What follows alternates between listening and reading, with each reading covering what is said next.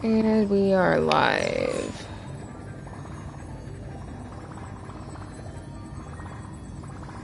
Oh man.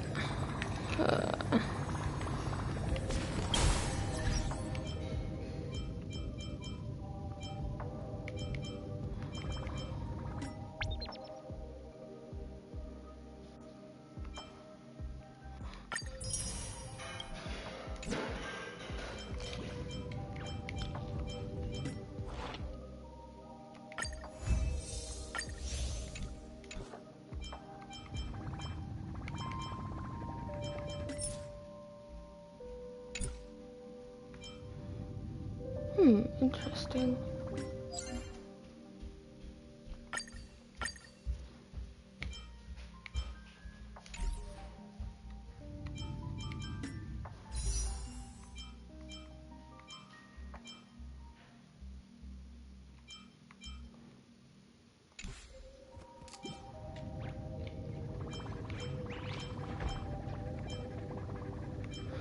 Okay, let's see here.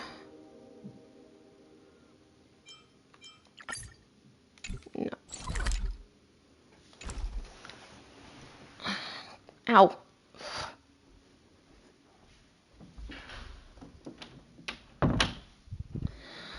Alright, let's see here.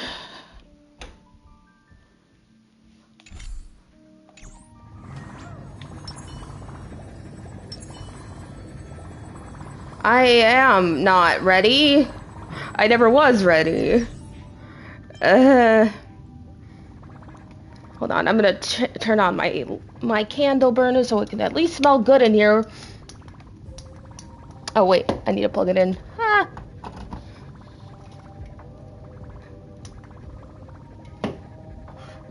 There we go. Okay.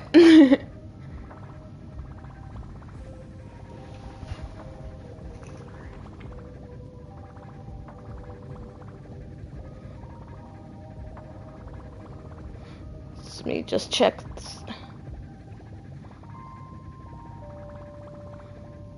Sorry, before I start, I just need to make sure that everything is good.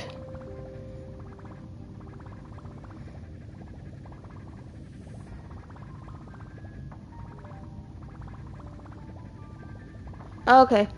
I'm not actually going for Hyacinth, so I'm saving for Cypher. So I'm not gonna be doing any Gambas right now.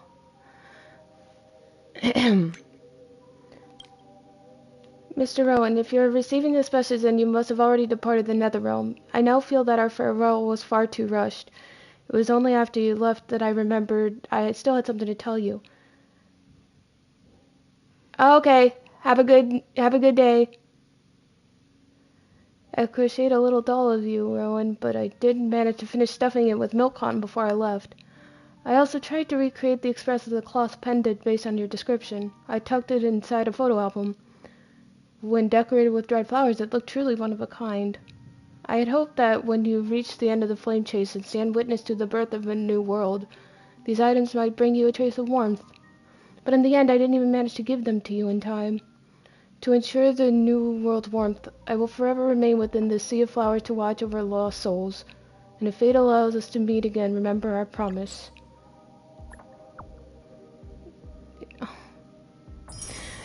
Oh my god, Kaz does send us messages.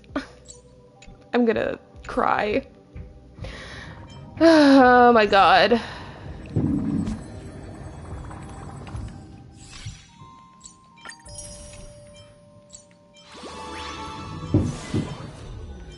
Anyway, shall we go?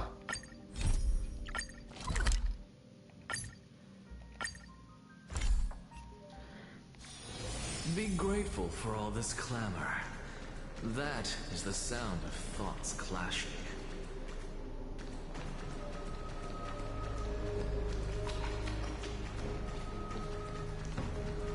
Into the void with us.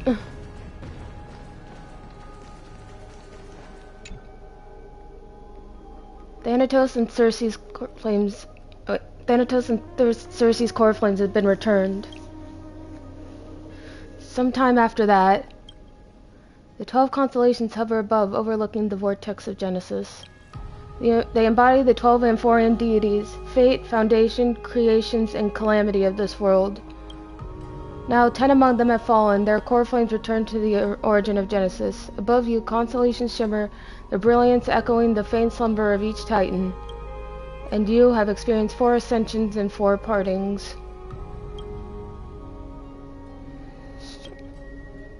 The Lance of Fury once became the Mad King, plunging the world into ceaseless strife until your valor brought it to an end. And its demigod successor, the undying Mightymost, chose to bear the title of Kremnos alone, returning home to be crowned as the last line of defense for the Holy City. Mighty may your battles know no defeat. Back then, the incarnation of time entrusted Mem to you at the Temple of the Three Fates. Back then, the lively girl with red hair fulfilled her mission and bid the first farewell. Time speaks not of fairness, yet it never stops, and now this power resides in your hands. See you tomorrow, Trian. Not long ago, the head of the Grove Sages helped you repel the menace that is the Black Tide. And still not long past, that unruly scholar staged one grand performance, granting you a glimpse of this world truth at the cost of his life. Oh, the incarnation of reason at edge of existence, have you found your answer? Prophecy once made the hand of shadow choose 2, granting one of the fate of death, yet their bond wove a hauntingly beautiful tale that stretched across time. At the end, the incarnation of death who journeyed from the netherrealm to the living world chose to remain in that sea of flowers, retrieving your future. At the end of the west wind, we shall meet again, Castris. Oh. Time and again, farewells haven't numbed you. You can't help but wonder, how many goodbyes will the journey of trailblazing entail? You question whether you'll be able to express each goodbye with heartfelt emotion. Your thoughts sink into the ocean. You recall how the Amphorians cherish epics, using stories to soothe their sorrows. Perhaps you should embrace this way to dispel your melancholy and regain your strength. Then let it begin. Countless words of adventure surge through your mind. You need only to grasp just one to anchor your creation. Don't be influenced by the noise outside, just focus on the key word in your mind. It is indeed difficult, but you should still cling tightly to your inspiration, weaving heartfelt and elegant verses. Alright, this is an impossible task. Just one glance at your phone. It won't disrupt your thoughts. Or so you tell yourself. Damn technology! Oh, it's Cypher! Grey mystery. Last time in Styxia, 0 time for treasure hunting. Absolute disaster. Now the River of Souls mostly retreated. I'm back, baby. In the water. A big shiny chest. I can't use the miracle orb, and I can't wade through. Your power of time is needed now. 70-30 split. 30 for you and 70 for me? Exactly. 30 for you and 70 for me. Details, schmeetails. Get it here and we'll talk.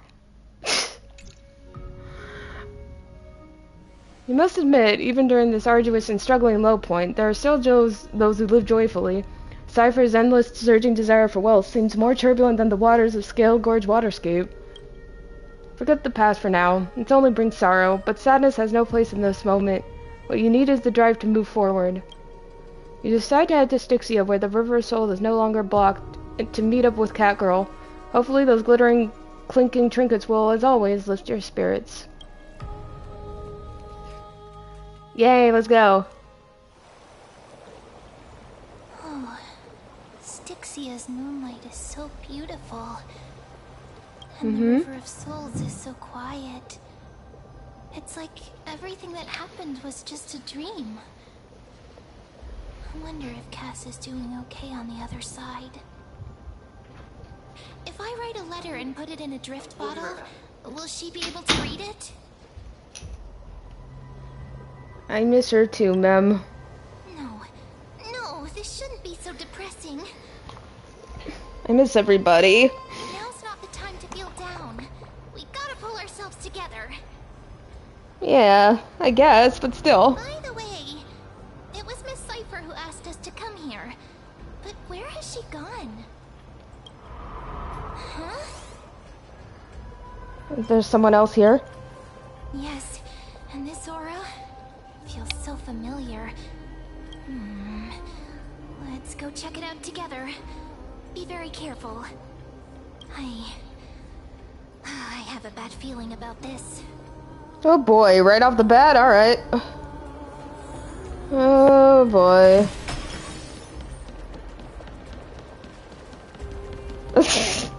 Fucking Bubbles and his fucking super speed.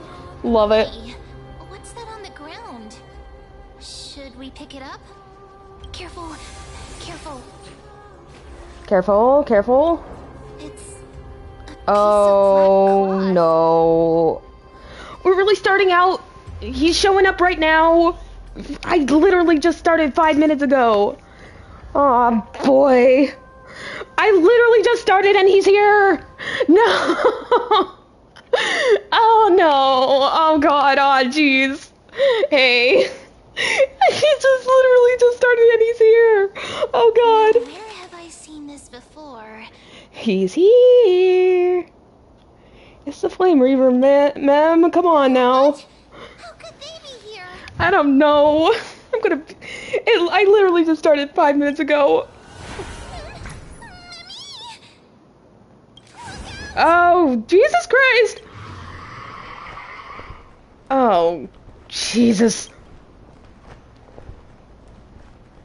Ma'am, get ready. Wait! We both know what this thing can do. Yeah, but we... Let's try our best to deal with them for now, and we'll slip into the past with time's power as soon as we can. Are we? The river of souls is full of fish, big and delicious. What?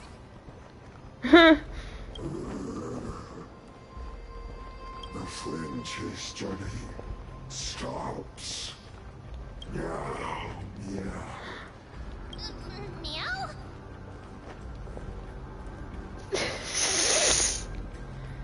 The Flame Reaver's gone mad. The end. We already knew about the mad part.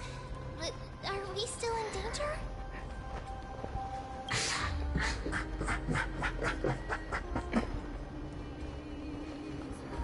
Damn it, Cypher!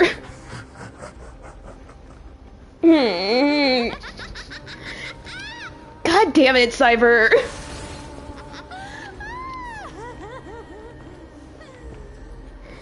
Sorry, I couldn't pass on the chance to give you two a good scare. Girl, we were about to beat your ass! Alright, bye.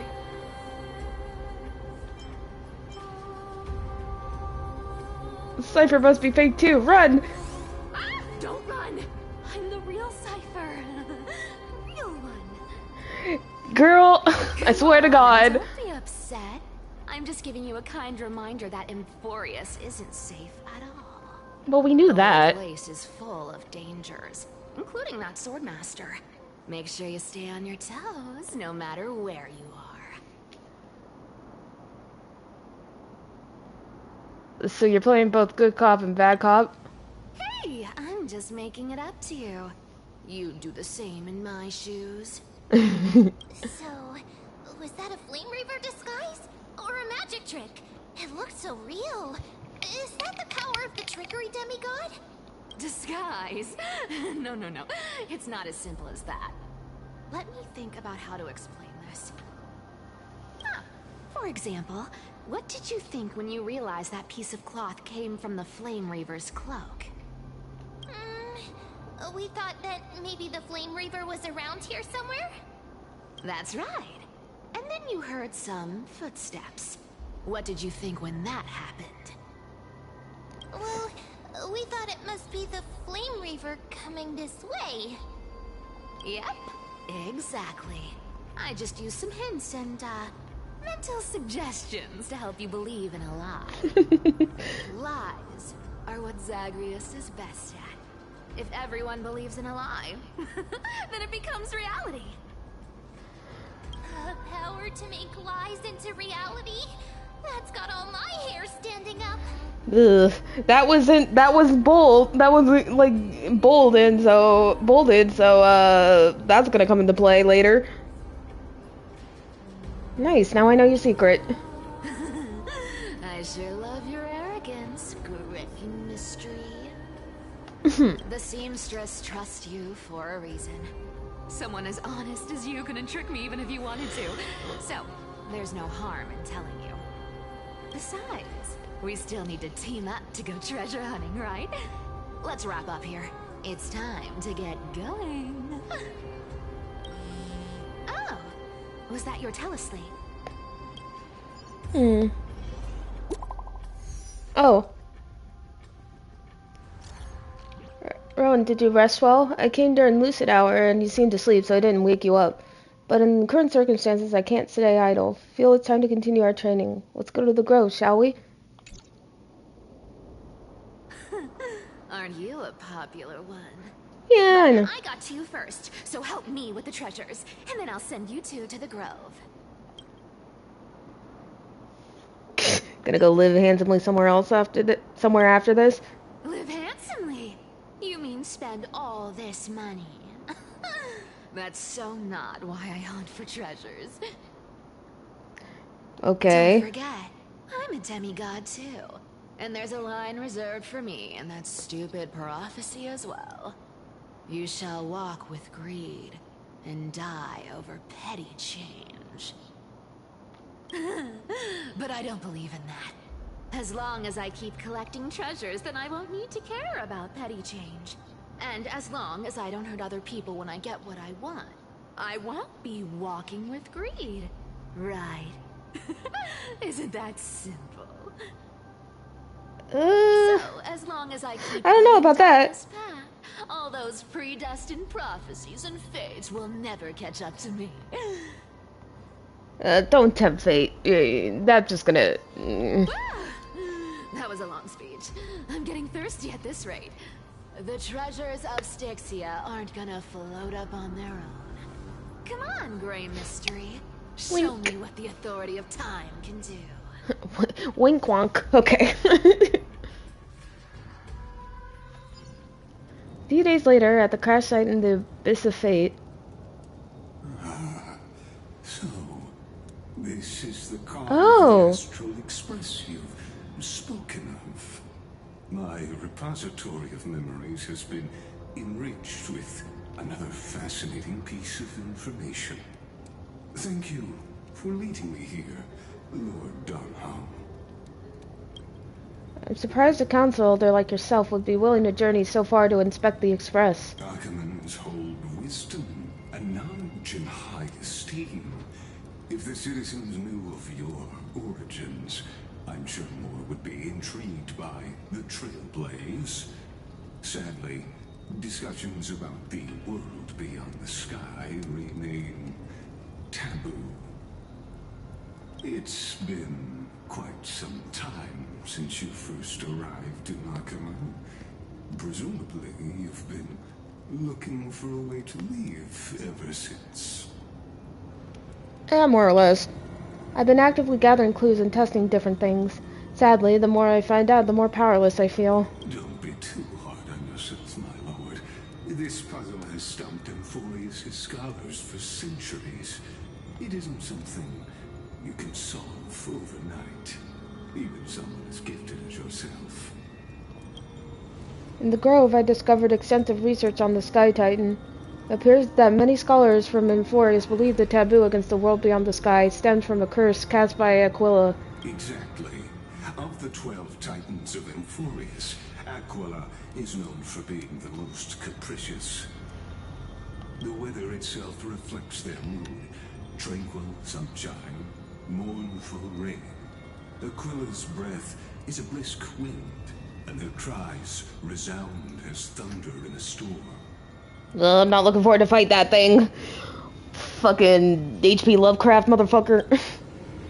Additionally, Aquila is one of the 2 Titans whose core flames have yet to be returned. The sky above affects every citizen. It's clear that Lady Aglaya's decision to confront Aquila at the end of the Flame Chase journey was a carefully considered strategy. If returning Aquila's core flame can break the sky's curse, we won't have to exhaust ourselves searching for a way back. I can simply focus on aiding the Chrysosairs. Antikytherans have no home to return to, so I understand your concern for your old friends and homeland. I used Antikytheran technology, or scanning, as you might call it, to assess this car.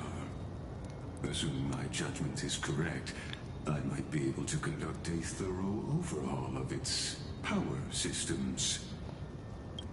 Really? But... Of course, that's only if you, my lord, permit me to interact with it. By all means, please proceed. But be careful, the express thrusters are extremely delicate. You honor me with your trust. I will be very careful. Lygus carefully scans the damaged propulsion system, then methodically begins inspecting its components. This is unbelievable. You seem to understand its structure perfectly. Have you repaired something like this before? Not exactly, but we Antikytherans are inherently sensitive to machinery. Carefully endowed our kind with a unique advantage for analyzing and learning. I said this in 3.2, but I really like Lygus's design. It's really pretty. If you give me some time, I might be able to fully restore this damaged car to its former glory. Then you and your esteemed companion could set off on your return journey sooner.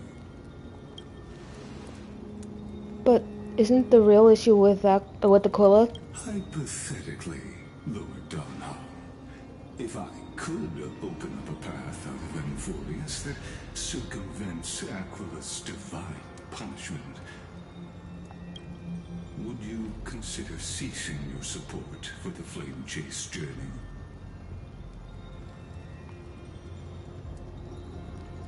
Wait, what? I can open up.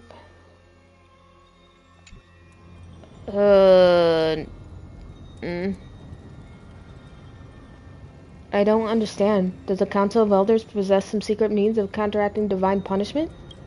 It's best if you don't delve too deeply into that question, my lord.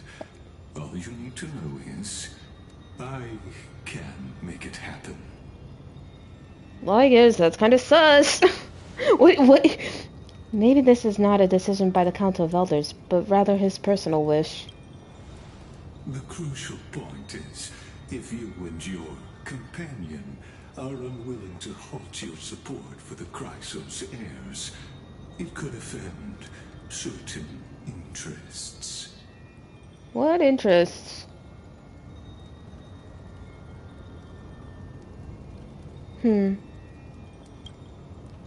Forgive me, Lord Lygus, but I must be frank. When visiting Dawncloud, I reviewed the records of many council elders. Among them, only your background was nearly blank. I'd like to accept your goodwill, but given such a mysterious background and motives, anyone cautious would have doubts.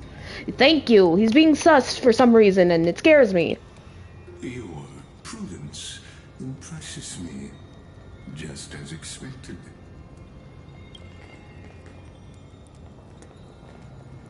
Uh-oh. Are these people... Is this a trap? Is this why you accompanied me here? Please don't misunderstand, Lord Donham. As the Theoros, I have no allegiance to their plans, nor am I obliged to obstruct them. I am neutral. Who are these people? Out of respect for you, I hope to offer a peaceful solution to ensure the safety of you and your companion.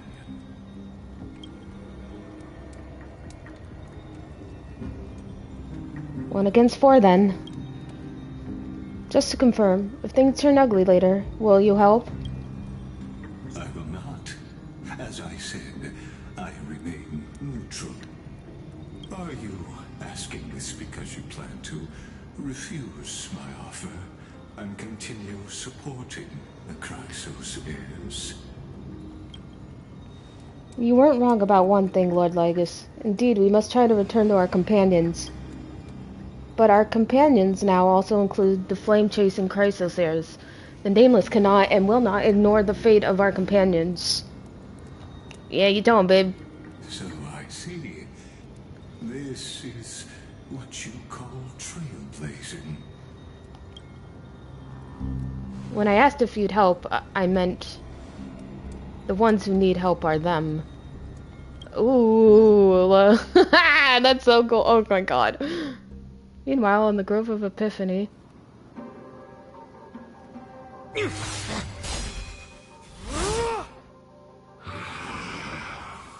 Ooh. Wait, is he fighting him off? You have such overwhelming powers. Why? Answer me. Why do you stand in our way? Why do you want to take the core flames? Oh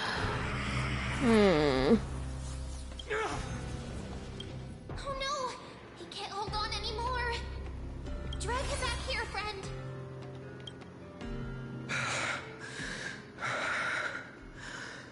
Hey, buddy. Are you okay? Are you okay? I'm okay. I can handle that kind of hit now. But a few months ago, that would have knocked me out. Always keeping me on edge. Thanks for worrying, buddy. Thanks for the help. To face Aquila and other potential threats, I must sharpen myself with the most aggressive methods. Even so, it's impressive you thought of this training method. Battling the phantoms of the past in the River of Time? It's just like the hyperbolic time sanctum that the bards describe. Hyperbolic time chamber. That was a DB's Dragon Ball reference. Working pretty well, wouldn't you say? But combat isn't just about strength and skill. You also need the right weapon. Compared to that guy's weapon, mine feels like I'm swinging a lump of iron. I can't tell you how many swords I've gone through since the training began. Why not get Cartoonist to help? Don't worry. I've already arranged that. Of course I need him. I asked him to make a suitable divine weapon for me. It's a little embarrassing to say this, but in order to help me, he deliberately turned down all other business. Aww. Oh, Cartoonist is part of this flame chase journey after all. Full of energy. Thinking about how he's been recently, maybe you're right. But, Finon, I've been somewhat concerned about you. Me too. Lately, you seem more and more fixated on that Swordmaster in black. That's quite the sudden shift in topic. I've been holding this question in for a long time. You're getting stronger, but seeds of unrest are also growing in me. Don't worry.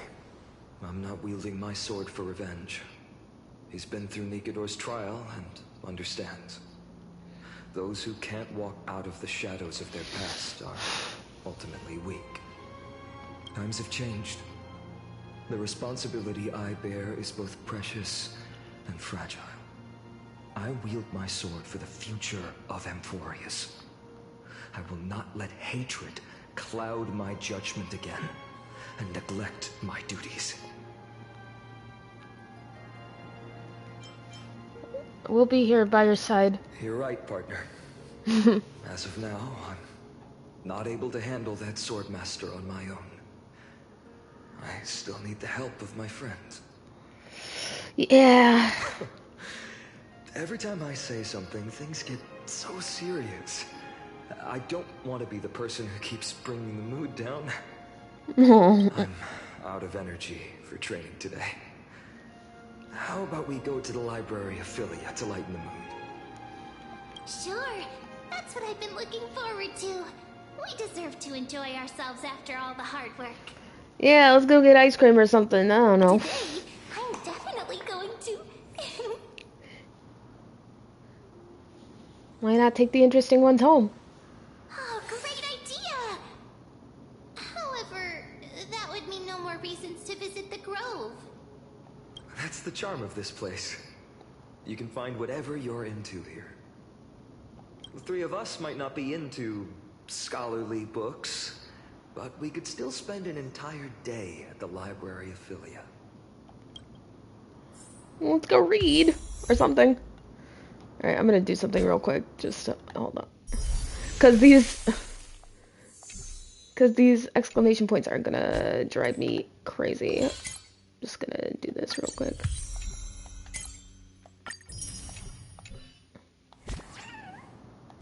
Bubbles, big bubbles.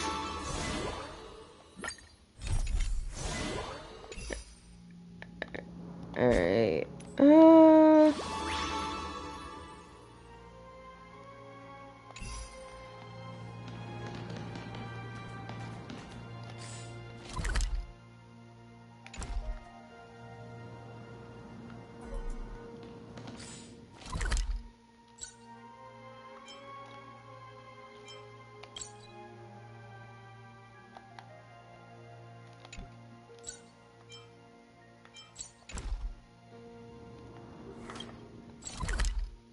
There we go.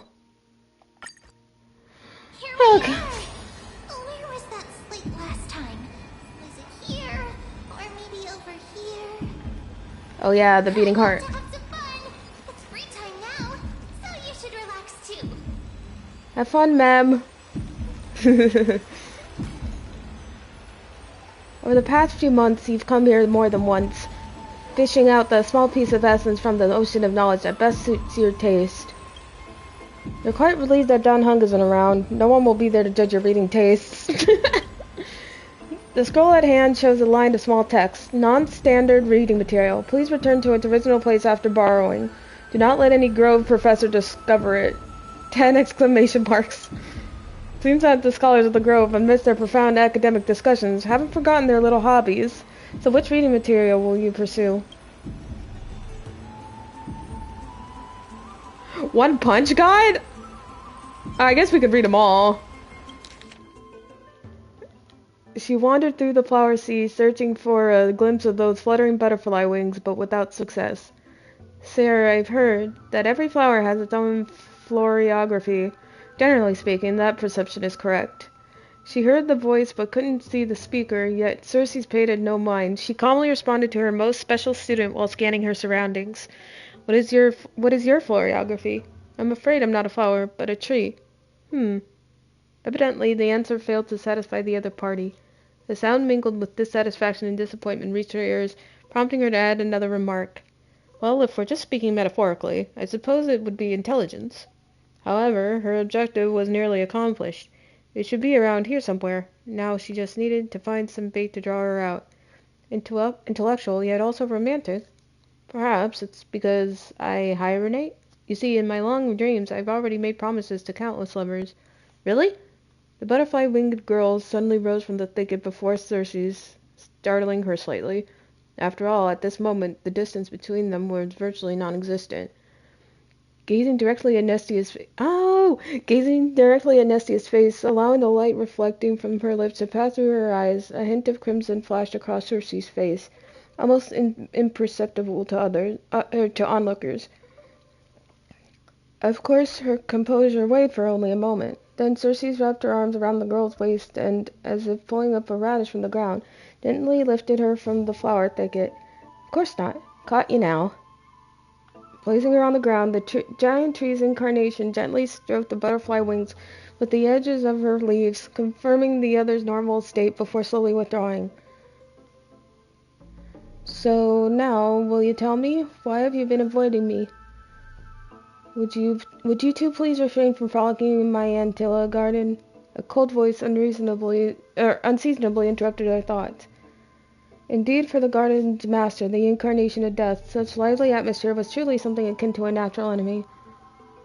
Sorry, we'll leave at once. Thank you for listening to my troubles, Madame Thanatos. Sir, let's return to the grove. Sorry, Than, for troubling you. Honestly, you two are... Alas, but Circe's... You must be aware by now, right? A bitter sensation spread in her mouth once more. Circe remained silent, merely nodding as she bid farewell to her old friend. On the way back to the grove, Nestia remained completely silent. After one unsuccessful attempt to question her, Cersei struggled to find another opportunity to speak and simply focused on the path ahead. Voices of gossip reached them, causing irritation. A genius? So what? She's just like, so terrifying. Stern figure approached rapidly. It was the source of irritation. Or the source of the irritation. Excuse me. Nestia offered Cersei a smile, then turned and walked away. Cast a sharp glance in the direction of the butterfly-winged girl's departure, then shifted his gaze back to Cersei's. First came perfunctory reports and spiritless small talk, then an escalation to arguments that resembled personal attacks. Do you truly understand? I don't need to. Let me be direct, Cersei. To romance a student, even your own creation, don't you find that perverse? That was the first time the embodiment of reason allowed emotions to govern her mind. The sensation left on her palm felt as if it would scorch through the heart of the tree. From nearby came the sound of running footsteps, familiar yet somehow strange. Cersei wanted to give chase immediately, but the word echoing in her ears tripped her steps. She was indeed somewhat distracted, allowing the girl's image to surface and fade in her mind repeatedly. When her resolve crystallized, the third curtain fall hours had slipped by. The personification of the giant tree approached the gilded chrysalis? Yeah, cried her beloved name, then stilled as if she'd frozen. The traces left by the butterfly-winged girl who dwelled the air were all but erased. Upon the foliate.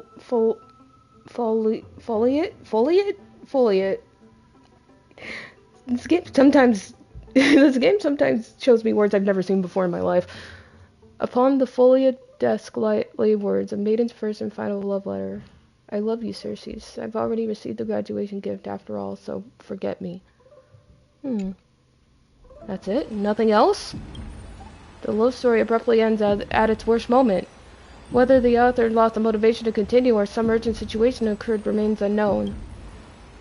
If it were the latter, the Flame River is fully responsible.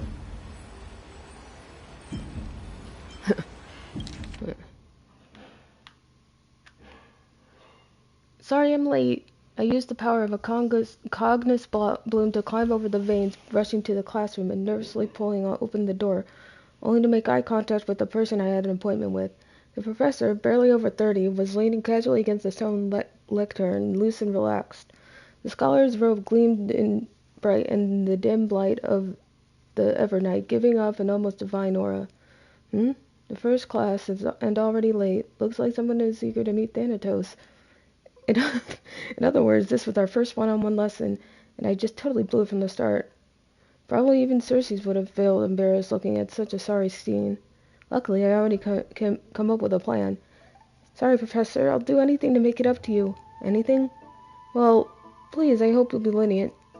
At these words, the professor's face broke into a charming smile. Then I want you to teach me. Wait, Professor, I want you to break down the points in this paper, word by word, and explain them to me slowly. Although there was no mirror here, I could guess that my face had turned red from the sudden and direct request. But Professor, I'm still just a student intern. Isn't it a bit too early for me to do something like this? I finally worked up the courage to say it. Do you want me to waste the lesson I prepared? You fool. At least wait until after class. If that's what you prefer, then fine. But don't forget, I still haven't forgiven you. So what should we study first today? Why don't we peruse this academic journal? I think they've recently published a paper on the patterns of natural numbers. Sounds good. Come on, let's have a look. The research paper was immensely valuable, but I couldn't even grasp the basic arguments as I was too deeply engrossed in the professor's sharp gaze. He looked so rational when he was immersed in numbers, nothing less than I expect from the professor I cherished so much. After that, we experienced an enriching lesson. We wandered through the classical literature exhibition, eagerly absorbing the newly compiled Titan faith studies. Finally, we lingered in the dreams woven by latest works of the erythrochorasm. Erythroceramism school. So that we completely forgot. Jesus Christ. Okay. The bell signaling the curtain fall hour rang, and we looked at each other. Class was over. More than once I had resented time for its seemingly linear flow, but I remained powerless to interfere with it. The professor looked at me and paused for a moment, as if making some kind of decision, then muttered, "Take out your paper. I'll help you revise it." "Really? You mean it?" "Yes, you're a student I take great pride in. I've been considering this for some time." "Professor, let me understand your thoughts, your research, your everything." No further words were needed. Two seekers of knowledge driven by instinct begin their deep exploration of ideas. At that moment we had yet to realize that after this lesson another name would appear in the acknowledgments of the paper, and in the end this would be the very spark that led to the founding of our academic symposium. After finishing this mind-shaking piece, only one image remains in your mind. The Express, Welt, phone. For a young Stellaron host, this type of literature remains far too ahead of its time.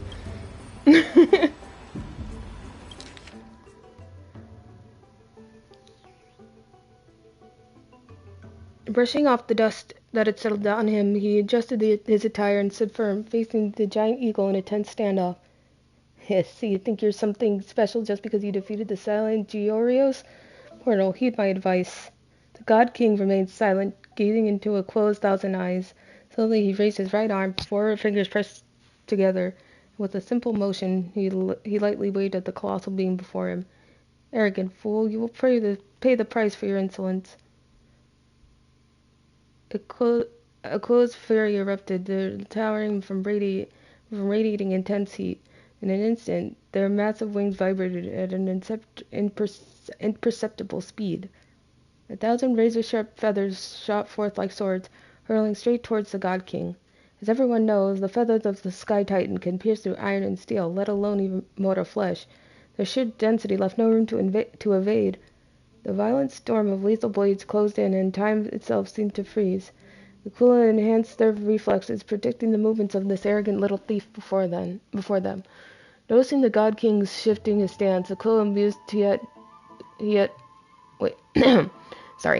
Noticing the God King shifting his stance, Aquila mused he only had 2 choices. He could push off the ground to evade left or right, or stand firm and brace for impact. But either way it would be futile. The feathered blades would shift with the wind, altering their trajectory. No matter how swift his movements, they would follow him relentlessly. But who could have predicted the God King never intended to dodge? He pushed forward instead, seizing the first incoming feather blade between 2 fingers. With a swift turn, he carved a spiral through the air and hurled it back at supersonic speed. The feather blade curved with the wind piercing deep into the storm. Without the slightest deviation, it collided tip to tip with another razor-sharp steel feather. Ding! The deflected feather veered to the sides upon impact, colliding with others and further altering their trajectories. Ding! The sharp clashing of feathers rang out in an irregular rhythm, a chain reaction unfolding until the final feather was dissipated, scattering harmlessly into the air. With just a single seized feather, the God King had nullified the entire storm of blade-like wings. Aquila was shocked. How could a mere mortal possess such a divine skill? Yet, as if being of godly essence, they did not allow themselves to be shaken. Seizing the moment as the scattered feathers clouded their vision, they swiftly brought down their claws, sharp as steel gray swords, aiming to end the battle in a single decisive strike. The massive claw struck dead center of where the God King stood, the sheer force of the impact carving a deep crater into the ground. No, something felt off. Aquila's mind raced. This sensation was strange. Had it missed, or they focused their gaze only to witness the impossible?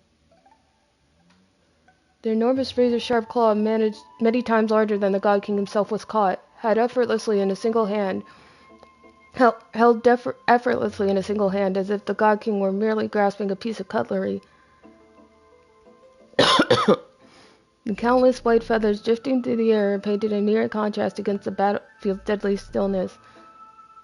The once mighty and untouchable giant eagle found itself frozen in shock, for First time in 1,000 years. Muttering in disbelief, they said, "Impossible. Even Giorios, when fighting me, could do nothing but evade my iron claws. Yet you...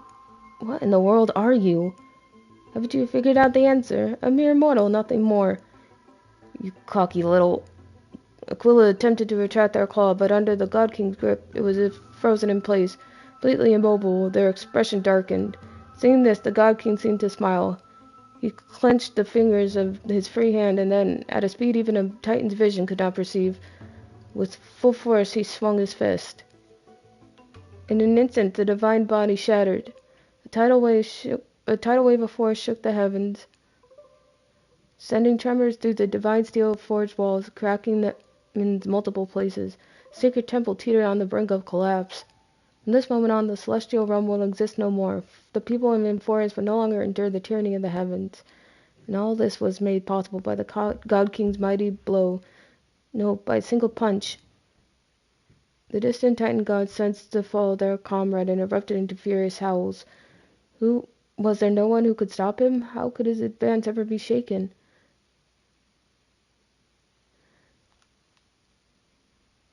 What they did not realize was that even one as mighty as the God King was still bound by the desires of mortals. Just before the battle began, he once adjusted his attire. "Congratulations, you have reached your end, Aquila. You are strong enough to be worthy of the name Sky Titan." He ignored the crumbling stone walls behind him and strode in toward the temple's exit. His steps were steady, yet the disappointment on his face was unmistakable. "But your only flaw was failing to make this satisfying for me." Jesus. Next episode, Battling Nikador. Next issue on hiatus. Invigorating literature, your favorite. The article leaves you feeling empowered, as if you were the author of author's One Punch God Incarnate. Sky Titan Aquila? That's nothing.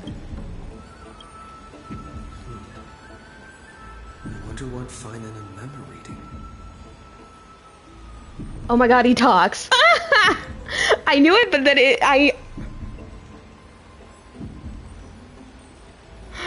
I knew it, but it's still weird. Let's take a closer look. Especially considering that he's been mute since we got here.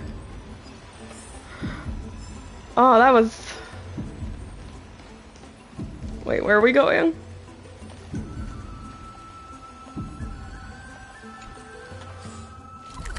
Oh, just over there. Come on, Bubbles. Ma'am, what you doing? Month of cultivation, curtain fall hour, a time to feast on greens, a poor time for fishing. Oh, but then again, are there even any spots left to fish in Emphorius these days? Superstitions, don't buy into them. You scared me! Sorry. Bursting into someone's world like that can really catch them off guard. Well, what can I say? I'm very explosive. No more jokes. There's nothing here. I'll go look elsewhere. What are you looking for? I can help. Something's odd about Mem. What are they flipping through? You know, he doesn't really sound that different. I will give them, whoever it is, this much. I just wonder if we're gonna know. Oh, these cards are so detailed and fine. Ruler, weaver, traveler, healer. The interpretation for each card is so long. Do I have to memorize them all? It really fits me pretty well. What a coincidence! We meet again. Guess we're fated to be together, huh? We have been for like how... You must be busy, so I won't bother you for now. Hope your day, every day, is joyful. Ma'am? Suspicious. Not like their usual self. What's wrong with her?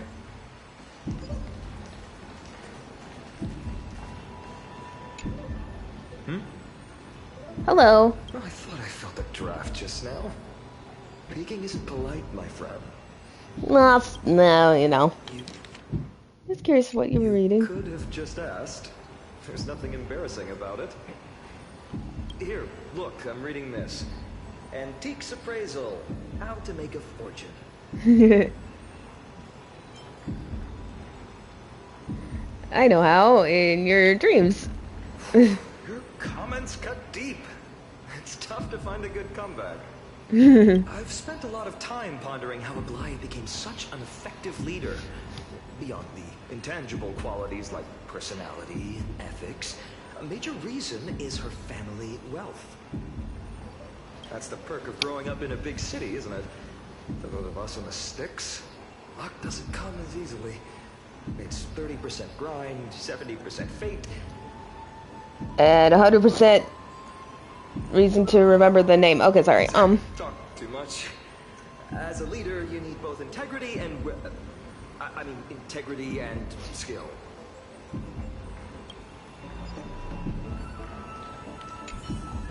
I've spent a lot of time pondering the perk of talk. Ma'am. You sure are persistent. Oh, yeah. All right. I'm totally helpless against your charm. I am the most charming little raccoon you've ever met in your life. What are you guys chatting about? Is this the Amphorius Divination Compendium? Why are you here too? Oh my gosh, everyone's coming here to bother me.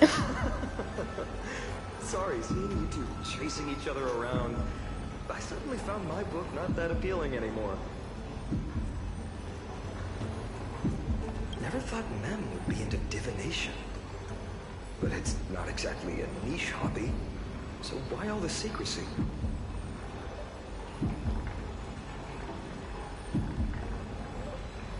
I wanted to set up a surprise. Master it in secret and give you all a shock.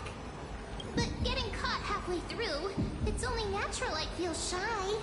A girl's heart is more delicate than Aquila's ever-changing moods. A surprise, huh? Someone else used to tell me the same. She was really good at stargazing and divination, especially with cards. Yeah, just like the ones you're looking at. And you must be pretty familiar with all sorts of divination techniques with a friend like that. No, I know nothing about it. I've never really believed in using cards or bones to predict the future. If the good omens foretold by divination were true, my hometown, Ardis Elysiae, wouldn't have disappeared. Don't forget, we've got Lady Trina. Every other form of divination is just smoke and mirrors or cleverly rehearsed tricks compared to her flawless prophecies. Little faith in these things isn't bad sometimes. To me, divination could be a power that guides our spirits. They always cast a shadow in front of us, clouding our view of the future. That's why people turn to divination. It's just to find a small reason to give them courage to face the unknown.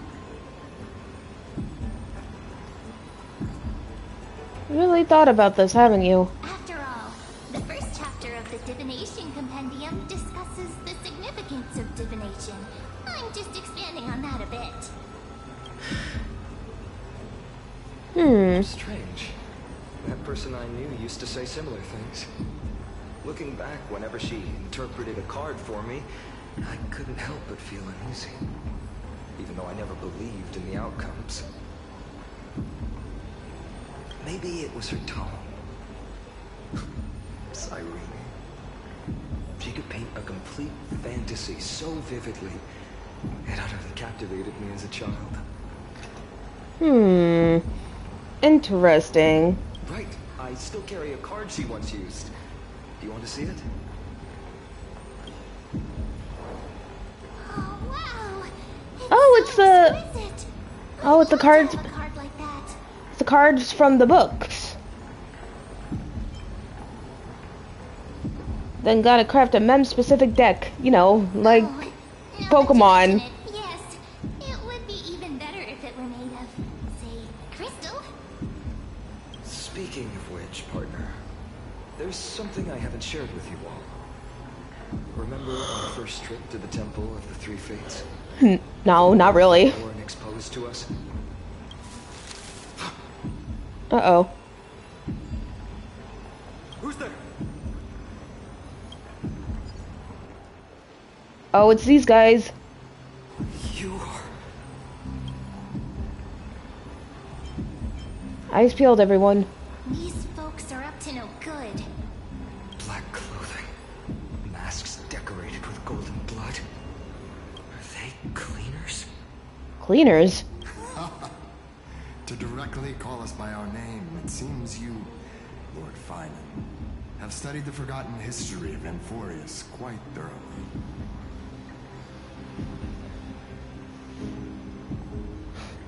What's being clean? Clothes or cars? Your friend seems quite interested in us. Perhaps you could explain, Lord Finan. It would be the polite thing. We can't let our esteemed guests pass away without understanding. During the Chrysos War to combat the Chrysos heirs, several cities formed an underground assassin squad called the Cleaners.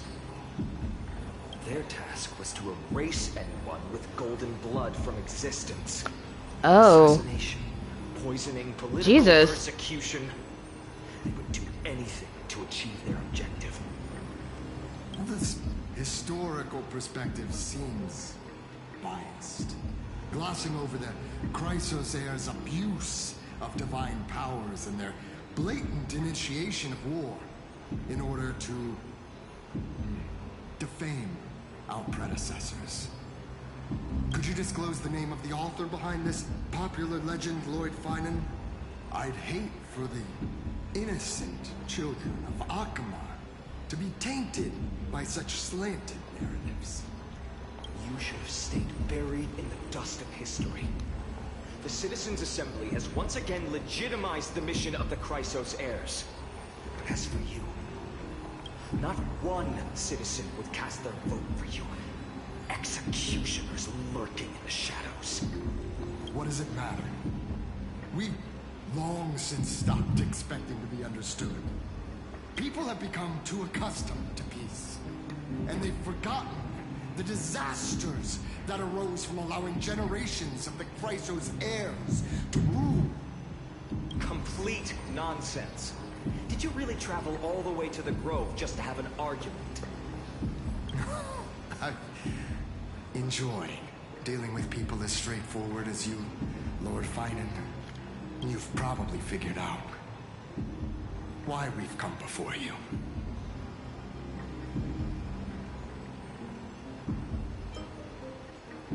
Just a handful of you here. Who do you think you're fighting? Keep your cool, partner. They've come out of the shadows, which suggests they have something up their sleeves. Alright, let's hear it. What are you hiding? But watch your language, and don't say anything you might regret. Let's just fight him. I can beat him up really good. My shoulders might be sore, and my sword a tad dull, but it's still enough to slice off your tongues.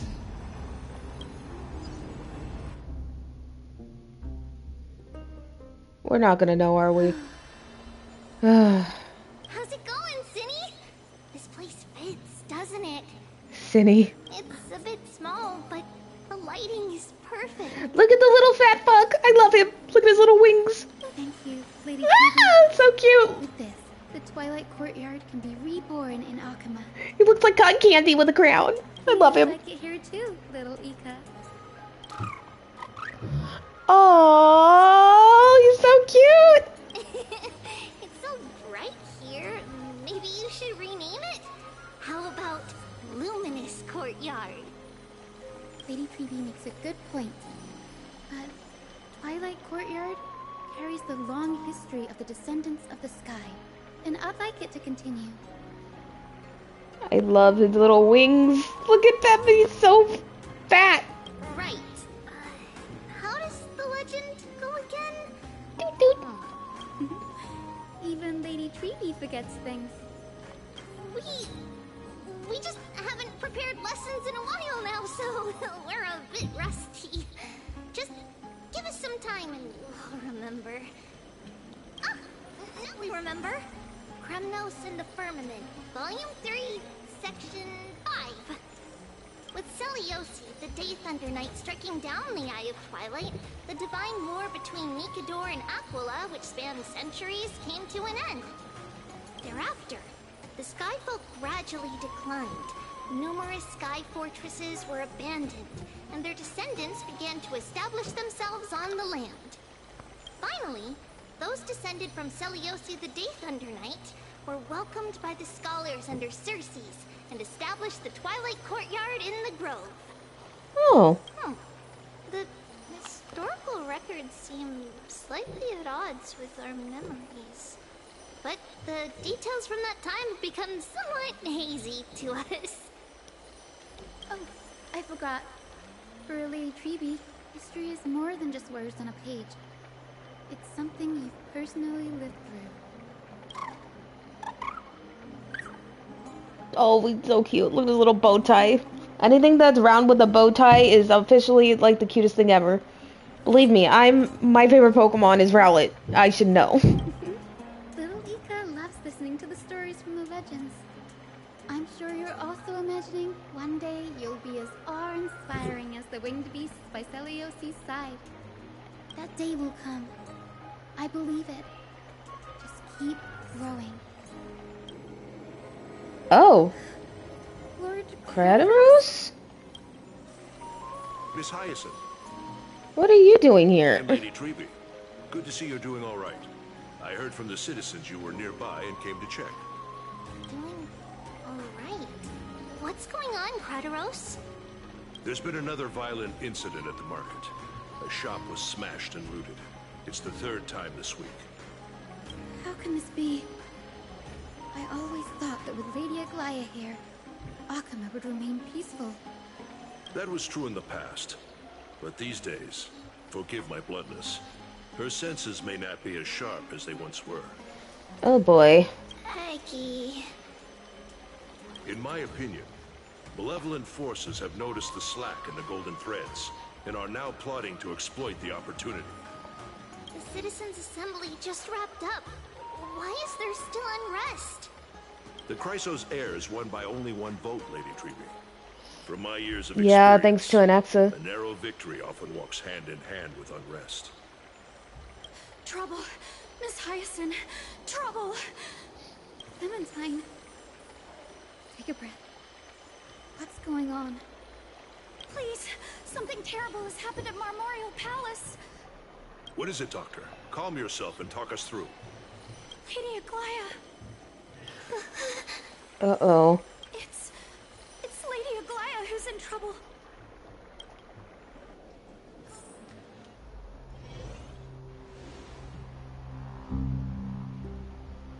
Oh god.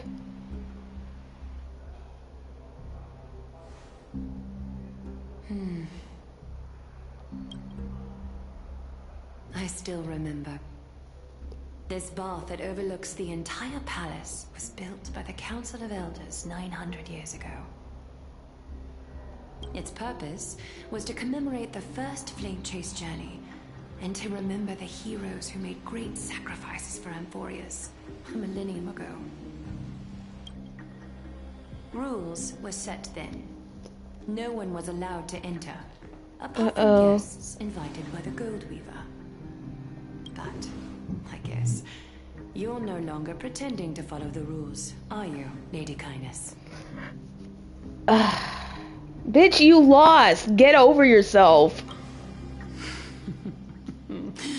Aglaya, Aglaya.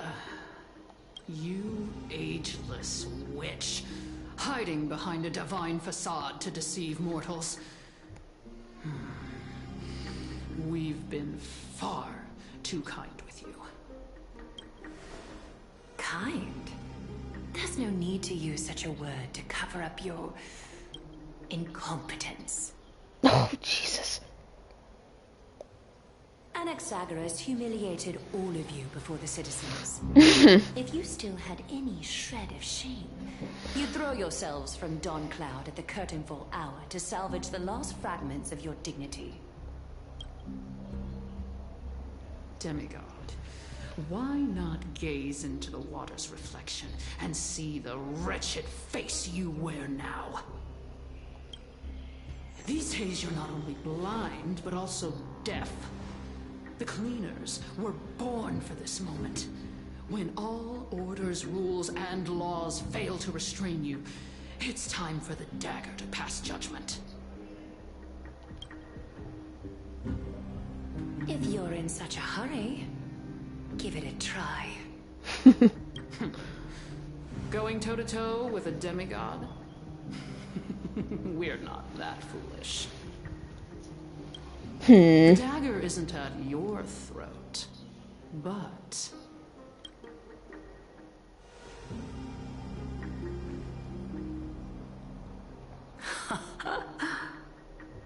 Your gravest accusation is that my humanity is fading. And you claim my concern for mortal joys and sorrows is nothing but a facade. If that accusation holds, what makes you think the lives of these civilians will sway me in the slightest? Fine. I'll gladly use a few more words to shatter that demigod facade of yours. Like I said, you're not only blind, but deaf too. Lately, your control over Akuma has weakened. You failed to notice the thefts we arranged in the market, nor did you catch wind of the meetings happening in the Dromus workshop. Plots are unfolding right under your nose, yet you remain indifferent. Humanity? Fading? Aglaya, why not use your precious golden thread to peer into my thoughts? See if the gift we've so meticulously prepared for you can move that cold demigod heart of yours.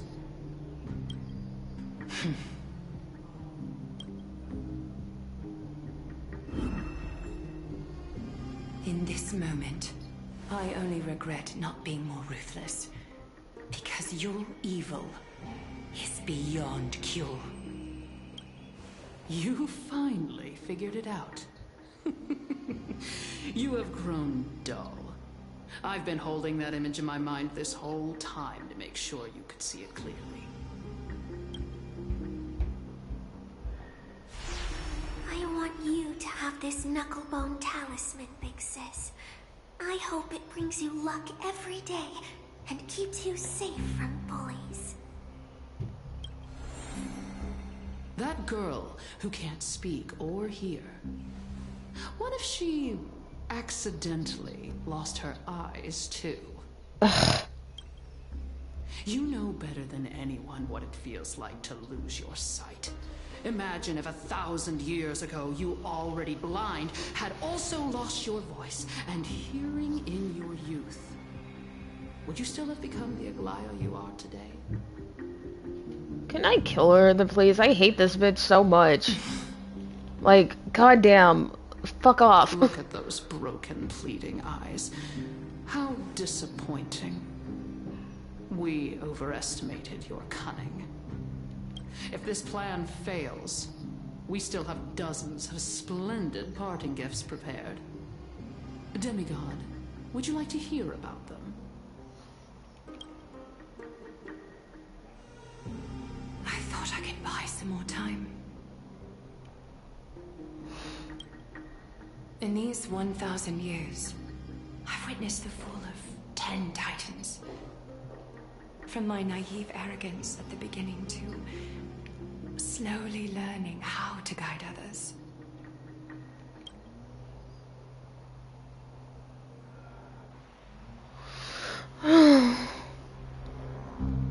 Now, it's time to let go. I should be grateful. Grateful that I've reached this moment. To let my departure become a path for others to follow.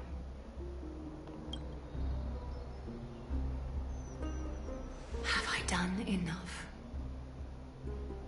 If I embrace that prophecy now, and sink into the warmth of these waters,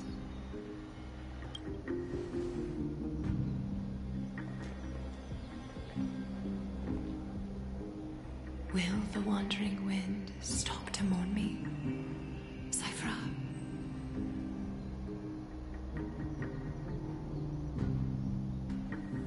Hmm.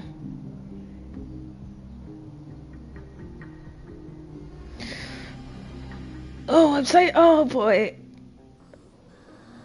A millennium ago at Memorial Market. Oh. Seamstress! I've come as promised. Look at this box full of gold and silver treasures. I bet there's stuff here you Oh yay, we get to learn more about Cypher. Come on. As we agreed, I want to buy the most valuable clothes you have. She's so cute. I love her. Thief! You've got some nerve, barging into my shop dressed in those tattered rags. What have you brought? Let me see. Here, take a look. Only the finest goods. See the sapphire? It's even more blue than Fagusa's eyes. Ooh. Such exquisite luster. I've only seen an ocean's tear of this quality in my mother's treasury. Wait. You've seen one before. Hearing that leave you speechless. What a letdown. It's just an old memory. My family estate all burned to ashes long ago. This workshop is what I built from scratch. Wow. A daughter rebuilding her family business. How admirable. Enough with the jokes. At least you did get to enjoy those luxuries. Mind your manners, Kitty. I love that she was the same as she is now, like even then when she was the little girl. Tell me, Cyphra, where did you come from? And how did you acquire these treasures? I won them fair and square in a bet. What? Do you doubt me? Speak up, seamstress. Give me a straight answer. Do you want these or not? Strange. You're clearly lying to my face. But my golden thread doesn't tremble at all. That's because I'm not lying. I've been telling the truth from the start. Is that so? The scars and the mud stains on your face tell another story.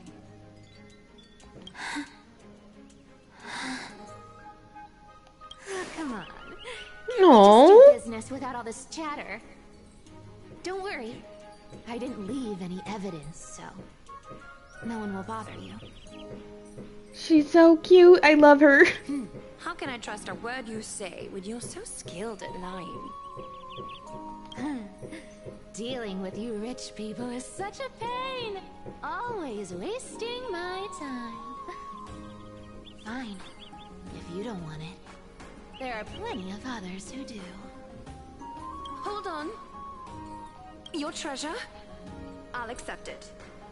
But these alone aren't enough to purchase the Gold Weaver's finest clothes.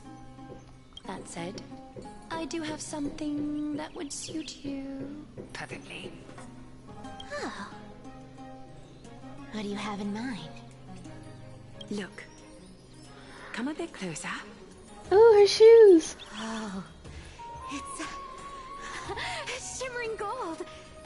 Absolutely stunning. Aww. These golden boots are the Gold Weaver's greatest treasures. Though not as valuable as the most precious gowns, they hold a magical power. Legend has it that Zagreus blessed these boots, allowing anyone who wears them to move swiftly and silently.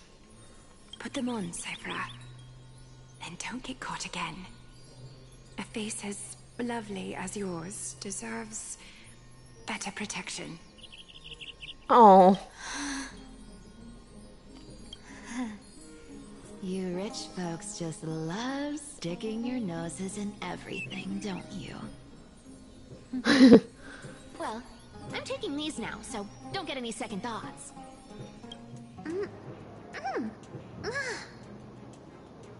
What's wrong? Do you have a smaller size? These are way too big for me. No. Well, I suppose you'll have to grow into them.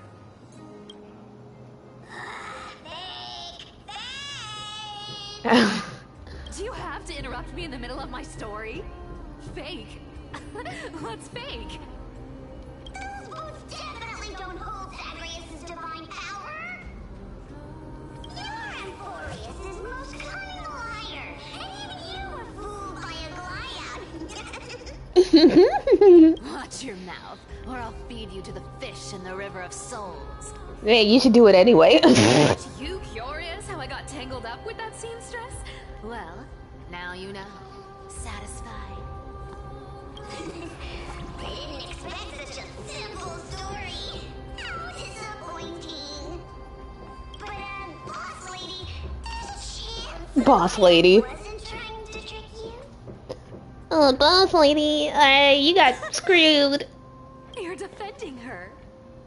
No. I just think the story's so moving, it'd be a shame to ruin it with a lie. If I could cry, I'd be in tears right now. Yeah, I'm sure, buddy. Good thing you've still got a sharp tongue, or you'd have been stuck guarding someone's front door ages ago. Enough chit-chat. Let's take a look at this place. The city of Styxia.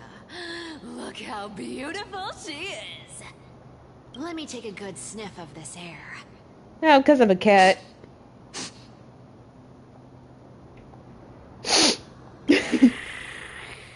Aww. This air, it's filled with the scent of treasure everywhere. Wonderful. Just wonderful. Thanks to Castorus and Grey Mystery, the ancient city's barrier was finally dispelled. Now that I think about it, helping them was well worth it. Time for treasure hunting, Barto! Lead the way, and whatever we find, we'll split 80-20. Well, I have a suggestion. How about 70-30 instead? Listen closely. Do you hear that? The Gnawfish in the River of Souls are growling with hunger. Ah, you're gonna get it, purple bastard. 80-20 is. How generous you are, boss lady Cypher. Oh, God. Anyway, what's with all this water? It's damp, cold, and miserable here. I hate it. Ooh, the mighty demigod of trickery. Uneasy around water. She's a cat, dude. You wouldn't understand. The people of Dolos are talented in many ways. Dolos? Just, not in swimming. Why don't we have a race? Long distance, sprint, or laps? Take your pick. What's got you so worked up?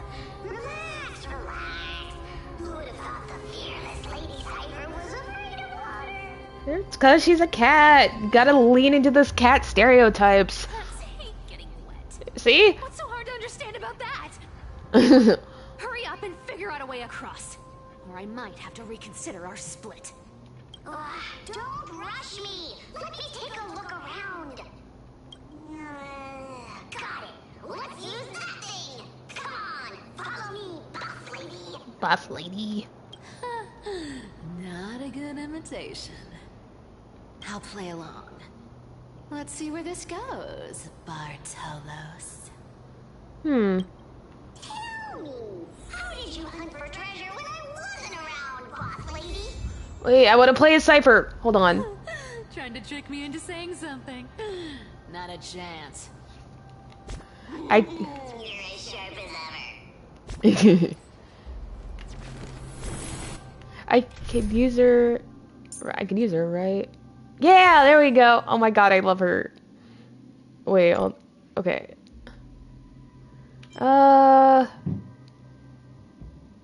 I can use probably my Acheron team with her instead of Hela.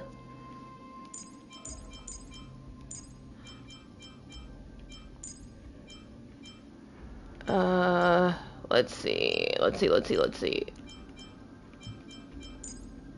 And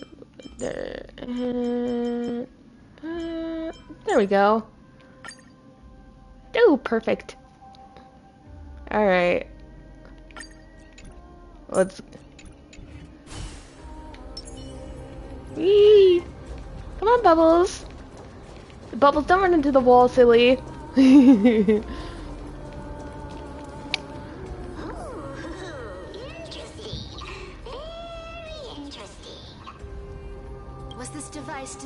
High Priests of Orynyx. Do you think you can handle it? Don't underestimate me, boss. Just find a cozy dry corner and wait for me. Spirit thief in quotes. Mission accomplished. Now you don't have to worry about your tail getting wet. Not bad, but just a warning. If this thing fails while we're halfway through the water... Don't worry, trust me.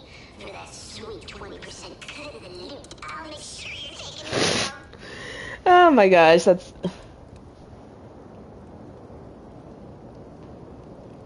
Hold on just a second, I gotta check something real quick.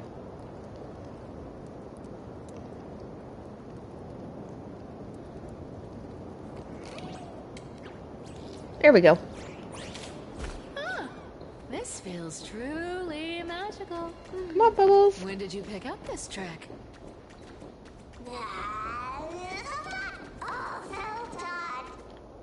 Uh-huh.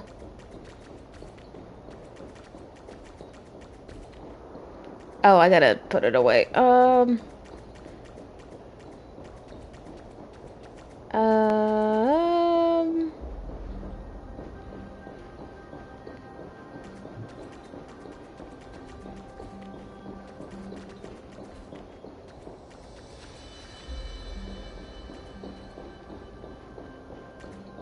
I gotta go over there. Okay. I'm a little directionally challenged. You know how it is. We're here. Can we turn off this spotlight now? It's really blinding. No problem. Just use the device over there to shut it off. Uh-oh. There's a big guy over there. Gold coins, gems, and fine leather. It's so refreshing. The treasures in this ancient city are all floating back up thanks to Grey Mystery and that pink squirrel. Pink squirrel.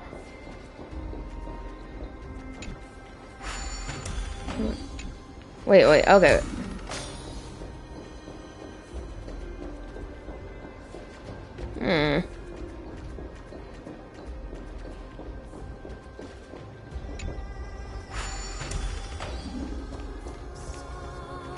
Let's see.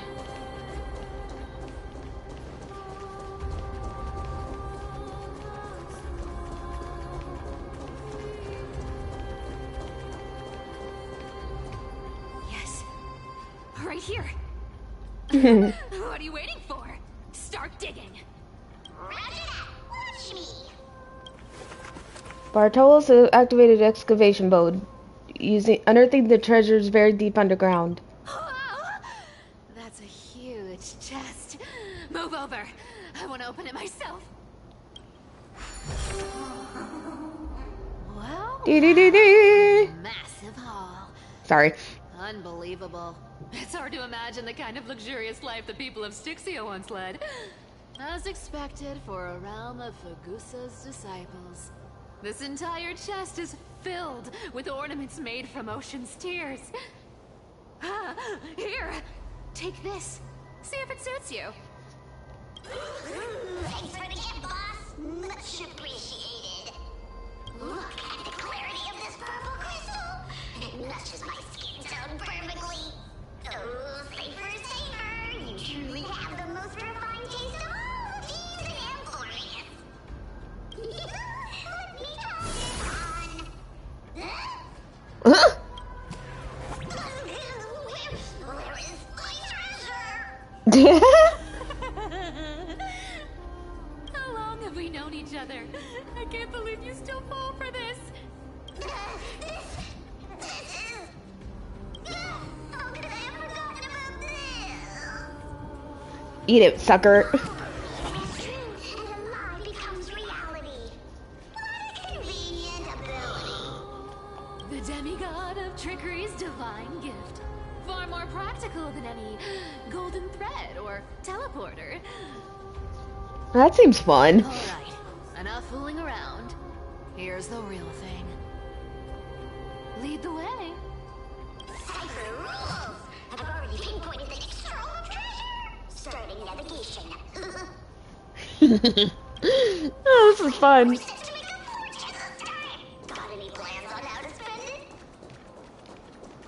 Of course. Spend nothing. Have you forgotten my silly prophecy? I remember, of course.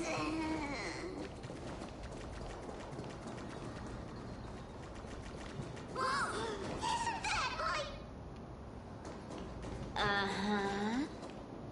Once activated, this thing makes a racket that can be heard for miles. It's just too stupid.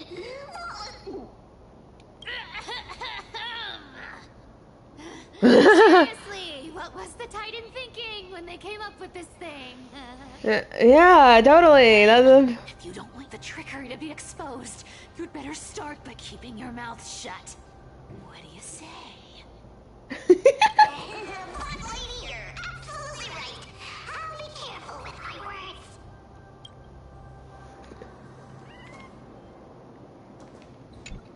I love it. It's a... This thing's way too loud when it's on. Let's not stir up more trouble, okay? I guess I can't use it.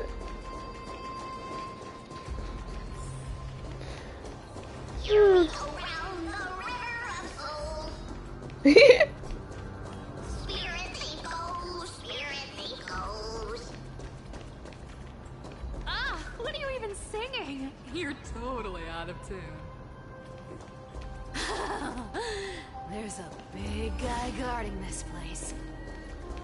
Yeah, big and dumb. Just a pure lump of stupidity. Mouse time!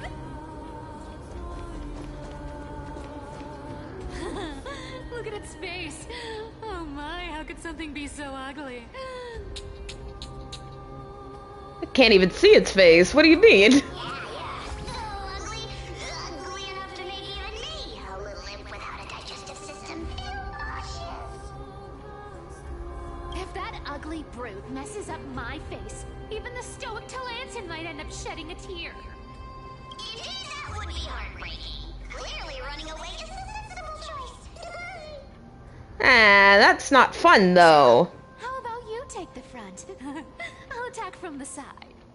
Right. Fleeing fits a rogue nature. Huh? Uh-oh. We've been spotted. Refusing the toast, more seasoning. You can't run. Something's fishy. Watch your head. Oh my god. This is so cool. I'm honored by your presence. Since you're already here, why not have a meal before you?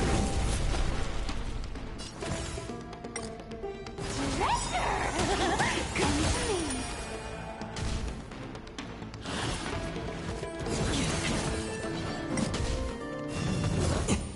Sure, I'll play along. Found me. Destined for oblivion. It's better to make no move.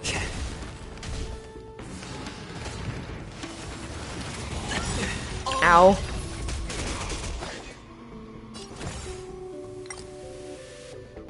This cat will pick it up.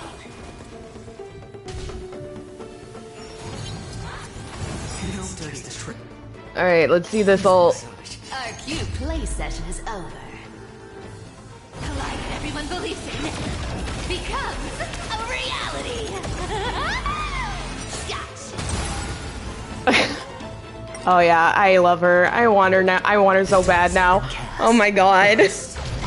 She's so fun. Oh my god. Such an ugly and useless creature, taken down with just a couple of hits. How boring. Hey, Bartolos, are you still alive? Give us a squeak if you are. Squeak. Look at you, all shaken up. Can't handle even this bit of action. Should be safe here now.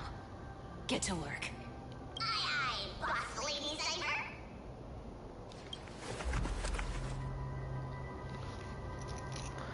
Bartolo's active. Words! They were never my strong suit. Bartolus activated excavation mode, unearthing the treasure buried deep underground. Yay! Good for... I'm nowhere near being done. Oh, sorry. It doesn't smell like anything valuable this time. Since we've already dug it up, let's open it and see.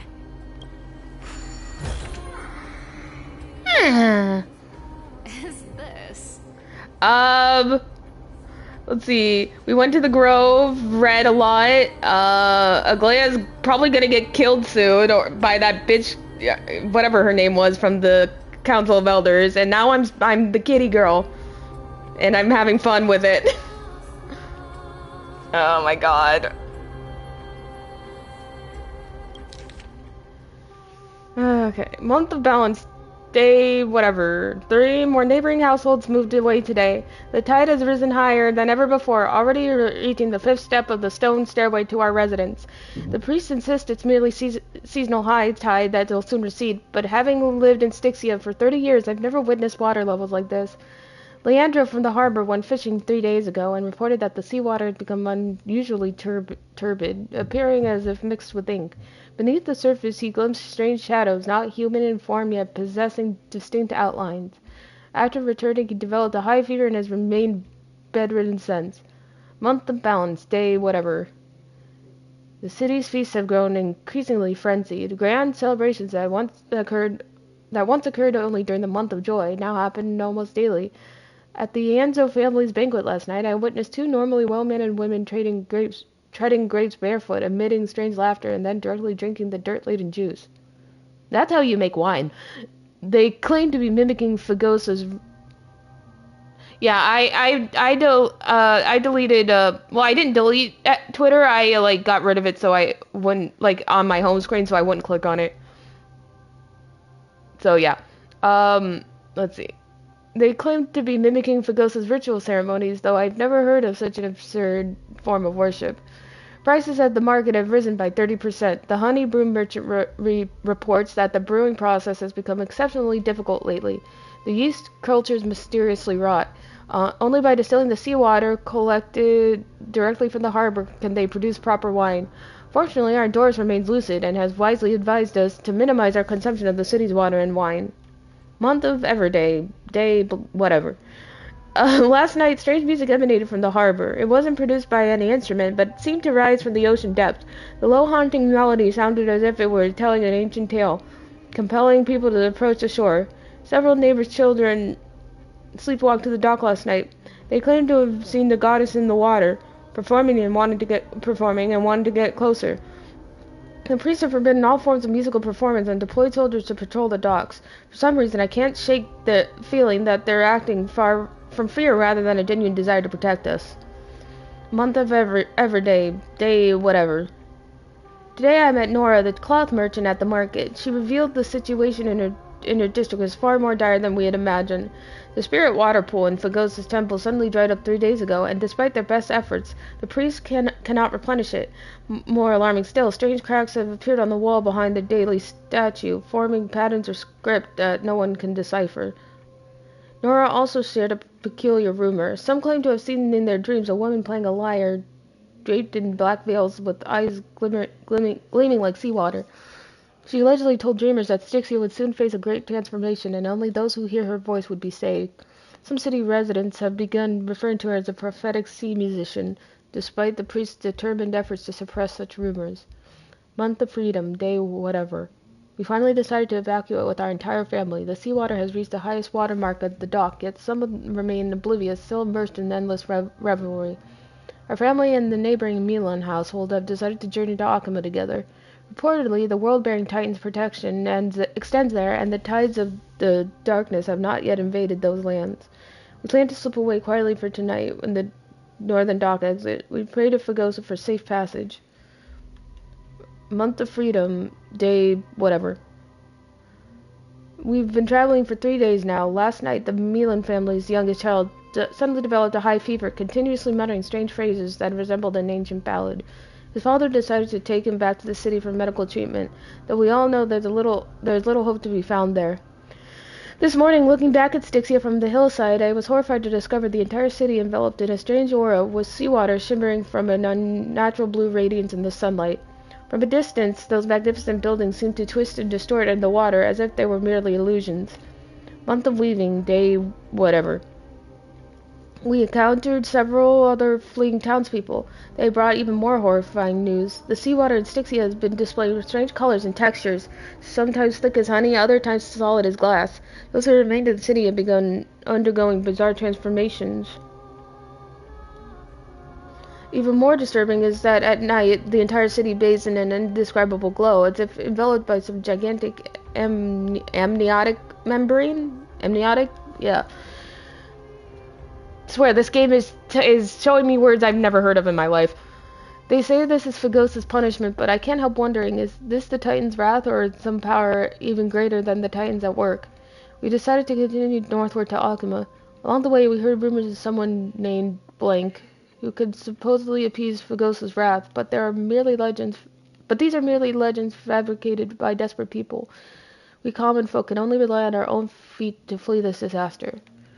Month of weaving, day whatever. Tonight, after the children fell asleep, I secretly examined a small vial of seawater I brought from the city. It was the last drop collected from the spirit water pool in Phagos' temple before we left. In the moonlight, it displays a strange shimmer, as if something moves within it, unlike any ordinary water.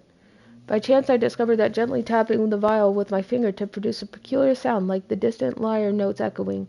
In that moment, I seemed to glimpse a mysterious woman standing upon the sea surface, sorrowfully playing a melody that no one could understand.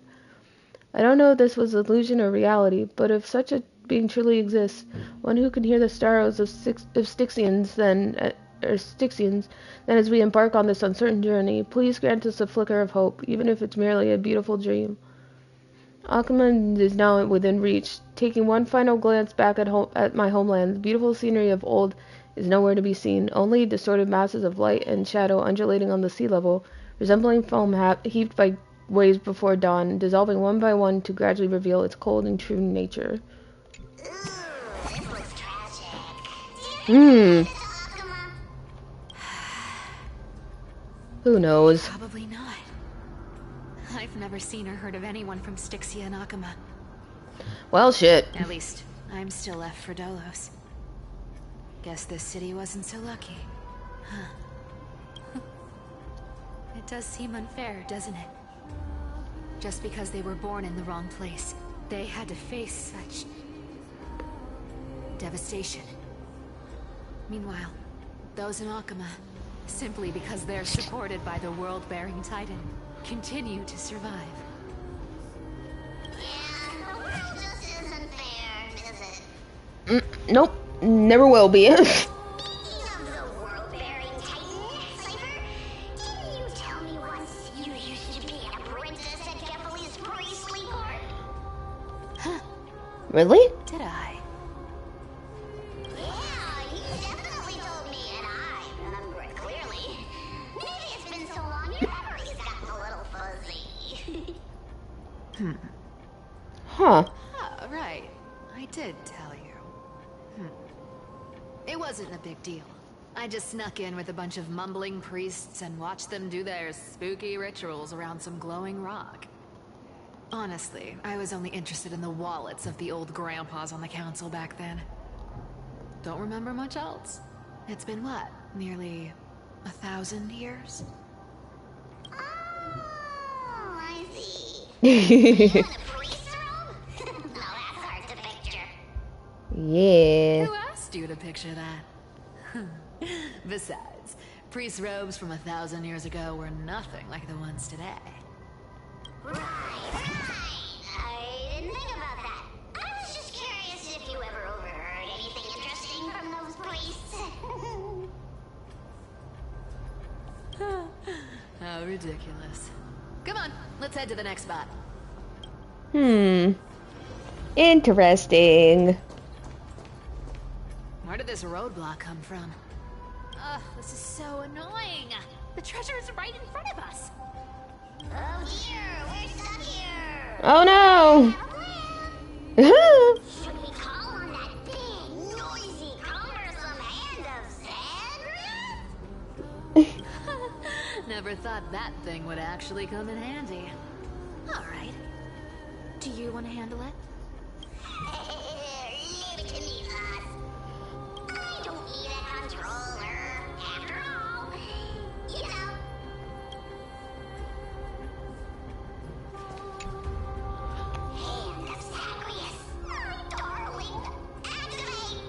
My darling. Hey, look at that. Are you picking up what I'm putting down or whatever? Oh, wait, I gotta punch it. There we go. There we go. Hehehe. Not bad.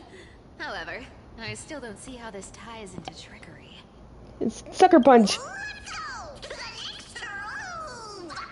Hey, slow down. That question you asked me earlier. I think I just remembered something. What did I ask? You know, that question. The one you specifically asked me. Right after we dug up the second chest. Forgive me, boss lady, but have you been under a lot of stress lately? I didn't ask anything. You must have imagined it. Yeah. Oh.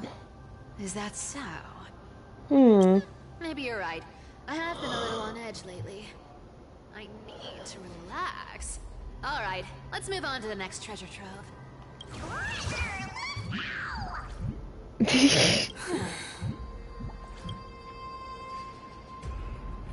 Something's going on. Twinkle, twinkle in my chest, how this core flame is the best. When it comes to singing, I still sound better than you, boss. Go beyond all time and space on the journey of flame chase. I love her. Oh my god, please. Ah. This Ow. scent feels like something incredible is buried here. They're so funny. Oh my god.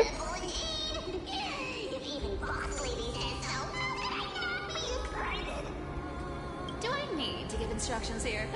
Get digging. Doing his digging. Oh, one of these things? The terrible twos. I know, they're like twinsies, but... Isn't this a golden scapegoat? Oh, great. Interesting. Looks like whoever buried this treasure wanted to play a little game with us. I am so good at these puzzles. Those who feared fire became sheep. Those who did not became human. Sheep, humans, whatever. All I know is unlocking this gets us treasure. Here. This honor's all yours. I'm so good at these. Oh, God. Just leave it all alone, me. Ah, okay.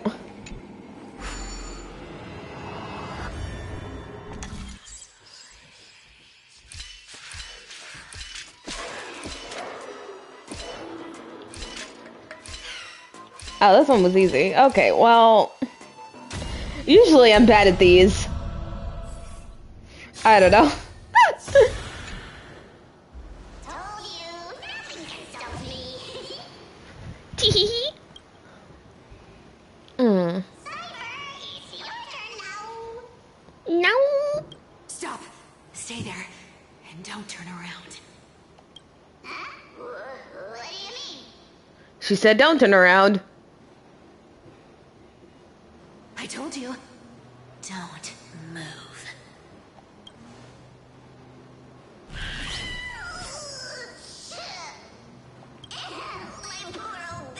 Ah. Shh, quiet. Don't say anything unnecessary. That seamstress. She's listening. Oh. Boss, do you mean? Stay put and keep quiet. I'll handle her. Whoa, whoa. Seamstress. Getting sneaky, aren't we? Did you think I wouldn't notice your little spies lurking around me? Oh, okay. As time passes, I find myself leaning more and more on blind luck. With only the power of this little nymph, naturally I couldn't slip past your sharp eyes. Cyphera. Even if you could fully control Bartolos' mind, I would still be able to see through your disguise. Aglaya. You've gone to such lengths to spy on my every move. What exactly are you after? I've told you before, you don't need me to succeed. Why don't you just let this go? I already made an exception and got involved with Castor as a gray mystery. Asking for more now. Isn't that pushing your luck a bit too far?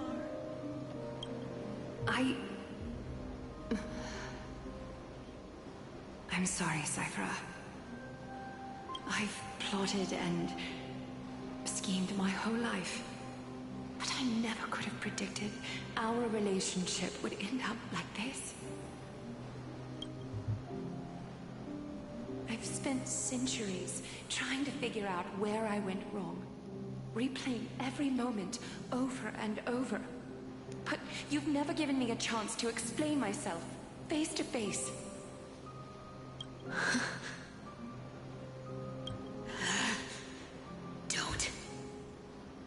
Don't talk to me like that. You know I can't take it.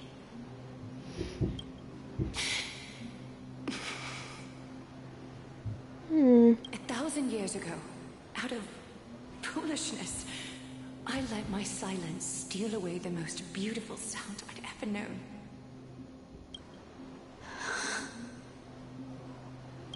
My silence. Oh. So this time, I must say this to you, even if it's all in vain. I need you, Cyphera.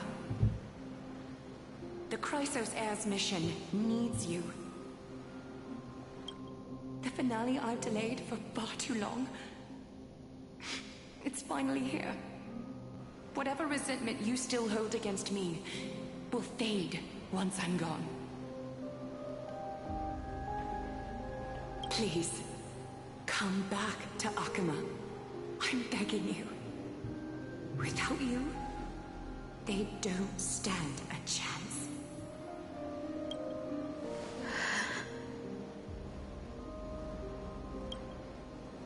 I'll think about it, seamstress. But stop watching me. Unless you want to lose me for good. Don't worry. As much as I'd love to hear your voice again, to see your face, it seems that chance will never come. Goodbye, Cyphera.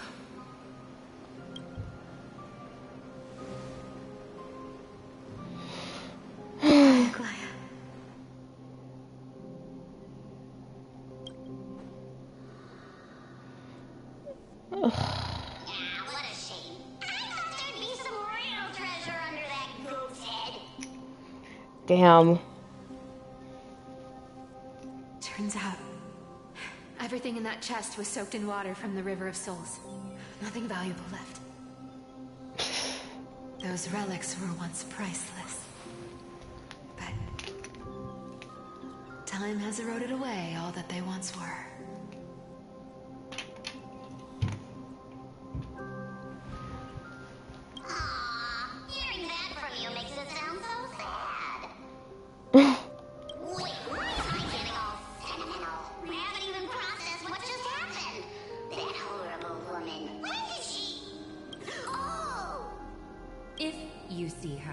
Let her know this.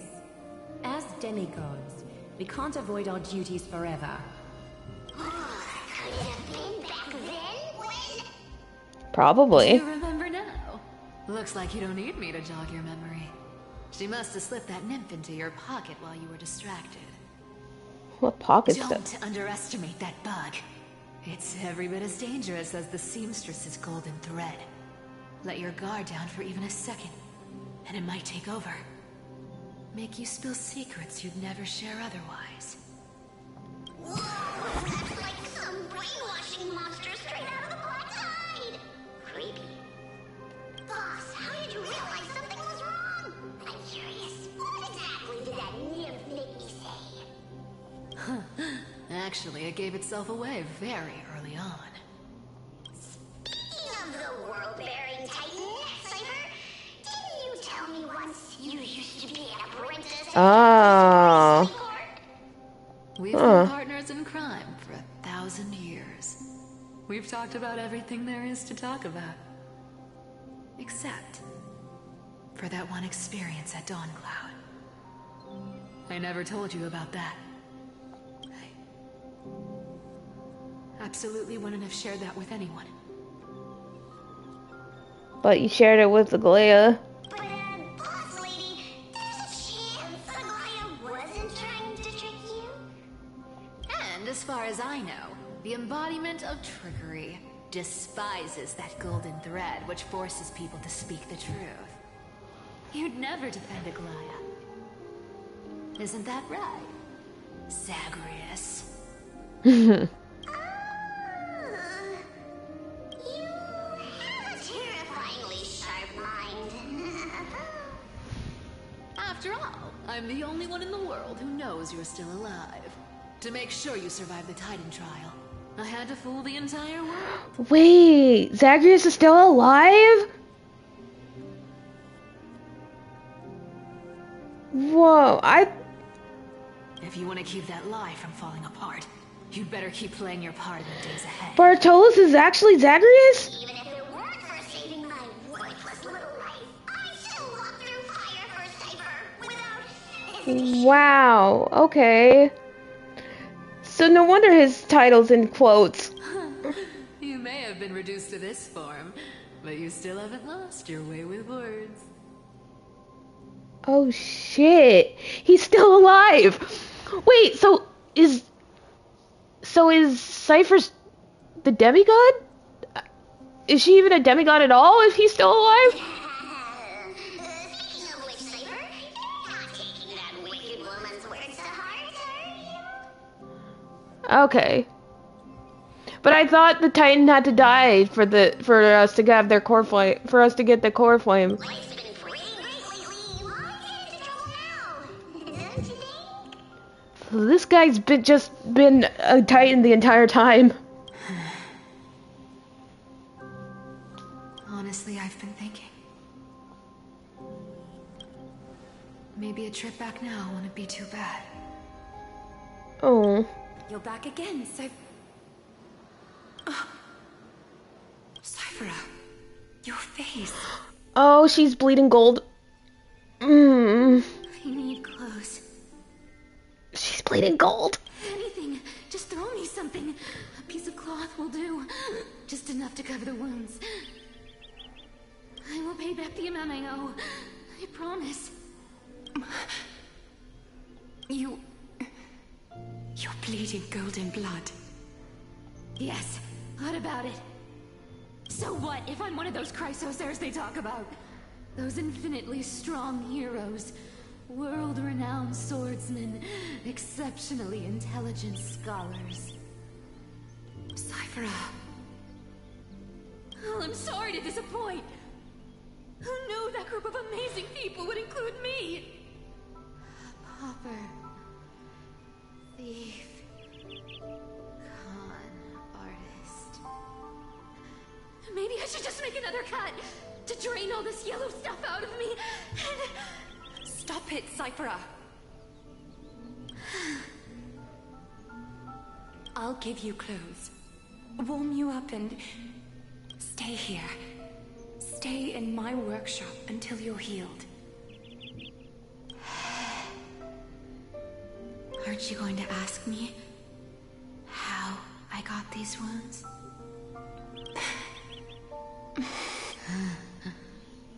Right. What's the use? I'm so good at lying. Even your golden thread can be fooled. If you can't verify the truth, why bother asking at all? I don't need to ask. Nor do I need to use the golden thread.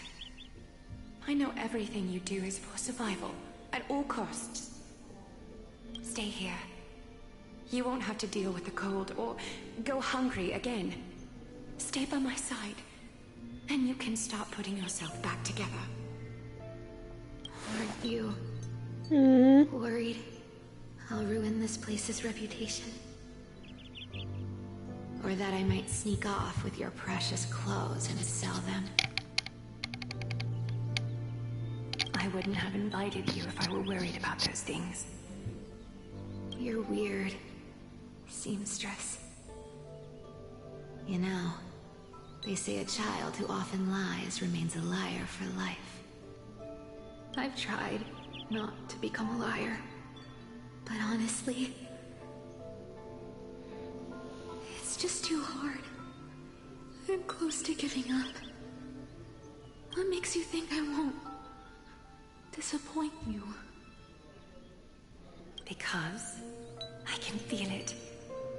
Not with the power of a demigod, but with the heart that beats in my chest. You love this place. That's why you keep coming by, but also why you hesitate to stay longer. You worry you'll tarnish the Goldweaver name.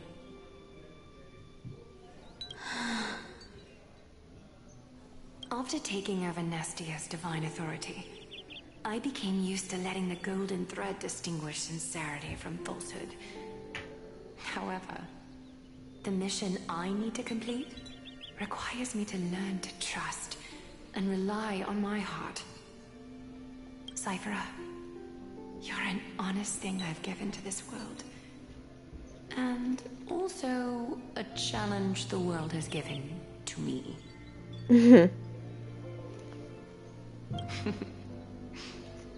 Stay here with me.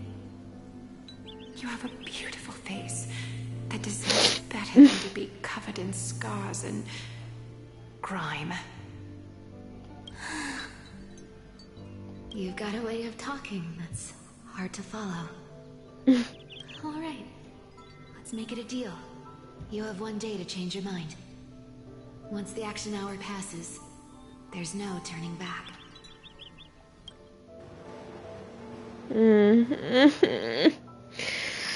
Oh my god.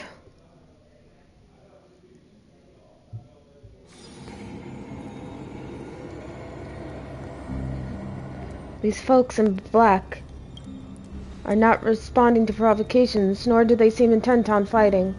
What exactly are they waiting for? Pressure. Fear.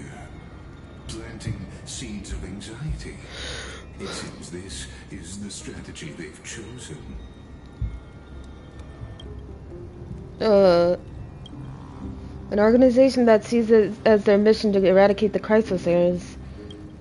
I've read some chilling accounts, stories of the cleaners using alchemical arts to implant fragments of memories into their successors, so both identity and hatred live on. From what I know, these stories are true. The kindness we know today, strictly speaking, is the 27th kindness. God, there are 27 of those that awful woman. Objectively, the rise of the cleaners was both what the fuck? necessary. Yet their ruthless and twisted methods earned them nothing but disdain and condemnation from history. And still, they endure. An organization persisting through time, now working tirelessly to obstruct the flame chase.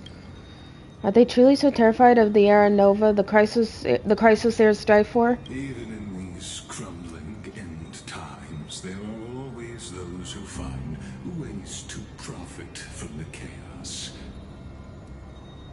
To ask the vested interests to abandon their status, wealth, and ambitions in this world for a distant ideal may be no easier than creating a miracle.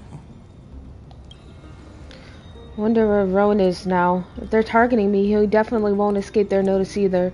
I hope all is well. Cartonis.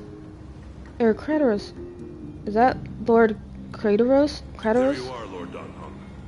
We couldn't reach you on the teleslate, so the Holy City Guard almost assumed you two had met some terrible fate. You pests crawling in the shadows, back off. Your plot ends here.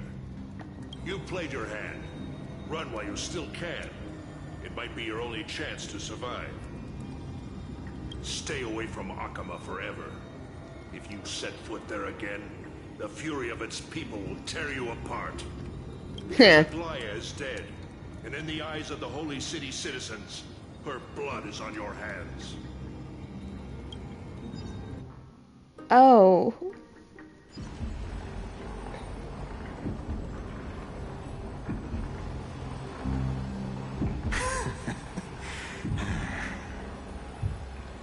Looks like she was wrong about you. She?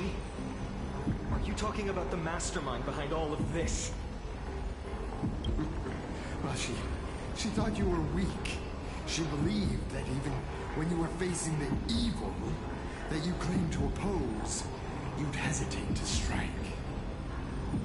Misinterpreting mercy for weakness shows how arrogant and foolish your master is.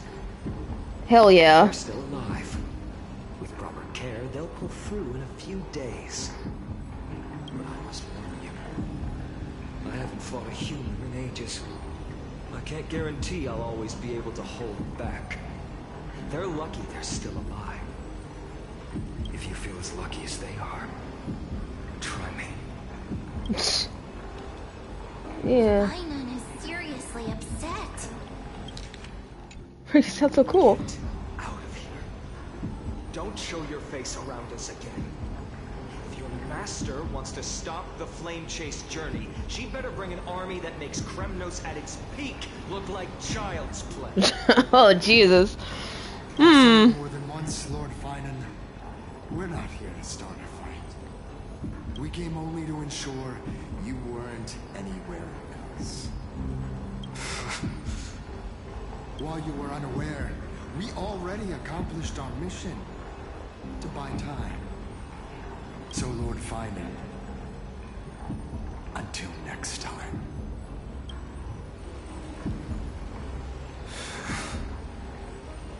Are you okay? Probably not. I'm fine.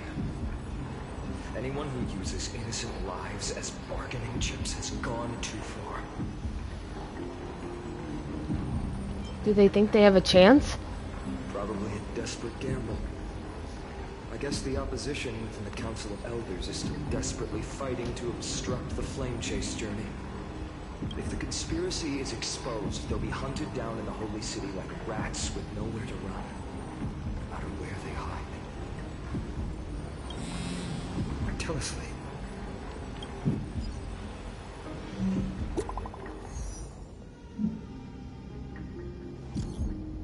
Global announcement. Due to Forces Majory, the World Wide Web operations will be temporarily suspended. Please stay calm and remain in your homes.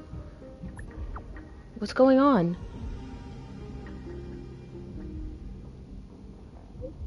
Local Golden Thread enabled for emergency internal communication only. Lady Goldweaver deceased. Please return to the Holy City at once. I know it's hard to believe, but please come back soon. On my way. Aglaya? Is this... So... blasted? Those guys... I've heard from more than one person. It doesn't seem like a joke. So... Stay calm. This could just be one of her schemes. I won't believe it until I see it for myself. Finan, what should we do now? Stay on course. I'll contact Treaty and ask her to keep the citizens calm. Hurry back to Akama as fast as possible and assess the situation in the city. If we run into any enemies along the way, I won't be merciful this time.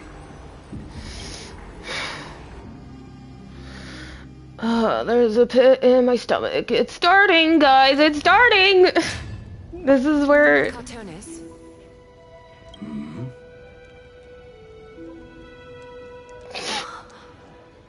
You're forging a sword for Finan, aren't you? Oh my god. I haven't seen you wield the hammer in so long. I couldn't help but be entranced by the sight.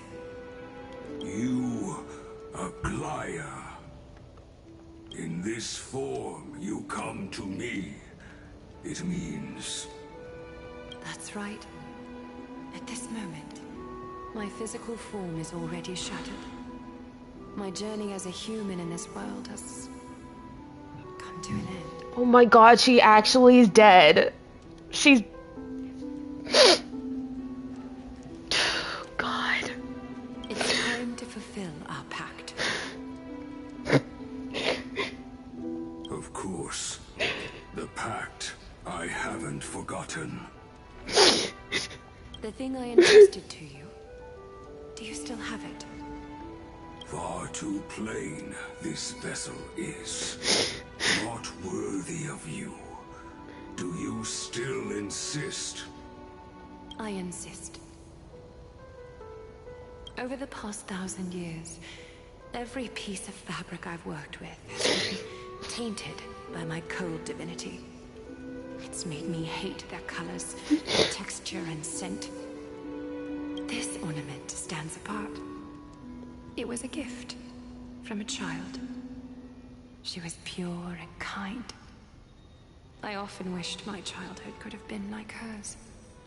How to say goodbye to everyone? Have you already planned? I'm afraid there's no such detailed plan at this time. I deeply regret not being able to say farewell to them, one by one. The moment has come. My departure will give them one less thing to worry about. This parting gift should help ease the regret of such a sudden goodbye.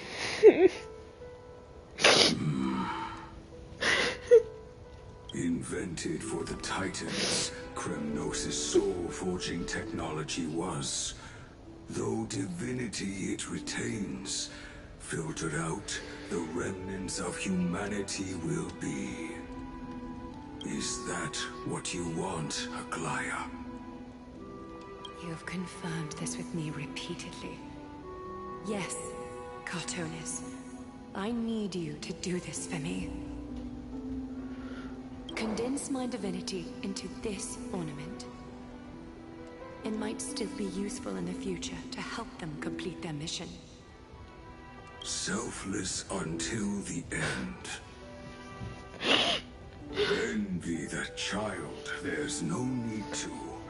Already lived a grand life your humanity has. Your praise puts my heart at ease, Grand Craftsman. Now, please, take me through the last tempering that fate has to offer.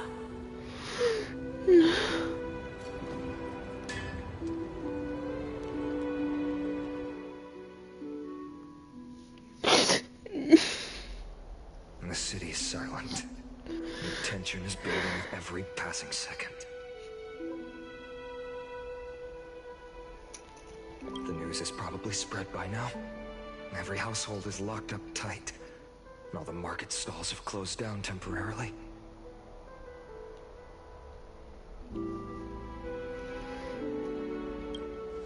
I can't imagine how she could have been taken down by a handful of assassins. Unless it's all a part of her plan. If this is all part of a larger plan, Trebi must know something. She just couldn't say it in the message. Let's go find her.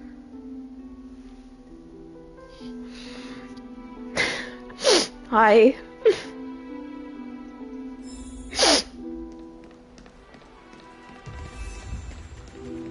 You're good.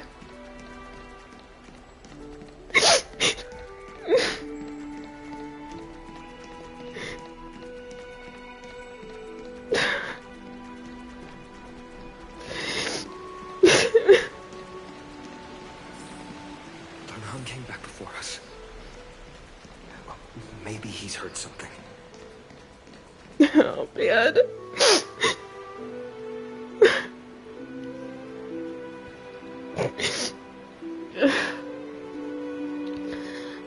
You're back. How's everything? No injuries, I hope? Don't worry. The cleaners didn't lay a hand on us. Lord Crateros, were you in the city when it happened? What exactly went down? Sorry. Regrettably, no one knows the details of that moment. I knew it was gonna happen, and now that it's happening, I'm just...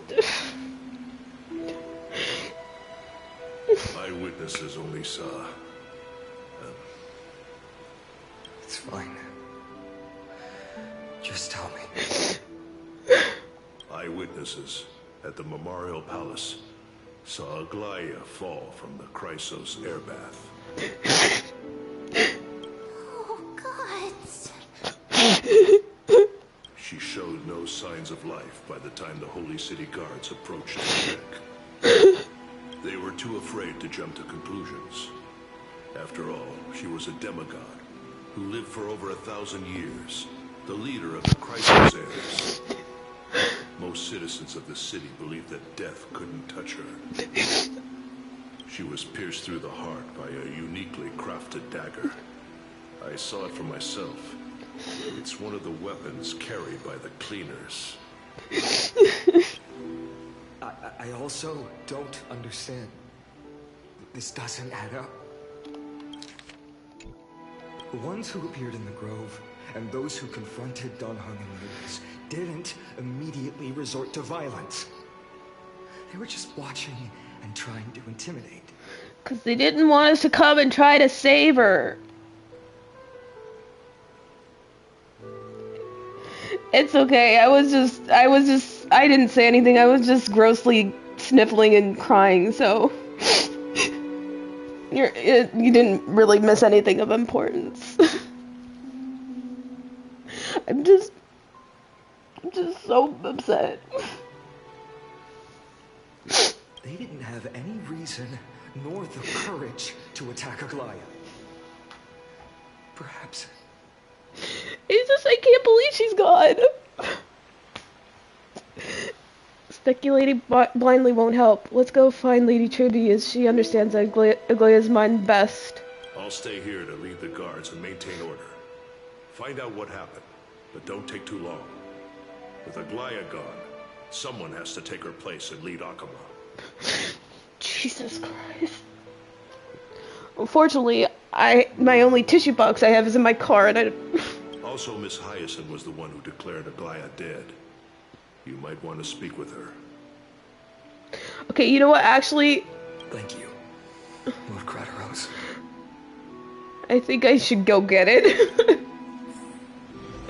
We're only a couple hours in.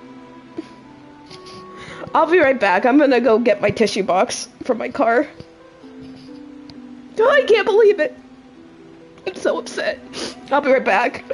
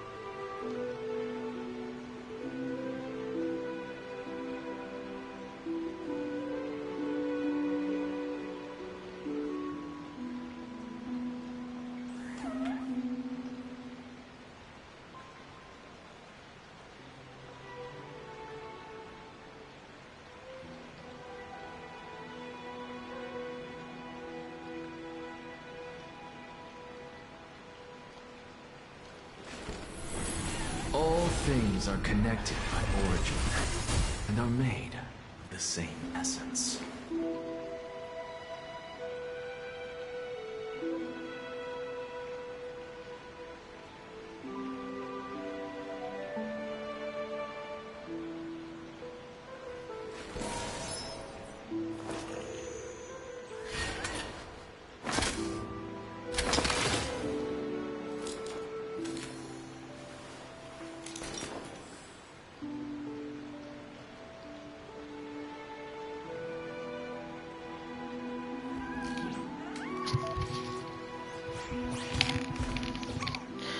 Okay.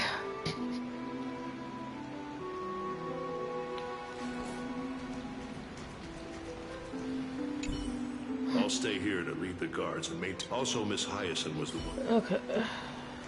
So I wanted to see if he said anything different. Oh my god. Baths are empty. This doesn't feel like bathing after hearing such terrible news. My god, this is...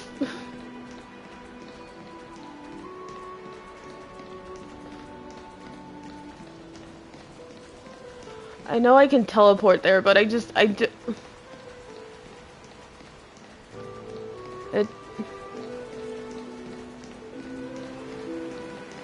doesn't feel right.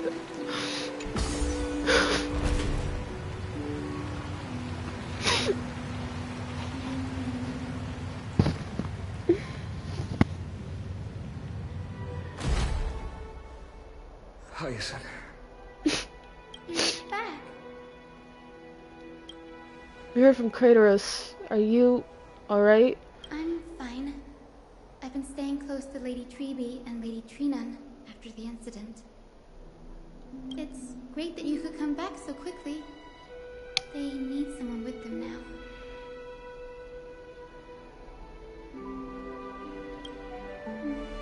Not well. After all, we witnessed Lady Aglaya's last moments. Fucking Jesus. I tried to treat her immediately, but even the sky's blessings. Declaring her death was the hardest thing I've ever had to do as a doctor. I'm gonna give myself, like, until, like, 5 or 6. Because I do have some stuff I need to do. But, I'm hopefully gonna try and do as much as I can. And if I end up finishing it before then that's good. I'm not gonna be okay.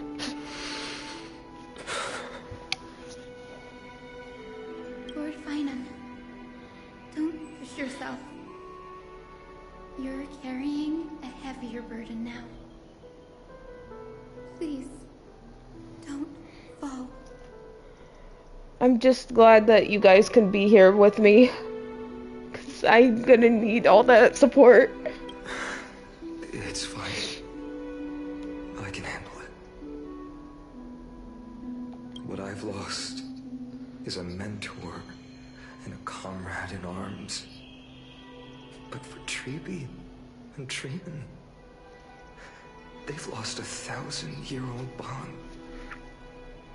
Like they're losing a part of their lives. You should rest, Hyacinth. You've been awake for a long time, haven't you? We'll handle things from here. See you later, everyone. Next, we should visit Lady Treby. God, this is gonna be so bad.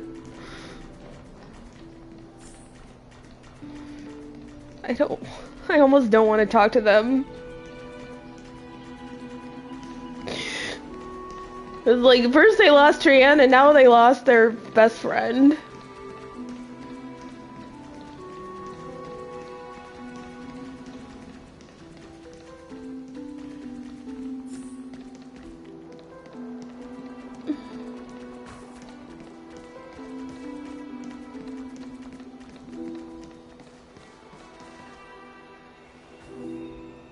Snowy. Little Gray. You're back. Lady Treby, Snowy, don't. Please don't apologize to us. You went to the Grove to prepare yourself for the threats to Akama. You didn't do anything wrong, so don't be hard on yourself. We were always by Aggie's side throughout this long journey, so we understood her thoughts better than anyone. She knew she wouldn't see the end of the Flame Chase journey, Yet, she gave everything without hesitation. For the future of everyone.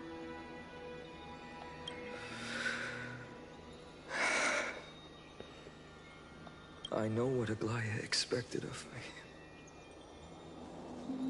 Right now, the last thing Akuma needs is a leader wallowing in self-pity. The scroll over there was entrusted to us by Aggie. She instructed us to hand it over to you when the time was right. I think now's the right time.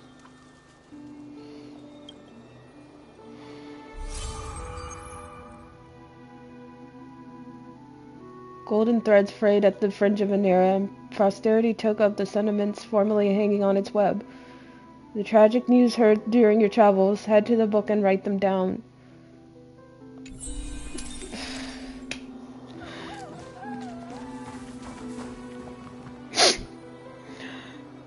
Finan, my humble student, my trusted colleague. As I write this, you are locked in a battle of words with the Council of Elders, fighting for the survival of the flame-chased journey on a battlefield where the smoke of war is invisible. I deeply regret and feel guilty for hastily pushing you and the Trailblazer into the debate. But please forgive me. At that moment, I could not afford to show any sign of weakness before you, as it would have crushed your morale. I considered the debate a routine affair, assuming I could win merely with the support and experience we'd accumulated over centuries. But I underestimated Kindness and her party's cunning, and also the deterioration of my own senses. The trap was likely set by the debater Calictus. He had prepared a severed golden thread in advance, revealing it to the public when Kindness was faltering in the debate. He claimed I was reading everyone's thoughts with the golden thread to cheat in the debate. I could have countered that low tactic in 100 ways, but my words slipped out before I could even think about them. With deceitful scoundrels like you in the crowd, I have no choice but to rely on the golden thread to keep watch over everything in this holy city. You can imagine the reaction that comment provoked. At that moment, I felt my time was running short. The divinity in this body might be eternal, but that is not the essence of me. I am a daughter of humanity, born of my mother, and I will die as a human. Realizing that my humanity was fading, I began to plan my exit. What kind of departure would not waste such a belated death? I have yet to find the ideal answer. But I knew I couldn't simply fade away in my sleep like anyone else. The serpents have always lurked in the darkness, terrified of their heads being cut off by the golden thread. If my departure were to be calm and uneventful, it would only lead to a swarm of those serpents emerging from their nests. Regrettably, a peaceful death is a luxury I cannot afford. I must feign weakness deliberately to make those serpents lose patience and act rashly. Just as they think they've struck and sunk their fangs into my heels, that's when I'll strike back, igniting the final blaze to burn away the threats hidden in the shadows. The blaze soaring into the sky might sow fear and confusion, but I have no worries about people losing their way. After all, Akuma still has you to guide them, Finan. You're not perfect, Finan. I've witnessed your confusion, recklessness, and deep sensitivity. Dawn after No, but that's why we love him so much. The heavy burdens of your past have always weighed you down, inflicting deep pain. Yet, in your way, you are perfect. You embrace everyone's imperfections, always ready to find the precious qualities hidden beneath their rough exteriors. Unconditionally. That might be what sets our Sky Father Kefili apart from other deities. They recognize the imperfections in their creations, yet still choose to shine their light on them, offering protection with unconditional love.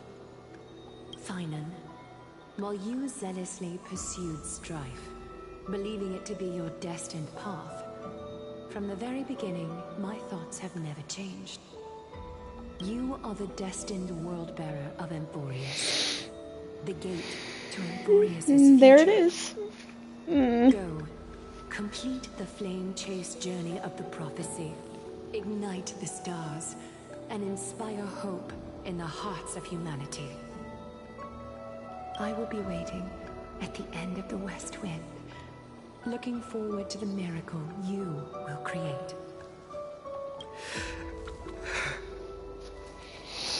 Aglaia, how could I possibly be worthy of the burning torch you've passed into my hands?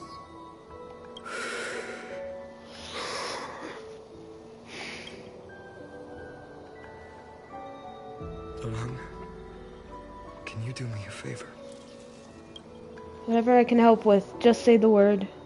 Please deliver a message to Lord Crateros. Have him gather the Holy City guards and the Cremnoans to spread the word from door to door. At the lucid hour tomorrow, Thainan will speak at the Marmoreal Palace. Urge everyone who has concerns about the Holy City's future and the Flame Chase journey to attend this gathering. Tell them Aglaia has left Amphorius the seeds of hope. Understood. Thank you. It's been a harrowing day for everyone. Please make sure to rest well and collect your thoughts. I need to prepare. Oh my god, I have pains in my chest. Crateros. Cartonis. Yeah. Cartonis. What brings you to Marmoreal Palace? I plan to get everything settled before coming to see you. Is there something urgent, Cartonis? How are you holding up, I wanted to see. Better than I expected, you seem. There's no room for doubt anymore. It's time to take action and show everyone that the leadership of the Chrysos heirs is still strong. Right. Your assessment is... Now, here. Take this. Is this it? Oh, it's the sword! Completed it. It's the sword from his pleasure! Dawnmaker. The name I've chosen for it. Oh my god! Before dawn, I hate it here. prepare for battle. For tomorrow, wield your sword. Befits your stature, it does. Chrysos heir. Oh my god, I'm gonna throw up. Dawnmaker. Unbelievable. You've never seen that black-clad sword master. Yet you've recreated this so precisely, just from what I described. Precise your description. Imbued it with the power of dawn I already have. Guided by your will, gleam with golden flames, its blade will. Wield it, may triumph always be yours. Thank you, Cartonis. I will use this sword to protect the beings of Amphorius. Yeah. How about that, huh? Another thing there is. What's this? Stored here. the remnants of Aglaya's divinity are. This was her commission. Her death she had long foreseen. Can she still hear us? It's difficult to confirm. About divinity, we know very little. In this way, she wanted to be with you. Always. I understand. Let me keep it. With this, I'll have another constant companion by my side. Why do I have a feeling he's gonna have bracelets of everybody? Well, to an extent. May this world never have a need for a deliverer. Someone told me long ago. But when the world dashed her hopes and fell into disarray, if she could see me now, leading from the front, rallying people against their destiny, she would surely smile.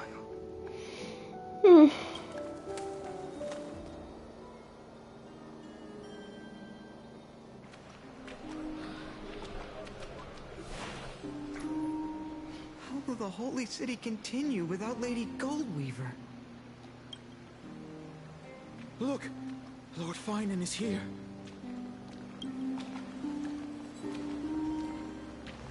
Will he step up to lead Akama?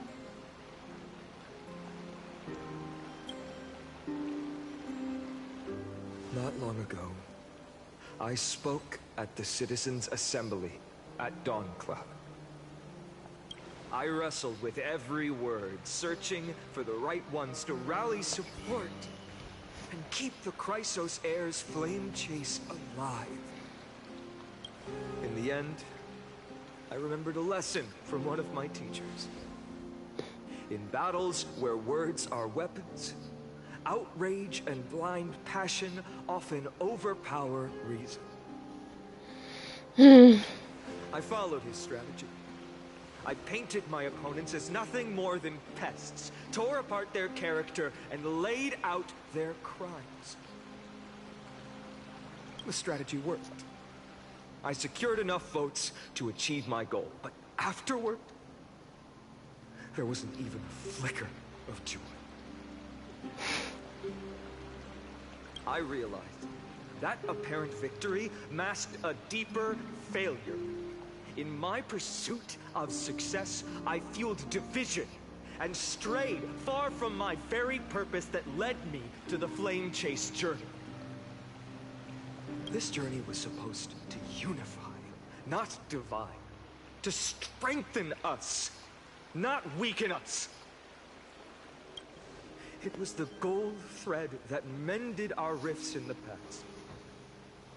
Some saw it as a means of surveillance, a tool of control.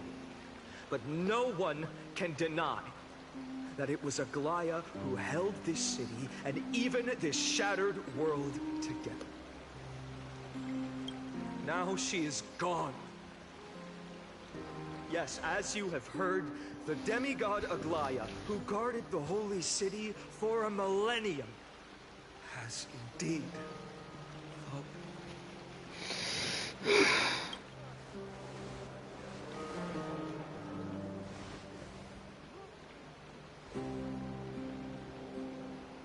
Who murdered Lady Goldweaver? Find the murderer! Make them pay!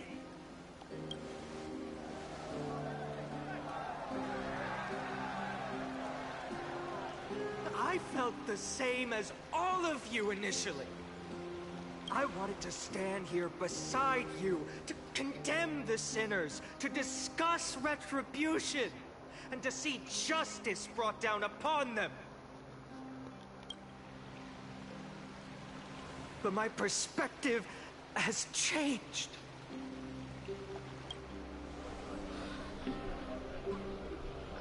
The golden threads that once bound this city have unraveled. yet no one is celebrating their freedom from control. In the empty markets, bath chambers, one feeling lingers. Unease. Deep down, we all know the last safeguard against the harm we may do to each other is gone. No divine power will protect us from the malice in our hearts. From now on, only the moral code we choose to uphold for ourselves will stand between us and the abyss.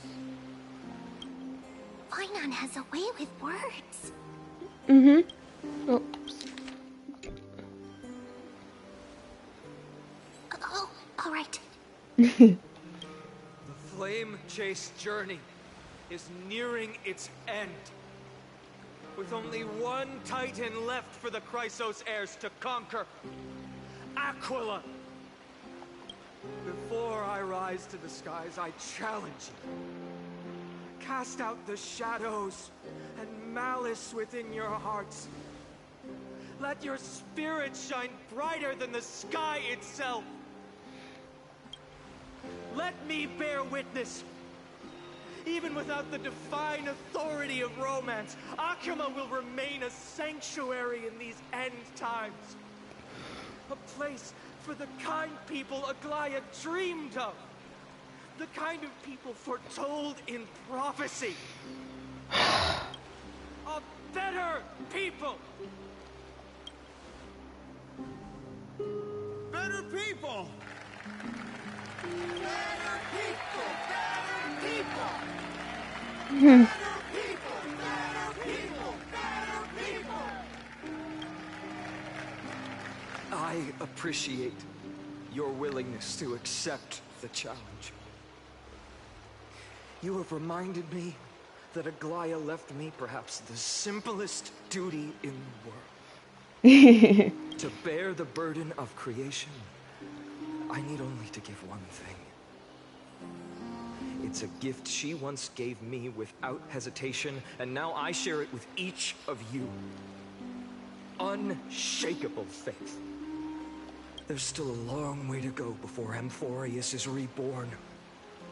But we will not forget the past as we move forward. For the memories of Amphorius will always benefit future generations. Allow me this moment. I want to borrow a few minutes of your time to commemorate a demigod who protected the Holy City for a millennium. She was Akuma's dressmaker, the leader of the Chrysos heirs, the Gold Weaver, Aglaya, and her greatest feat was being a selfless person.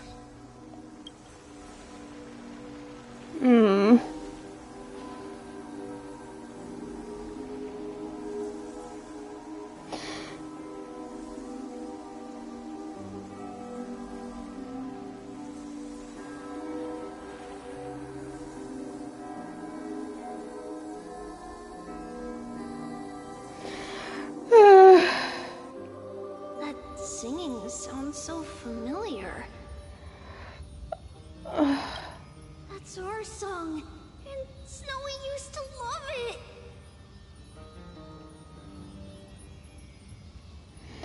Yes, Lady Trian.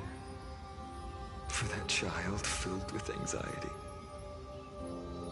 Your songs always dispelled the clouds in my heart. Even if for just a moment. Oh man, there's Trian and Naxa in the back. Snowy was so cute and kind when he was little. Now, you've grown so much.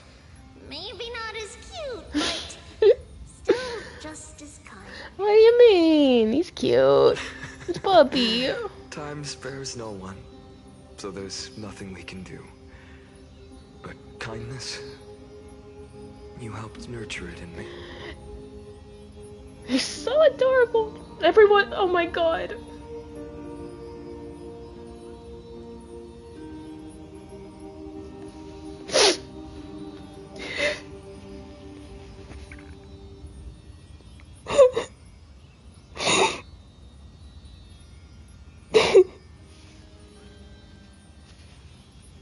Don't mention it. Your light is as bright as ever. Keep it up and stay strong. See you, Snowy. Goodbye, Lady Tree. Oh. I heard what you said. Are you suggesting the debate tactics I've taught you are nothing but sleight of hand? Not at all, Professor Anaxa. Oh my god. Honestly, without those techniques you taught me, the Flame Chase journey might not have survived. Good thing your head's still clear. The Chrysos heir of Kefali. I had no idea you had it in you while I was drilling those formulas in your head in class. Who could have thought, Professor? By the way, I've completely forgotten those formulas now. Some things never change. In our next lives, I'll teach you how to truly embrace your divine duties. I'll be waiting. Goodbye, Professor Anaxa. Miss Castros? Aren't you going to say something? Lord Finan, you have always been so approachable. Ever since we first met, you've seen me as a friend. It was the first time I understood what everyday friendship was like. But that's dangerous. Dangerous? Laughing and chatting with you, I sometimes forget who I am. And for someone with my kind of power, that's a real hazard. I hadn't thought of it that way. Sorry, I forgot to consider your perspective. Please, no apologies. Despite everything, thinking back on the times we spent together makes me really happy. I feel the same. Goodbye, Finan. Goodbye, Gasteros. Aglaia. Remember, Finan, after completing the Flame Chase, leave the decision to initiate the Miracle of Genesis to the Emphorians. The Chrysos heirs are the executors of the prophecy, yet they, the people, are the true masters of this world. Rest assured, I always keep your teachings in mind. The difference between a presumptuous hero and a tyrant is a fine line. Well said. You've got a good memory. It's late. Anything else you'd like to add? Anything else? Even in your imagination, I'm not one to show my vulnerable side. No worries. I've long understood how difficult it is for you to open up completely. Thank you for bringing me here, Aglaia. You saved me. Maybe what I wanted to say wasn't you, child, but this crumbling world. Goodbye, Finan. Goodbye, Aglaia. Did you forget me?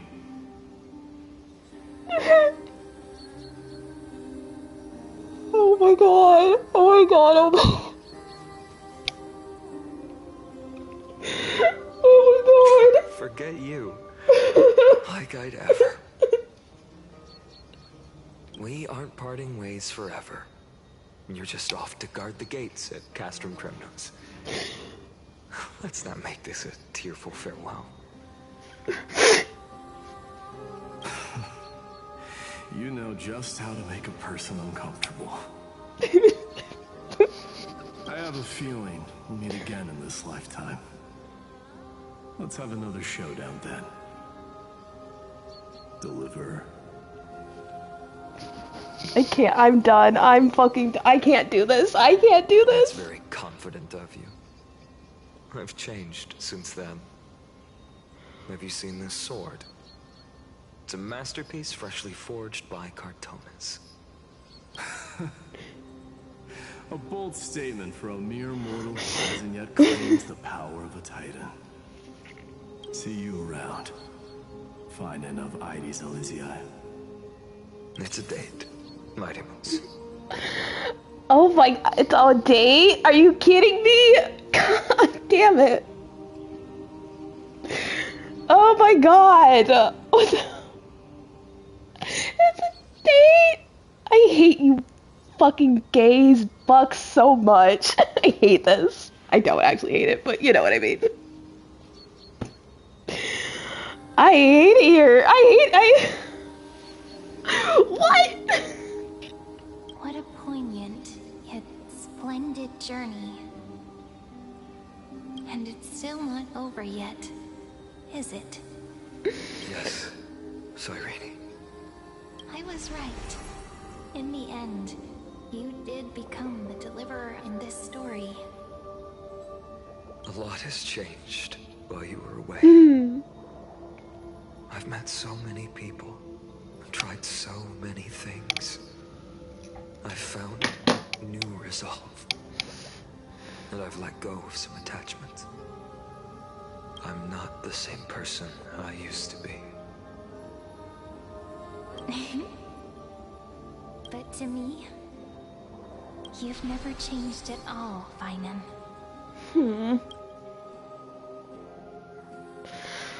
Man, my freaking heart is a peach. Dawn Cloud. Hey. This place holds so many different kinds of memories.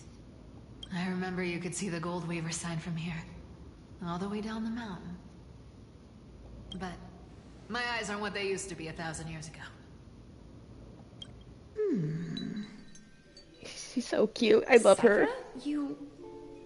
seamstress.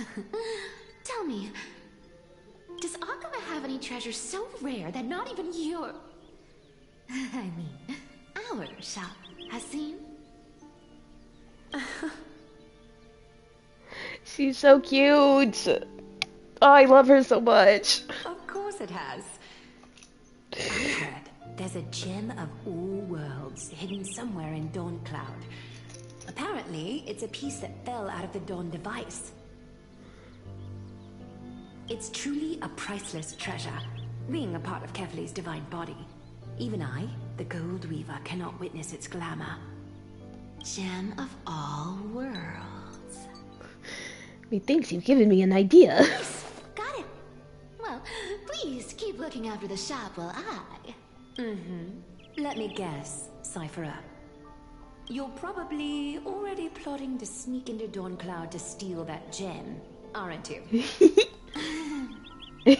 And your next move is probably trying to sell it to the highest bidder, then distribute that money to the poor and the refugees in the Holy City? Look, seamstress. Are you sure you aren't peeking into my head with your golden threads? You might be skilled at covering up lies, but your compassion is all over your face, plain as day. Oh my god. I don't think I can skip her, guys. I don't think I can. Don't lie to yourself. Do you honestly think this is the right thing to do, Cypherer? What else am I supposed to do? That's the only thing I can do with my power.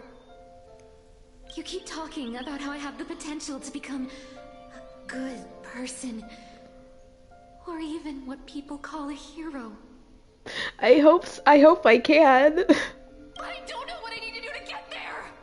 I can't weave golden dresses like you! I can't sing as well as Miss Hycelas! And I definitely definitely don't know as much as Big Sis Treeby. The only things I'm good at are the underhanded street smarts that no one even respects. But I still want to be worthy of you. I want to prove that you've made the right choice. Even thieves can dream. Right?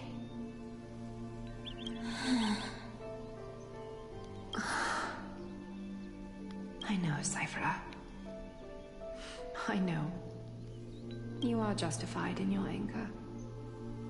Destiny is never fair. And your path is doomed to be even worse than everyone else's. You are fated to walk in the dark and bear the world's misunderstanding in this journey. But you have to believe that everyone in this world is unique in their own way. I am convinced that you're the only one who can bear the authority of trickery. Even if you have to contend with the legendary 300 master thieves of Dodos. Aglaya. I just want everyone to believe that the world is beautiful. And that everyone is simple. And kind. If only I could get everyone to believe that. Would that lie become reality?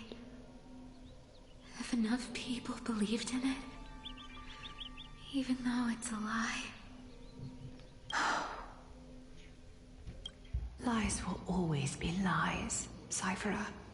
But sometimes they can be more noble than the truth. Huh. Are you really planning to just stand there forever? Honestly, sneaking around doesn't suit you, Deliverer. I never thought I could slip past your sharp ears, Miss Cypher. I just didn't think it'd be right to interrupt when you're obviously lost in thoughts. Still as charming with your words as ever, boy. Your speech at the public baths wasn't half bad. I'll admit. It managed to touch my heart. Just a smidge. Thank you. I had a feeling back then that you were in the audience. Intuition certainly is a thing of wonder. Oh, and you didn't call me out on the spot. You waited all this time to tell me. Well, I thought you'd need some time to yourself. After she passed away.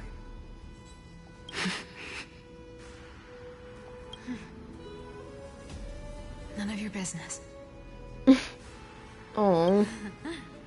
Enough small talk. Tell me, what kind of trouble did you run into that you need me, the super old-timer, to step in?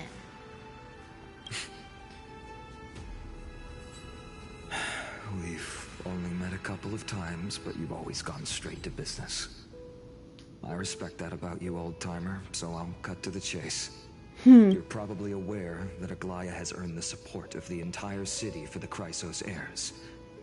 Everyone believes that she died at the hands of council members who were against the flame chase. And the citizens' fury has been dragging these schemers out of the shadows one by one.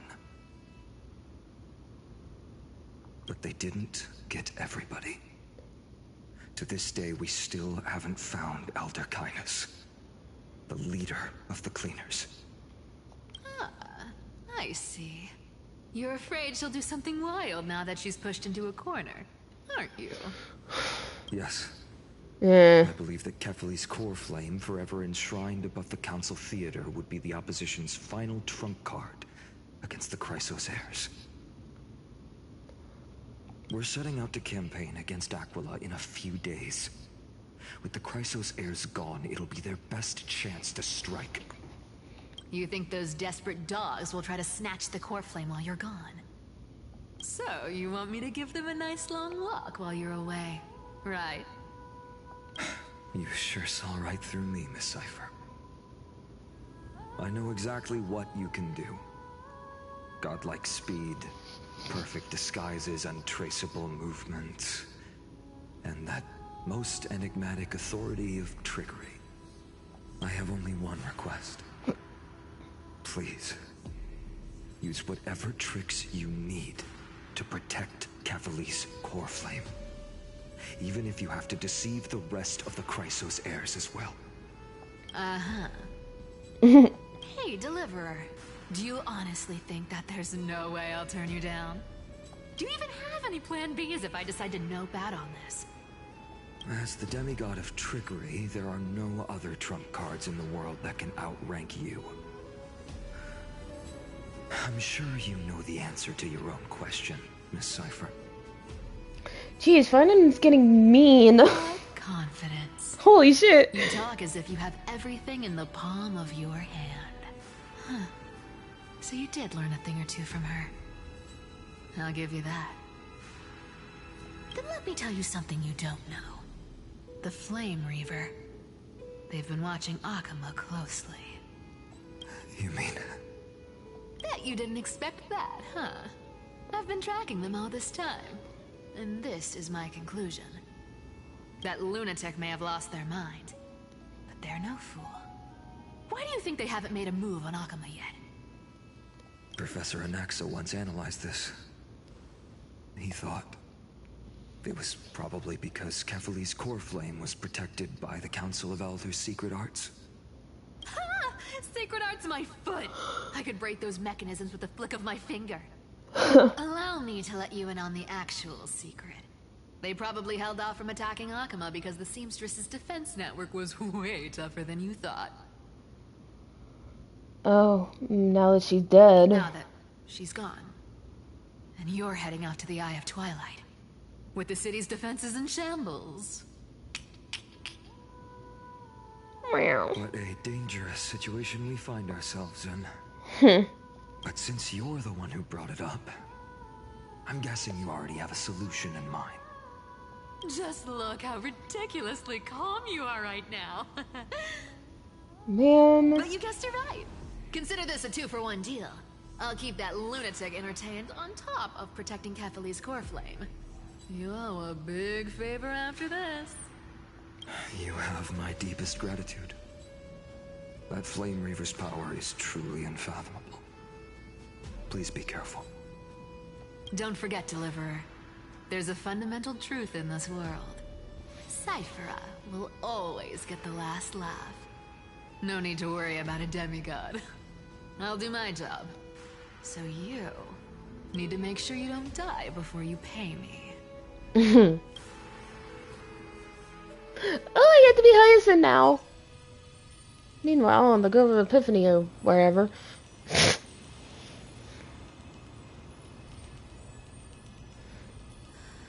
I'm back. I've been trying to stay away from here since the Black Tide destroyed the Grove. And through that, stay away from the memories that might make me sad. But the wind keeps pulling me back.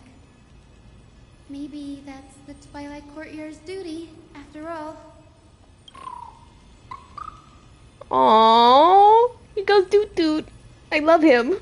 Oh, please look at his little bow tie. Oh my god. I know, doot little doot. Ika. I know. I too miss the days when we all studied together. But we have an even more important mission this time round.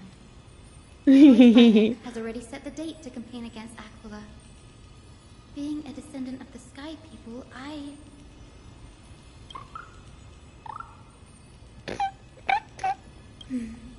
He goes doot doot. You're right. At least I can still afford to get lost in thought once in a while. Oh, ancestors. Please wait for just a bit longer.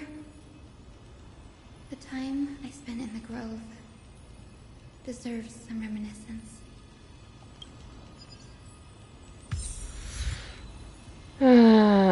Well. Oh, I should. Doot. This was where Professor Anaxa gave us the lesson. I can still see that day in my mind. And that was your last lesson in the Grove. Now, Each of you will head off on your own path. I miss How you. much the Grove's teachings can help you in the real world depends on how well you can put knowledge into practice. However, heed this warning. If you ever do anything disgraceful out there, don't ever claim you were the student of Anaxagoras, one of the 7 sages. Yeah, I don't want to be associated with your bullshit. Professor Anaxa, there are still other classes scheduled on the calendar. Are you sure you didn't? Firstly, call me Professor Anaxagoras.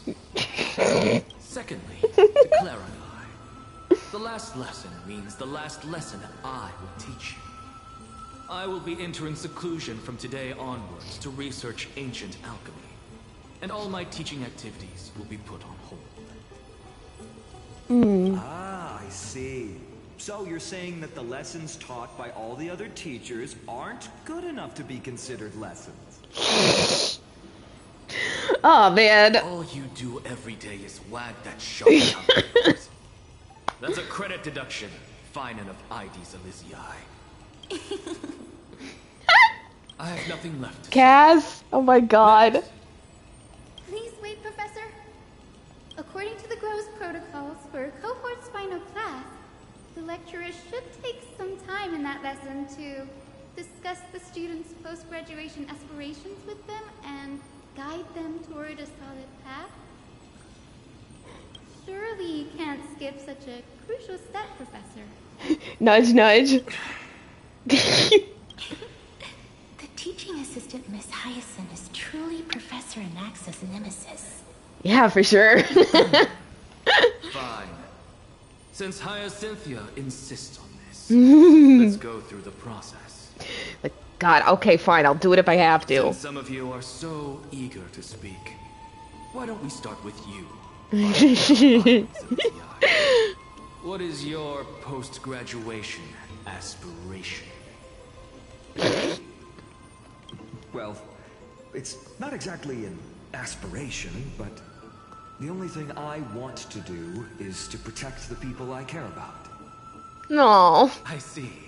So you want to be a hero? Next. I didn't say. Oh my god, Kaz, I love you. Castoris, you've been giggling for quite some time. How about you go next? Uh-oh. Perhaps my answer is a bit vague and meaningless, Professor Anaxagoras, but I hope the world can be freed from the agony of death, so that every living being may find calming peace. How naive. So naive that it makes me want to weep for your fairy tale. Bitch, oh my god. This is why I don't want to follow those outdated protocols. All I get are boring answers. Oh my god, Since the you sass. suggested this whole process, why don't you wrap this up, Hyacinthia? Share your aspiration with everyone, and let's see if yours stands out. So it's finally my turn. Good thing I came prepared. My aspiration is nothing less than completing the final blank page at the end of the hero's epic. Blank page? An interesting description. Do explain, assistant. She was so proud of herself. I've read all of Amphorius's heroic epics while studying at the Grove, and a common thread came to my attention. Almost every epic ends with a description of the hero's achievements. But few mention how the everyday people of that time lived. No one recorded the struggles and suffering the commoners endured. So you're saying that, instead of legendary heroes, you're more focused on commoners living on the peripheries of historical records. Perhaps I'm influenced by my background. My ancestor, Seliosi the Day Thunder Knight, raised her spear against the sky and ushered in the flame-chasing era that continues to this day. Her story is told to every child descended from the Skyfolk. We have no doubts about Seliosi's greatness, yet Her towering figure overshadowed every record from that entire era. What about the Day Thunder Knight's family, allies, and friends? What about the survivors and those who died in the great battles? Whenever I think about their stories by the campfire, I realize the details of those legends have been long lost. And only Celiosi's name remains. Her brilliance had become as blinding as Aquila's, lording over everything on the ground. That's why I'm glad that my era does not lack heroes. All my ancestors had was a sad past. But I have a future I want to protect. Instead of becoming a hero and ushering in a golden deluge to baptize the world anew, I want to stay in the backline and save all the ordinary humans from drowning in the rising waves. Oh, I love Hyacinth. I wish not to return to the sky, but to walk among the masses on Earth. I believe it's the only way for the saga of creation. To include a footnote for the everyday people in its blank page.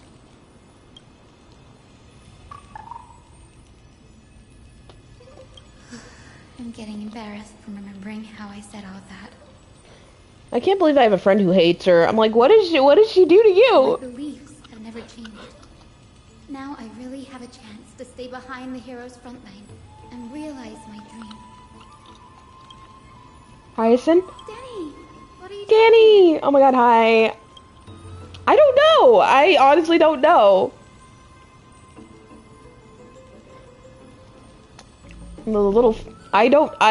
She didn't give a good explanation. I didn't expect to see you again in the Grove. Finon mentioned you were gearing up for the campaign against Aquila, and you're here too. You guessed it. To reach Aquila's realm in the sky, descendants of the Sky People must perform a bloodline ceremony, summon the spirits of our ancestors, and get their blessings. The only reason why I'm skipping her is because one, I want Cypher, and two, I don't need a healer right now. You know what I mean? That's the only way for creatures on Earth to forge the Rainbow Bridge to the sky. And the soul of the first ancestor I want to see is here in the Grove. Wait. Descendants of the Sky People must perform a bloodline ceremony, summon the spirits and get their blessing. Okay. The Rainbow Bridge is essential to retrieve the core flame of Aquila, but undertaking such a vital ceremony alone is far too risky. Don't worry. I have little Ika with me. Ika! Protect me, won't you? Oh my god, she's so precious. I want to hold his little legs. Good, Ika. Well, what brings you here, Danny? I'm collecting as many myths and research about the Titans as I can. Everything about Emphorius is a valuable addition to our databank when I get back to the Astral Express. Right. If all goes as planned, you and Gray will be able to go home after this mission, won't you? Yeah, but I don't think it's gonna go as planned. Yes, assuming we can actually break the curse about world beyond the sky. I have a feeling it's not gonna be smooth sailing. Oh? Could it be that you too have some kind of hidden powers to make prophecies now? Yeah, my cuteness aggression is eating people. Your cuteness aggression is freaking throwing things against the wall. That's not it, but I'm starting to question how real everything is after a conversation with a member of the Council of Elders. Look at him! He's so round and pink and cotton candy. I think I'm starting to believe he's just made out of cotton candy. That's... He goes doot doot, damn it. No, I didn't understand that either, little Ika. Don't worry about it. There's a lot that I still don't understand. Since we've already met up, why don't you come with me, Danny? I was thinking the same thing. The Grove is fraught with danger right now, and an extra pair of hands translate to extra security. That's the dependable Void. Express Guard for you. So. Express Guard. Yes.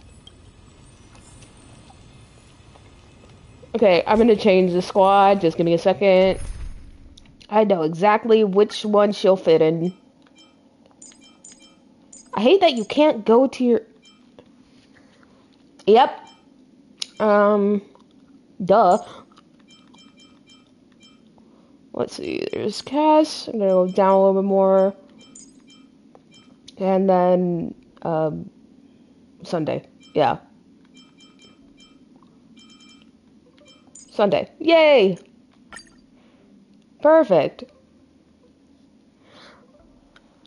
I hope this doesn't make me change my mind about wanting her, because I really want just to save for Cypher.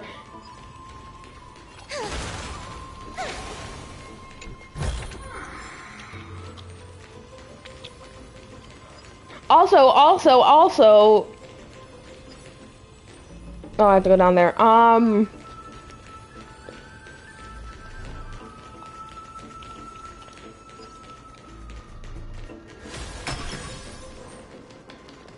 on, Bubbles. The chroma coffer is vibrating. There must be memories of an ancestor. Bubbles. I don't know. I forgot what I was gonna say. What's this? This is the divine object of the Sky People, the chroma coffer.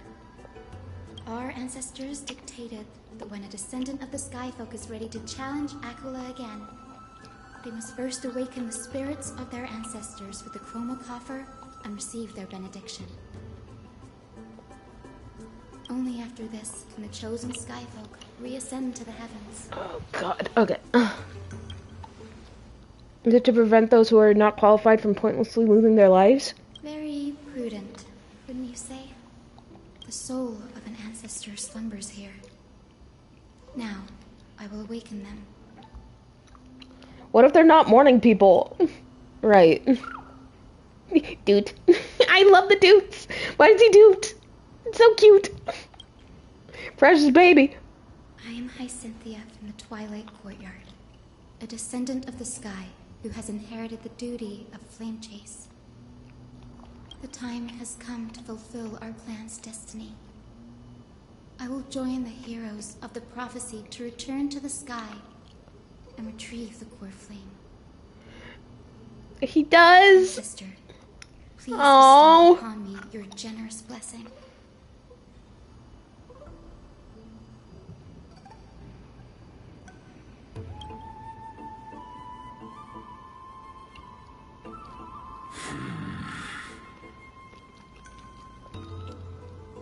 I'm tired of this, Grandpa. Who has awakened me? Well, that's too damn bad. It's Hyacinthia, a descendant of the Sky People. I apologize for interrupting your slumber. You are Lord Crispus, aren't you? Crispy? I've read your story in our family tree. You were a righteous judge who vindicated many who were wrongfully accused. Oh, great. Now I want crisps. I never imagined someone in this era would still remember my name. So, our bloodline and duty have continued to this distant age. Indeed, it has. I have awakened you in the hope of receiving your blessing. For the Flame Chase journey is nearing its perfect conclusion. And retrieving the core flame of Aquila is the final challenge the heroes will face. Perfect conclusion. Hyacinthia, you look very young. And you do not have the bearings of a warrior who can contend with a titan. How can you convince me that this blessing will not turn into a curse, leading a child like you to your demise? 1,000 years ago, Seliosi, who conquered the skies, left behind legends and a will, entrusting the mission to return the Sky Titan's core flame to her descendants, to people like you and me. Though I'm not a warrior, I will not turn away from the mission that has flowed through our blood for 1,000 years. And I am not fighting alone. I have the strongest and most tenacious companions in the world. I love her smug little face here. Amphorius is in an era brimming with heroes. The burden of retrieving Aquala's core flame no longer rests solely on the shoulders of the chosen Skyfolk. I now wield the power of healing. I aim to mend the fissures in the sky and heal the wounds of the people. I desire to define the mission of the Skyfolk in my own terms, to conclude the vigil that has spanned millennia.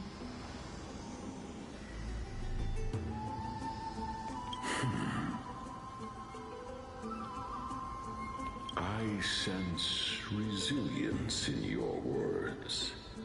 Not an outward resilience, but something deeper within. Receive my blessings, young Hyacinthia. May you gain wings to return to the sky via the bridge of rainbows. Thank you for your trust, Lord Crispus. We won't let you down. Well done, Hyacinth. Thank you. My ancestors were all pretty strong-willed people. It won't be easy convincing them. I've run through these upcoming conversations in my head more times than I can count. Looks like your efforts paid off. Now, the next ancestor on the list. Her spirit is said to rest in the Vortex of Genesis. Vortex of Genesis, huh? I have a suggestion. Remember how you suggested I learn the secret arts of water from Phagos's priests? I've been practicing that in my spare time and made some progress. Now, as long as I have spirit water with me, I can use those techniques to carve a path directly to the Vortex of Genesis. Oh, I remember. I didn't expect you to keep at it this long. That's so like you, Danny. Compared to the currents of my home, the waters of Amphorius are rather untamed. Subduing the waters wasn't easy, but I've gotten the hang of it now. That makes sense. Phagosa was always described as a fickle titan in the myths. Since you're offering, then let me put your skills to the test, Danny. The spirit water gate formed with this technique isn't as stable as a ritual basin. It'll likely only let one person through. And as Phagos's priest designed it, the entrance serves as the exit. You'll need to come back through with the vortex once you've met your ancestor spirit. Little Ika and I will be here waiting. Doot doot doot doot doot. Got it. I'm counting on you, Danny. On the raucous steps of the frenzied dance, the roar of celebration hides the world's heartbeat. Spirit water, reveal the way. Ooh, that's cool. The Vortex of Genesis. Unbelievable. Wow. Danny is full of surprises. This does feel way more disorienting than the ritual basin. I wonder if she's gonna know about, dragon. We'll see. Wait, is Lady Treatby here too? Oh, hey, girl. Oh, I think I know who that is. Do you have to go already, Saifi? It's Saifi. been ages since you were last in Akama. You could have taken some time to rest, and we could have caught up. That's alright, big sister Treeby. I've gotten used to life on the road. Staying in this bustling city actually feels off. Besides, your prize student gave me an incredibly tough mission to handle. Cut Snowy some slack, Saifi. He's still so young, yet he's shouldering all the responsibilities Aggie left behind. Besides, Snowy's not the kind to ask for help lightly. Since he came to you, it means you're the best person for the job. You really spoil him, big sis Treeby. Guess I'm past the age for someone to look after me. Siphy. Just kidding. I get it. That deliverer boy does have a certain charisma about him. It reminds me of Aglaia in her prime. Anyway, I'm about to head out. Oh, Big Sis Treeby, before I go, got a little gift for you. Aww. Didn't expect you to be so thoughtful. What's in it? That's a part of the game too. If you want to see the full picture of what's inside, you'll have to wait until nightfall. A gift with a mysterious twist? Seriously? Huh? Looks like we have company. Lady Treeby, and this graceful lady must be Miss Cipher. I'm Hyacinthia from the Twilight Courtyard. Everyone calls me Hyacinth. Pleased to meet you. Please don't. Bright and cheery as a lamp. Night and day, these two. No wonder they're on the same banner. Well, hello there, pink child. I'm Cyphera from the long-fallen city-state of Dogos. As for the rest, it's all in the history books, so I don't need to repeat it here. So, you're from the Twilight Courtyard. Does that mean... Yes, I'm a descendant of the Sky People, the Chrysos heir about to take over the authority of Sky. Whoa! That's unexpected. I figured Celiosi's descendant would be, I don't know, taller, stronger. Don't judge a book by its cover, Siphy. Zinni is a master of her craft. She's the most skilled and dependable physician in all of Amphorius. And she has a fat fuck named Dika. Don't worry, Lady Cipher. I may not be as strong and warlike as Lady Celiosi from 1,000 years ago, but I'm confident I can carry out the mission of the Skyfolk. All this talk about missions, you're making it sound way too serious. You've got to look out for yourself, girl. Don't push yourself too hard. I'd hate to see that cute face all scratched out by Aquila's claws. Siphy cracking jokes? Looks like you haven't forgotten what Aggie said all those years ago. Anyway, I've got a mission to handle, so I'll get going. Good luck, Miss Hyacinth. And if things get tough, just let that deliverer take the lead. Cypher uses a coin of Whimsy's ability and teleports away from the vortex. Miss Cipher is in such a hurry. Don't worry, she's always been like that. It's good to have her back in Akama lending a hand. Oh, well, enough about her for now. You're here because of your mission, aren't you, Zinni? It's the perfect opportunity for me to go and tuck Siphy's gift away somewhere safe. The Vortex of Genesis is all yours. Bye, Chibi. Cute Patoot. I can't. I'm gonna.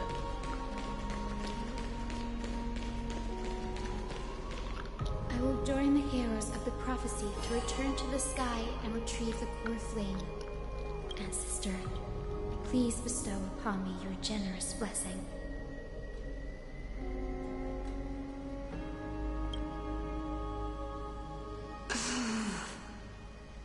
Child, what brings you before me? Could it be you're a descendant of the Sky People? Yes, I am Hyacinthia of the Twilight Courtyard, the successor of the Sky People's flame chase duty. You must be Gem Electra. Legend has it that during the Chrysos War, you led our people to ally with Akama and held back the Kremnoan forces. It was your victory that earned the Sky People a place in the Holy City. Hyacinthia, you seem well versed in our clan's history. And this is the Vortex of Genesis? It is. Look, 10 stars have already been lit. The Chrysos era's flame chase journey is nearing its end. Are those the core flames of Fagusa and Giorios?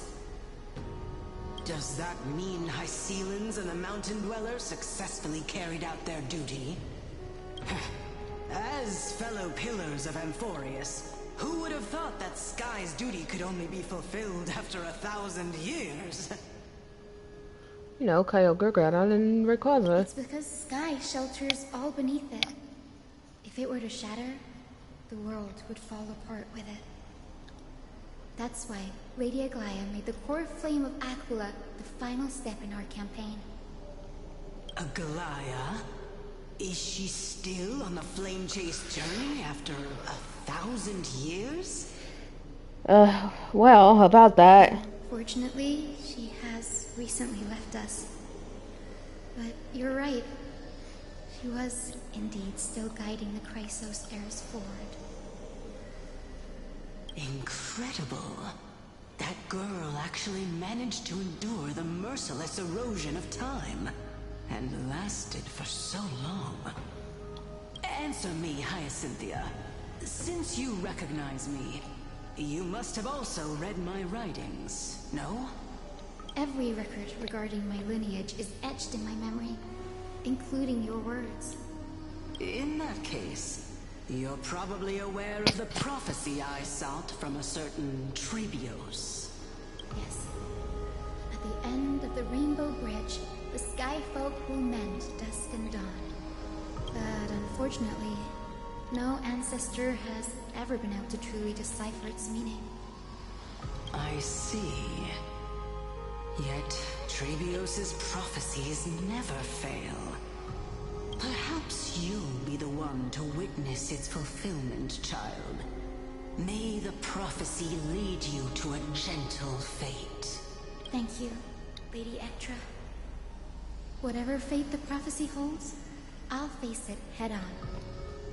It's only by giving everything we have that we can truly accept any outcome with a smile. Won't you agree? I like you, child. I wish this conversation could go on a little longer. Take my blessing, Hyacinthia. When I first saw you, I indeed had my doubts. But your resolve has touched me. If Sky's divinity is fated to pass on, I hope it incorporates your optimism and kindness. Your blessing is a treasure beyond measure, General. Rest well. I'll make sure your gift is put to its best use. Alright. General Ectra is so different from how the records described her. She's quite a gentle person. Alright, time to head back to the grove. I shouldn't keep Danny and little Ika waiting. Ika! Where's my bowling ball of joy? The doot-doots. I love the doot-doots. Wait, hold on, I gotta hear it again. So precious. You're back. How did it go? It went great. Your spirit water art was a huge help, Danny. Doot doot doot doot. Do you mind sharing what your ancestor spirit said to you? Hyacinth recounts her conversation with General Ectra de Danhung. What's wrong, Danny? Nothing. It just sounds like everything went smoothly. It's just... I'm a bit concerned about the prophecy you mentioned. At the end of the Rainbow Bridge, the Sky Folk will mend dusk and dawn. I can somehow sense a hint of sadness in those brief words. No, I can't. I can't. I need to say for Cypher. I can't. I want to, but I can't. You've always been a bit of a sensitive soul, haven't you, Danny? Lady Trina deciphers countless prophecies every day, and this one's just another among many. Don't worry too much about it. I hope so. Doot doot, doot doot doot. Come on, Danny. Don't look so gloomy. We're gonna have to take a long trip for the final visit to the ancestors. Where are we going? Our final stop is Lord Mighty's home, Castrum Kremnos. Oh shit, really? We're going there? Okay. We're here. This is it. Oh man. Castrum Kremnos. Lord Mighty has been fighting the Black Tide here, alone day after day. I'm worried about him. Yeah, you and me both, sister. He sent a message earlier carried by Thunder warning us to watch out for the Flame Reaver's actions. That means he hasn't been consumed by the Black Tide's madness yet. Yet, she says. I'm gonna die. Important mission. We shouldn't interfere with his battlefield. Don't you agree, Danny? No, I want to see him. I want to make sure he's okay. You guys. I agree. There. That sleeping spirit is my grandmother. What is she doing here? Your grandmother? Yes, my grandmother Jacintha was a warrior. She represented the Twilight Courtyard in the Kremnos Festival. Oh, so she probably died here. She fought her way through every challenge and reached the final stage of the Kremnos Festival. She was just one step away from securing a peace treaty for the Skyfolk, but was ultimately defeated by the champion warrior of that time. Shit. I've never looked too deeply into the details of such ritualistic violence. The scroll simply described it as a glorious duel. But behind the glorious duel was a tragic end. Not long after the festival, my grandmother's injuries worsened, and she passed away far from home.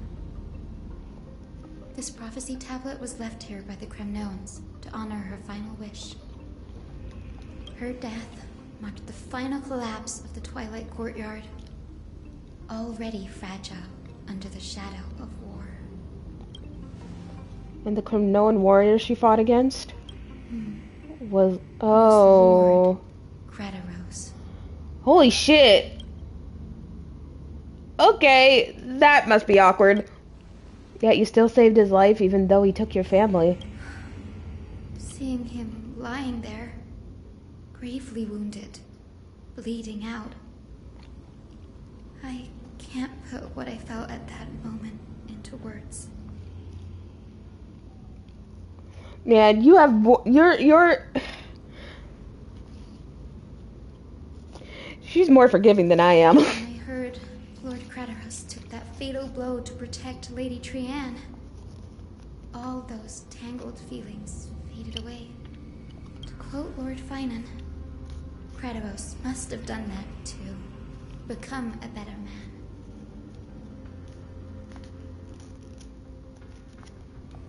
man. Takes true courage to forgive. You're every bit as strong as your ancestors, Hyacinth. You're getting better at this, Danny. In her final diary entry, my grandmother wrote that when the moment of destiny comes, a descendant of the Sky People would deliver the message of their departure to her spirit. I wonder what she'd think when the one awaking her turns out to be her beloved granddaughter. I will join the heroes of the prophecy to return to the sky and retrieve the core flame. Okay. Ancestor, please bestow upon me your generous blessing.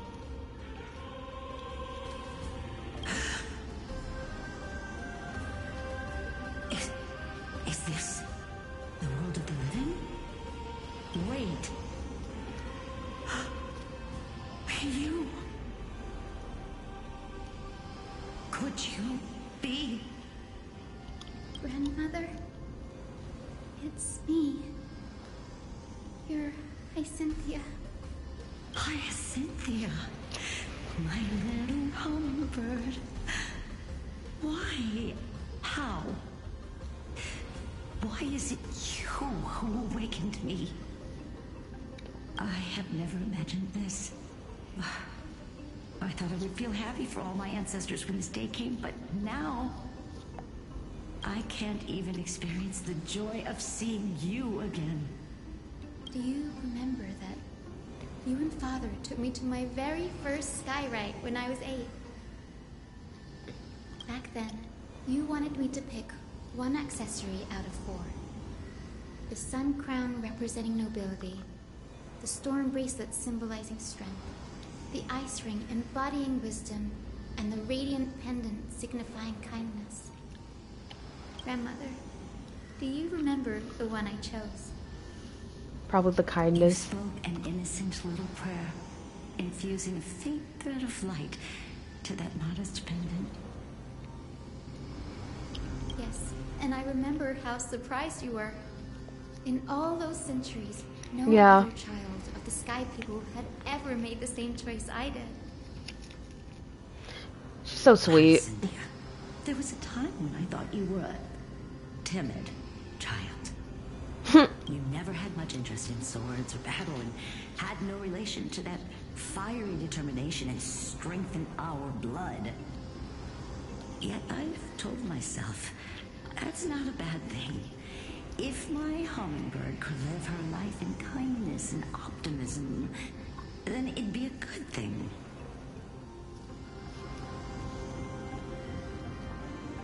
I never thought the burden of retrieving the core flame of Aquila would fall to you. Don't worry about me, Grandmother. I believe what makes someone a Skyfolk isn't just outstanding strength, but the capacity to shape the world. When the world cried out for a hero to challenge the gods 1,000 years ago, Zeliosi stepped forward and began the flame-chasing era. And now, as the flame chase journey nears its end, this broken world is crying out for something else. Healing. Isn't it poetic? A saga that spans 1,000 years began with Sky and will also end with Sky. You're still as optimistic as ever, just like when you were a kid. If your mind is set, Hyacinthia, then carry your resolve through to the very end. Return to the sky with my blessing, and watch over this world on the threshold of salvation. Grandmother, thank you. But I have one last request. Speak, Hyacinthia. We should still have some time. Before you go, could you tell me the tale of the Sky Hero once more? Just like you used to. Then listen closely, my dearest hummingbird. After all, this will be the last time.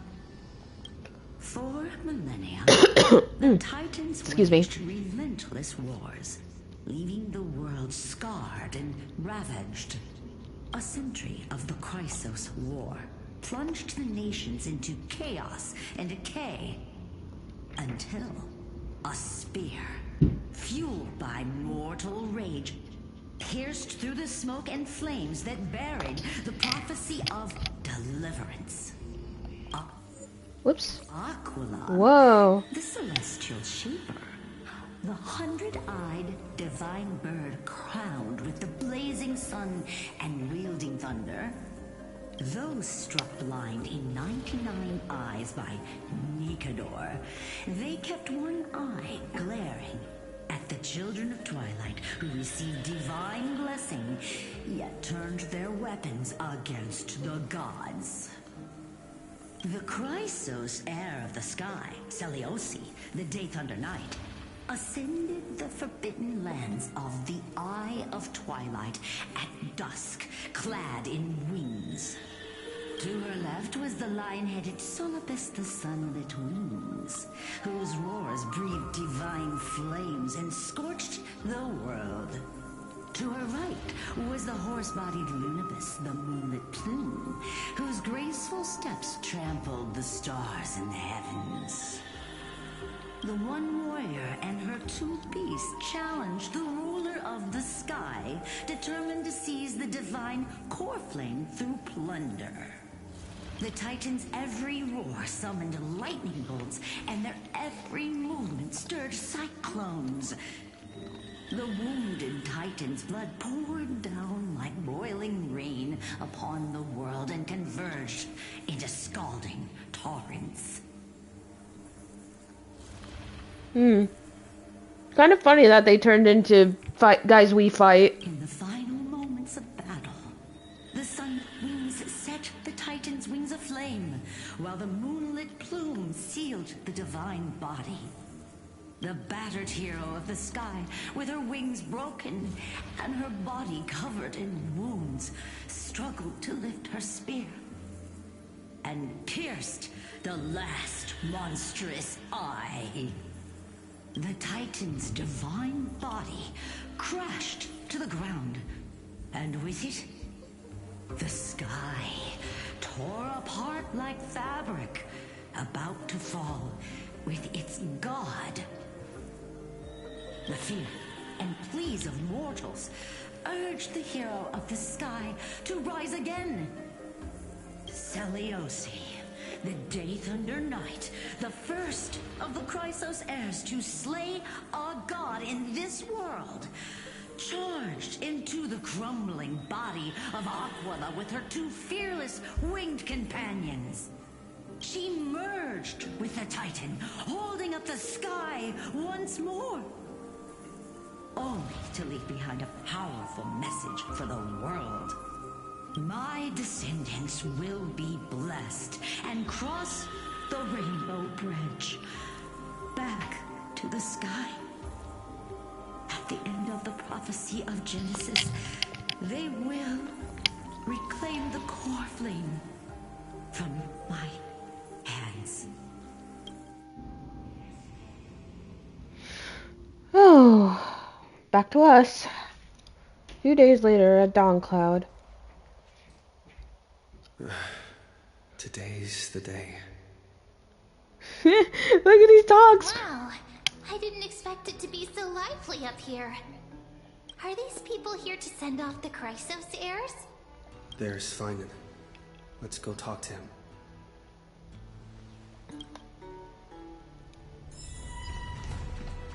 Now, I don't know, like, what team should I bring? I know this is a big ask, Namazuni. I hope you understand.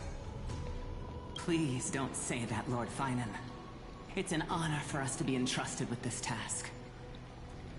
Oh, my Caster's team? Let's hope our concerns don't come true. Okay. I hope you all return safely, my lord. Okay. Hello. There you are, partner. Oh, okay. You didn't oversleep this time, did you? A pink puppy woke me up. You like calling me that, don't you? Oh, well, I've embraced it now. It doesn't even faze me anymore. Ready, comrade? If all goes according to plan, this could be the last battle where we fight at each other's side. It's not gonna go according to plan, though. If the curse separating Amphorius from the world beyond the sky is truly Aquila's doing, then you'll be able to return home after their fall. I don't want to leave you. A day on the ground feels like 10 years in the sky. That's the first time I've heard that. He just makes things up. Take it too seriously. I'm a little funny person. Let's assume we can fix the... Sorry, I'm no help there. Don't worry. Dan Heng mentioned that Counselor Lygus can help you with that. You sound a little insincere there, buddy. That was totally insincere, partner. Oh, yeah. That would be a problem. We'll need to get you home before Aranova. Let's leave the emotional goodbyes for later. That'll give us some time to figure out what we should be feeling at that time. Besides, when we were playing the Seal Slammers, that bumping seal game, didn't you teach me something back then? Crack the champagne at halftime to watch victory slip away.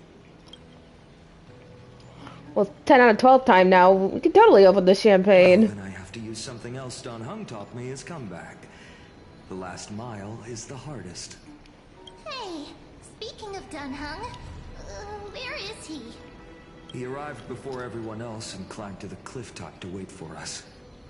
He's probably not keen on being the center of attention. Nope. Lord Finan, please make sure you all come back safely. Please defeat the indifferent Eye of Twilight and restore a compassionate sky to Emphorius. Thank you all for your blessings. Rest assured, we're fully prepared. But I'm not the main attraction today. Please don't hesitate to cheer for Miss Hyacinth when she arrives. Miss Hyacinth, the chosen daughter of the sky, the pride of the Twilight Courtyard. She's not just the pride of Akuma, but all of Emphorius as well. And furthermore, while the Flame Chase journey is led by the Chrysos heirs, it's not just those chosen by Aglaya who contributed to it. Let's extend our gratitude to the 2 warriors of the Outlands who bravely stepped up and risked their lives for those they've never met. Aww. Hero, your saga will be chronicled in epics and celebrated across the New World.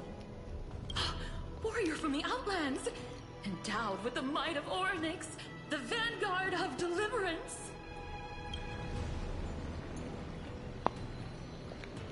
Quite the flatterer, aren't you? After all this time, you should know when I'm just being polite and when I'm genuinely speaking from the heart. That praise was heartfelt, partner. Had I not trusted my instincts and put my faith in you and Dan Heng, it's hard to imagine what might have become of Akuma. The guest of honor has arrived.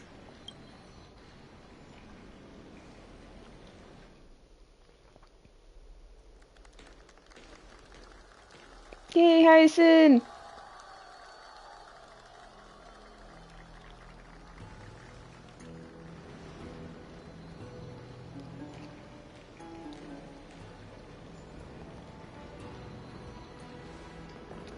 People of Akuma, I've been blessed by the ancestors of the Sky People. They have agreed to bestow the 1,000-year mission to me, and to have me claim the core flame of Aquila.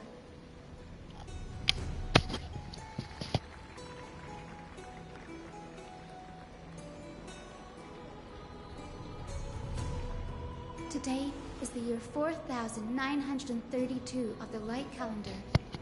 1062 years since the hero Seliosi initiated the Flame Chase journey. I, Hyacinthia of the Sky People, am prepared to lead the children of humanity back to the sky. History doesn't breathe evenly. At times, it suspends its breath for millennia, as though time is frozen. At other times, it pants rapidly, as if poised to topple the world and our civilization in an instant. Its hurried gasps have sparked a tempest, sweeping all of us along. Hyacinth, as an observer, you've witnessed the return of 4 core flames. And now, it's your turn to fulfill your duty. Please, guide us into the heart of the storm as the executioner of this mission.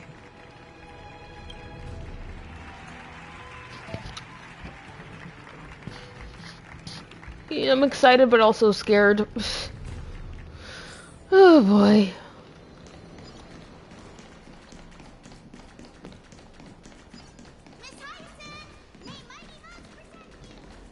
Aww. Man.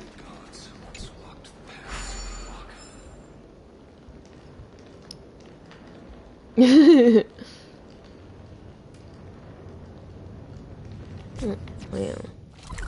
I guess I could just...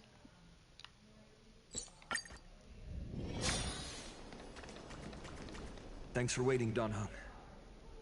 The team tasked with conquering Aquila has finally assembled. We reshaped the history of the world with our hands over and over. I bet this trailblazing expedition could even make Akvili jealous.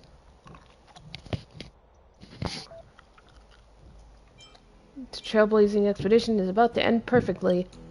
So full of energy, comrades. Seems I chose the perfect day. Hyacinth, it's all yours now.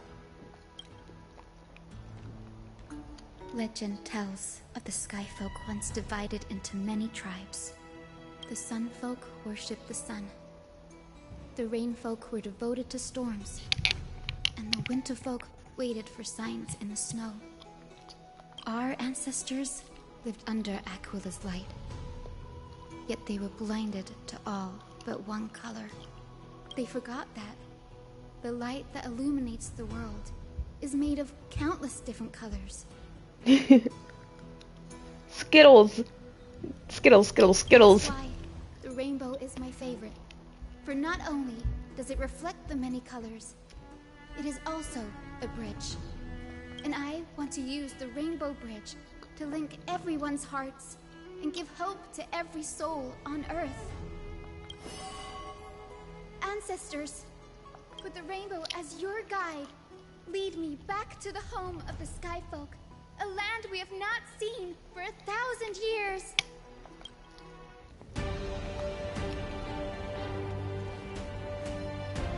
Oh, Rainbow Bridge, please guide us to ascend to the skies once more.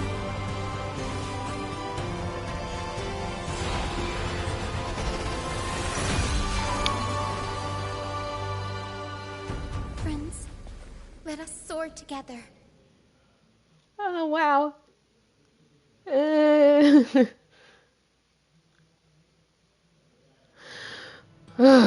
Here we go. Flying along the Rainbow Bridge is truly an amazing experience. The Eye of Twilight. It's the legendary sky fortress of Aquila. I never imagined that one day I'd be able to step foot on it. My ancestors once built a magnificent civilization among the heavens. The Eye of Twilight, which we are standing on, is the home of Aquila and the heart of the city-state in the clouds.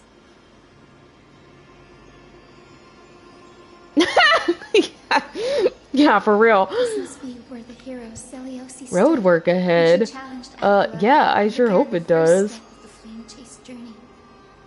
Jesus. We are here to end the journey he began. Do you believe in legends? Even legends are corroded by time, but that won't change what we must do. According to historical records, the civilization that worshipped Aquila once mastered advanced technology, which made their strategically located Sky Castrum the only force that could face Castrum Kremnos head-on in the Chrysos War. Wow. They were divided within. The frequent wars started by the Chrysos heirs drained their power, especially after the prophecy descended. In the end, they had to hide among the clouds, far from the conflicts raging below. Apparently, the division was between the two most important sky tribes, the Sun Folk and the Rain Folk. And Seleucus' frustration towards the endless strife among her people made her turn her spear towards the Titan above. Was her attack really that high? After driving the enraged Titan to defeat with her two winged companions, they all vanished somewhere in the sky. Her achievements were unparalleled, even if later legends exaggerated the details. Yet she still could not end Aquila, nor bring back the core flame of sky. Some say she sealed the wrath of the god within herself, trapping them deep within the Eye of Twilight to support the heavens of Amphorius forever. In other words, she became one with the Titan. I would have considered it a fairy tale, but after seeing what happened with Professor Anaxa, not anymore. Has that Titan and that fused hero been looking down on the world from here for 1,000 years?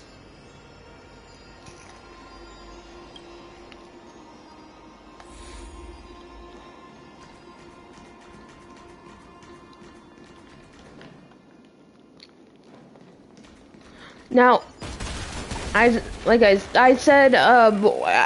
said to myself, like, after the trailer, it's been so quiet here. Long.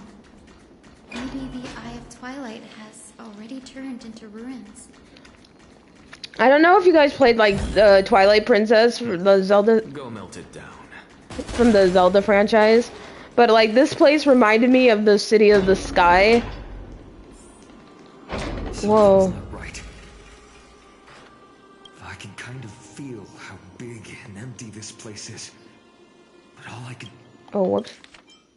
I can kind of feel how big and empty this place is. But all I can see is darkness. What's on the other side of this? Maybe it's the celestial mural.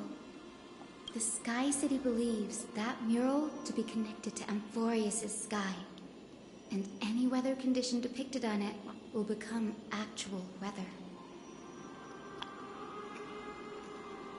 The mural would reflect Aquala's shifting mood, like clear skies, fog, snow, or thunderstorms. The Sky Priests would gather here during peaceful times and pray to the god for warm breezes and good harvests. To put it in words that Gray and Danny would understand, just think of it as a massive screen. Got it. Aquala's theme park. Exploring in the dark is never a good option. If we could light up the mural, it might just provide us with the light needed to move forward. That really conspicuous device might be part of the ritual. Let's go take a look. It's dark. Whoops. Sorry. Wait, I want... Wow, this place is weird.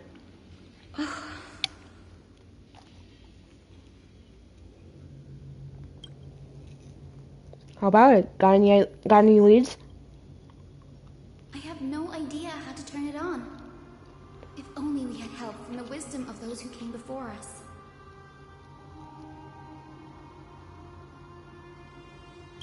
That's it. I almost forgot. Gray, Memmy, can I borrow your powers?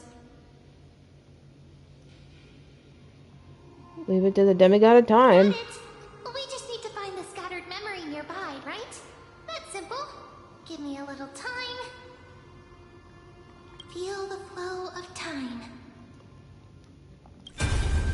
Over there. And over there. Ooh. There haven't been many people for a while, so the traces of time are super obvious. I knew you could do it, Memmy. You are a huge help. Memmy, mem.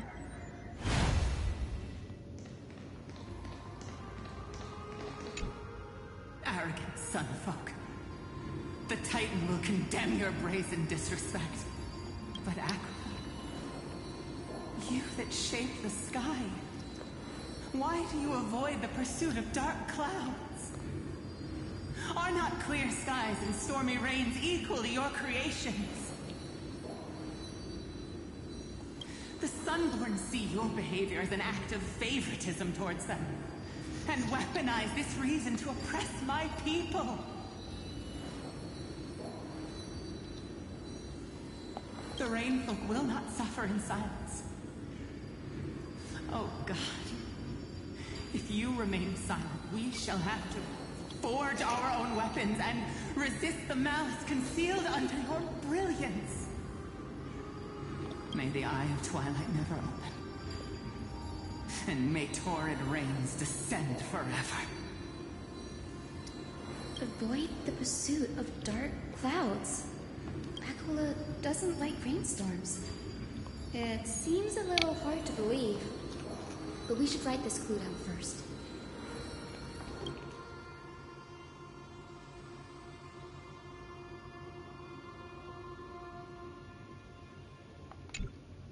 Arrogant son. Oh, whoops. The Titan will condemn your... I didn't mean to do that. Sorry.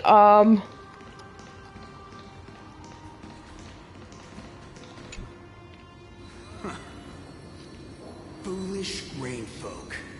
The great Aquila has already left a mark of their manifestation on the golden clouds. The gods' choice is clear.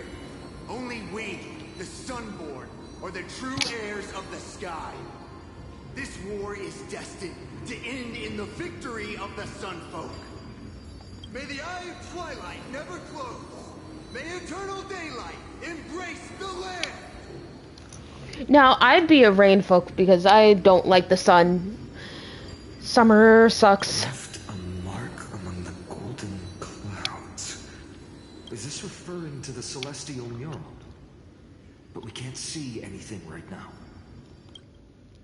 It is, as the rumors said. The Sky Castrum was far from united. My guess was right.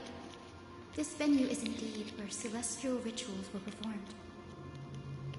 Memi, can you retrieve even more memories? No problem at all. Here goes. There we are.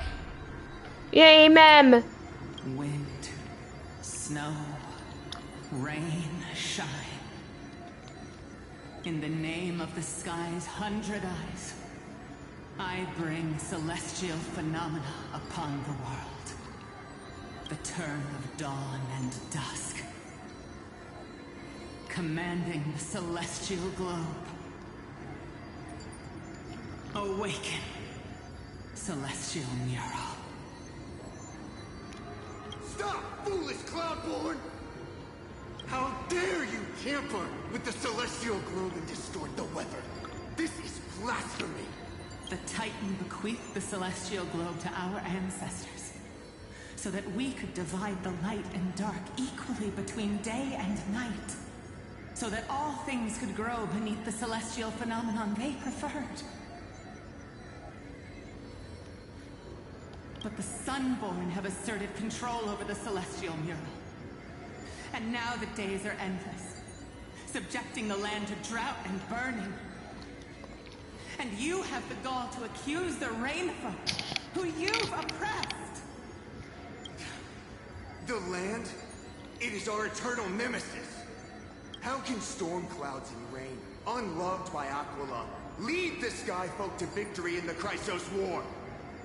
Your character is as weak as your faith. Go seek out a corner untouched by the sun, and weep solitary tears in the shadows. That's all you lot know how to do anyway. Cry in silence. Damn. Then let us show you what we are really made of. You? What are you? What are you trying to do? Fanatics whose minds have been muddled by the heat. By Aquila above, meet your demise!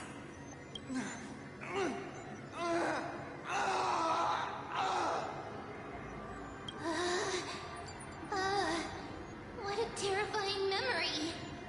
The brutal internal strife is sad to see. It appears the Sky Cities didn't fall to external threats after all. The proud Sunfolk saw themselves as divinely chosen, exacting long-standing oppression on other tribes. And the Rainfolk suffering beneath them began resenting the divine and plotted their retaliation.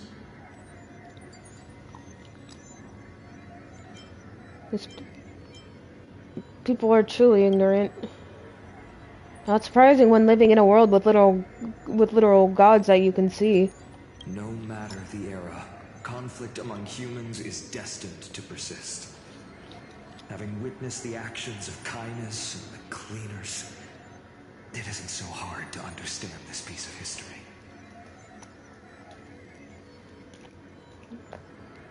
Curious which side won. Nothing but empty silence here. I fear there were no winners. The hero Seliosi. How did she view the ancient feud between the Sunfolk and Rainfolk? The legends focus on her god-slaying expedition, but are hazy on the fall of the Sky Denizens.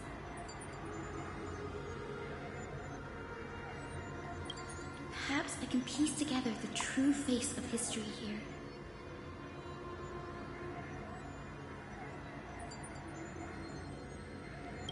One step at a time. Do you remember the verse that Rainfolk sang, Hyacinth? Perhaps that's the key to unlocking the Celestial Mural. Yes, I already memorized it. Now, shall we try to wake it up?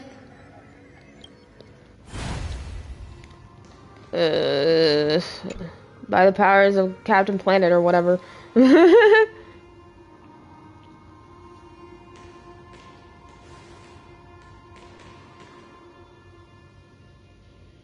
Wind, snow, rain, shine. In the name of the sky's 100 eyes, I bring celestial phenomena upon the world. The turn of dawn and dusk, commanding the celestial globe. Awaken, celestial mural. Whoa.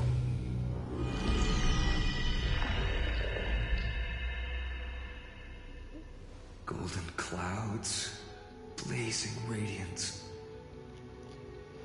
That's so cool. What a breathtaking scene.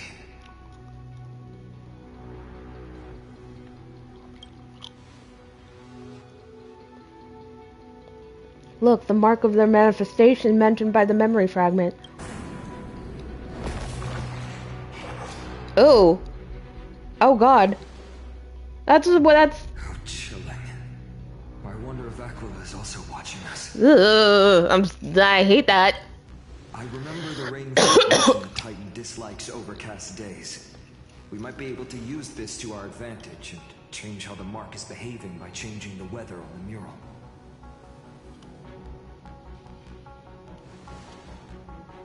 Wouldn't this affect Akuma? Don't worry. The mural probably lost its original function ages ago. Akima's light comes from the dawn device shouldered by Kefali anyway. That being said, there's no power in this device anymore. We have to find another celestial globe if we want to change the weather in the mural.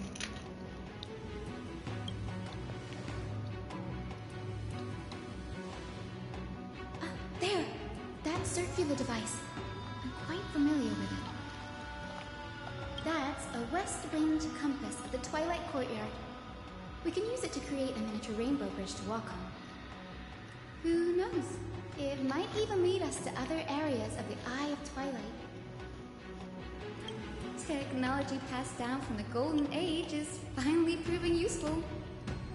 Let's go. Leave the adjustments and calibrations to me.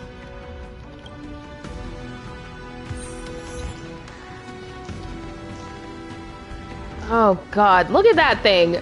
I'm not looking forward to fighting that thing at all. This fucking Cthulhu-ass motherfucker. Jesus.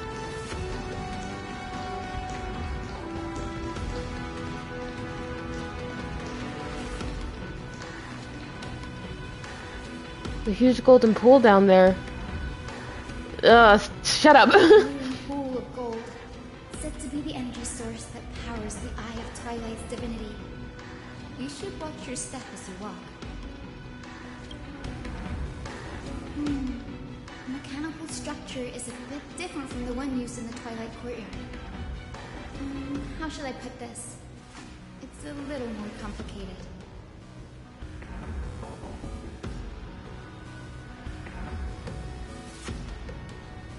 Mechanical simplification is the future. You handle it, Hyacinth. This might take a while, but I think I can manage.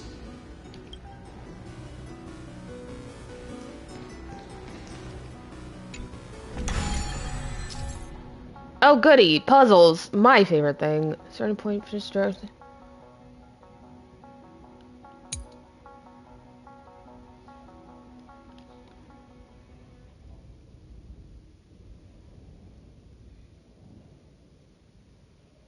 Let's see.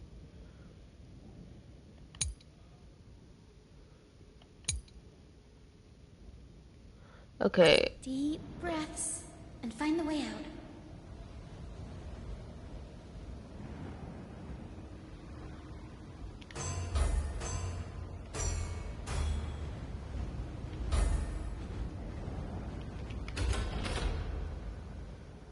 So wait, what do I want to do? Observe the starting point, finish point, and the direction of the arrow on the compass.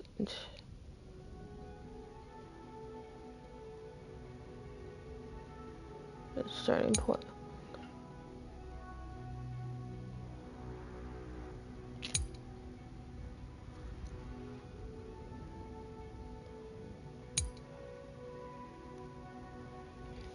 Okay, so you want to get in the middle.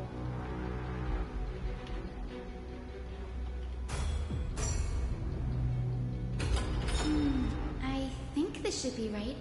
Oh, okay, I get it.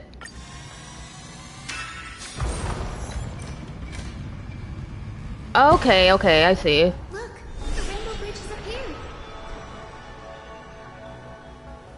I am not good with puzzles, so this might take a bit.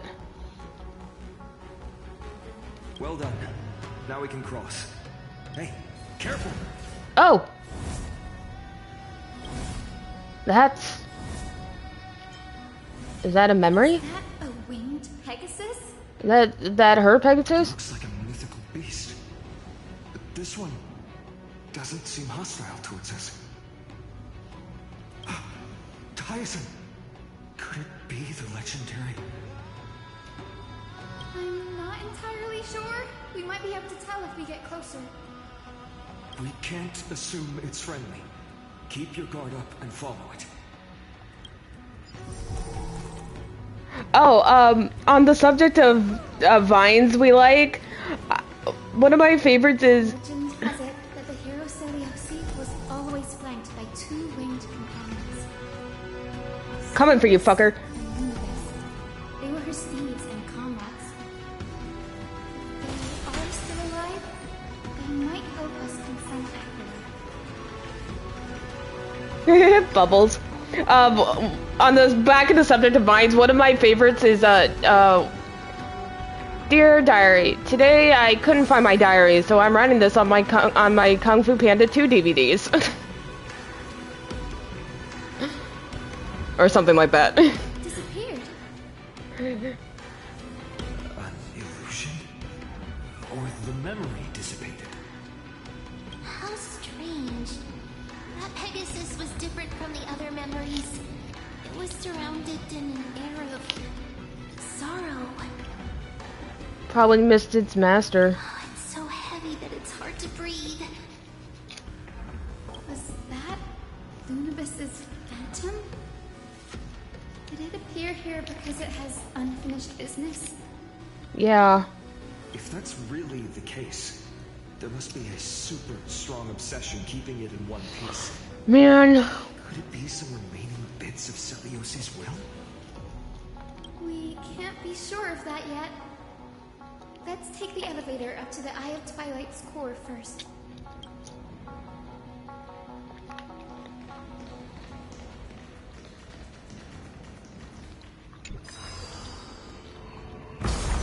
Coming for you, fucker. Better watch yourself.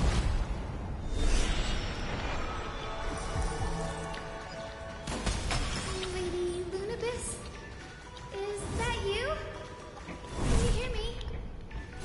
I am the descendant of the hero Seliosi.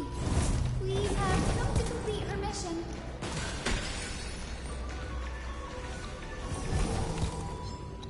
Uh-oh. Oh. That's my footsteps on the bridge. That's what that noise is. That's cute. That's another one? Uh-oh. Careful! It's not a memory phantom! It looks like it's alive! But it's so twisted and very shadowy, like those black tide creatures! Tyson, watch out! So, you're Lady Lunabis, aren't you? And that corrupted being before us must be Lord Solibus. Oh, man. Could you lead us here so we can free your companion? I understand now. You must have been tormented by pain for so long. But you didn't give up. And you held on to what little is left of your will with such tenacity. Don't be afraid? You're not alone anymore. I am Hyacinthia, the healer who inherited the hero's bloodline. Celiosi, the Day Thunder Knight, was once your comrade, wasn't she? Lord Solibus, your body has been completely corroded by the black tide. But I can still heal your tenacious soul. Just like Lady Lunibus, even if you've lost your mortal body, your spirit remains pure. Please, keep holding on to what's left of your will, and I will reawaken you as a heroic soul.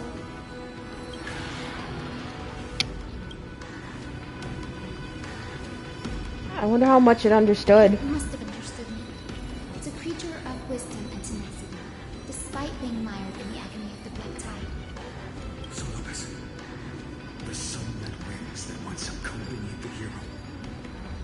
If this battle can remind you of your great deeds from back then, it would be my honor. Come on, heroes! Oh man. Do the presence.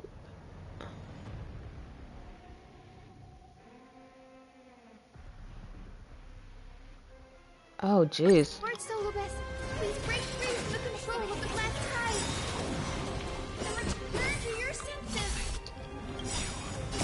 I'll give you what you need. The dead return!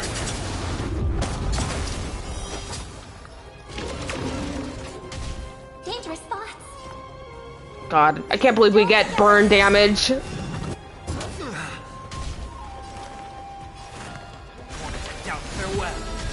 What's the matter? Look, the show has begun. With this divine power, I reforge all things. Insanity. To the soul.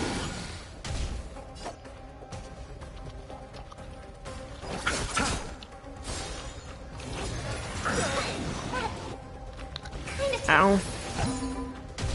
I hope for an end to strife in the world. Remedy is before me.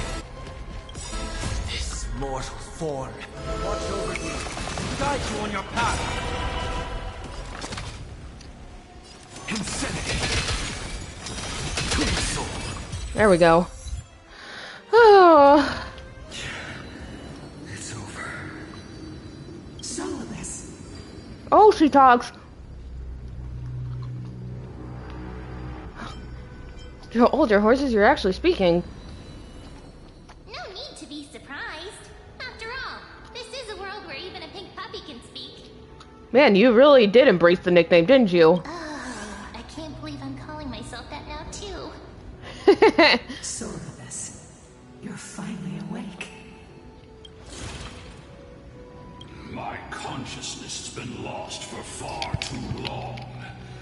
Finally, I have been released from the Black Tide's cage. Little girl, are you Celiosi's descendant? It is me, Lord Solibus. My name is Hyacinthia, and my companions call me Hyacinth. Hyacinthia, you don't have the scent of her on you. It's been 1,000 years. Celiosi's blood may have thinned in my veins, but the resolve of the Sky People has never been eroded by time. I've journeyed here to fulfill her dying wish. How much do you know about her dying wish? I know that in order to support the shattered sky, she merged herself with the divine body of the Titan. And I also know that she left behind a message, calling on future generations to one day ascend to the heavens again and reclaim the core flame of Aquila. Has the legend changed so much since your people fell to the earth? you're a doctor. I don't think he likes us. You only know how to heal and tend to wounds with such a weak lot in life. How do you plan to challenge the embodiment of the heavens? With this long sword, heroic soul, as you can see. And my bat. You have my sword and my axe. And comrades. And this gun I found. Already witnessed our combined strength. It's not bad, but still lacking compared to her. Soulless, let go of your ego and accept their kindness. You've been trapped in time by the Black Tide, while great change has spread over the world. If I'm not mistaken, the god of war Nikador also fell to the hands of these warriors. Yeah, he did. We've laid all the other titans to rest, one by one. Now the final target for the flame chase is the master of this sky fortress. Please guide us to an audience with Aquila. Heroic souls. Seliosi initiated the era of slaying gods and attaining their flames. Even if she could not witness the end of this era, you will all at least bear witness on her behalf. Confidence and fierceness. Yes, I do indeed see a shadow of her in you. Oh God. He did not like that. Did they send something? Maybe they detected our awakening. Well, perhaps our presence stirred memories of the fierce battle from 1,000 years ago. We learned from past memories that the Sky Titan fears dark clouds. Would you know more about this topic? What the memo sprite said is true, but you all still need a guide. Follow me, Hyacinthia and fellow warriors. Let the hunt for the gods start again. Is Lady Lunabis not going with us? I will be waiting for you all at the next destination, Hyacinth. Okay, hold on before... I think I'm gonna change the squad. There we go. All better.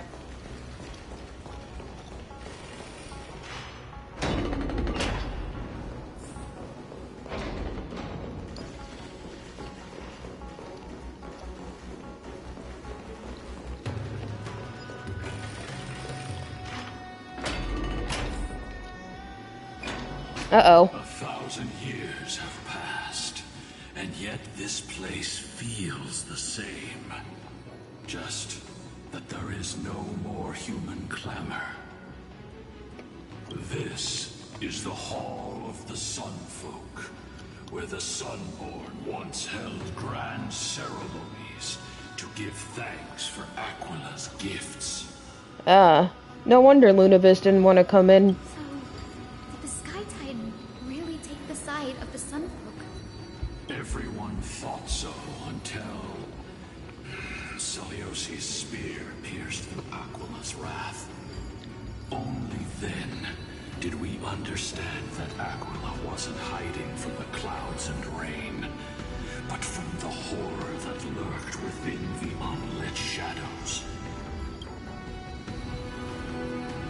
The thing had been spreading ever since. Black Tide's threat has forced the Chrysos heirs to complete our flame chase journey, heading toward the prophecy's miracle of Genesis. Chrysos heirs. In our time, that title used to stir up waves of outrage. But you all seem to be revered as heroes. It's all thanks to those who came before us. Trebios and Aglaia. You must have heard of these two names. So it was those two who made it to the end. What does that mean? Let's not elaborate on unrelated topics. You now know how to activate the Celestial Globe. So go, and force out the Titan in the mural. The road got sucked away away by the wind fan? Did Aquila do that? You have nothing to fear. We can use the power of time to rewind it if we have to. Oh my gosh.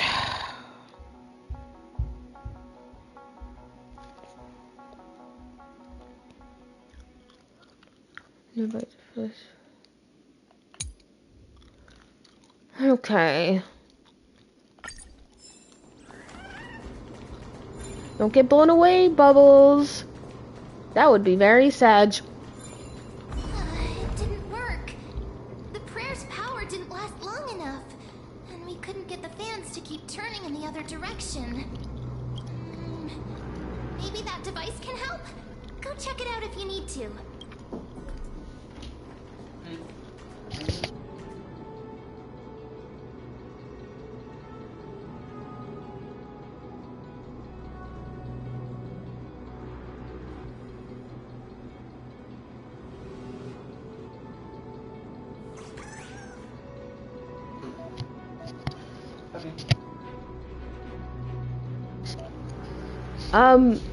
I have to go do something real quick, so I'm gonna stop for right now, but I'll come back. And you'll be back in like 15 minutes. Yeah, I'll be back. So, yeah. I'll let y'all know when I get back. Okay. I'm just glad it's now and not in the middle of the sadness. Alright, I'll be back.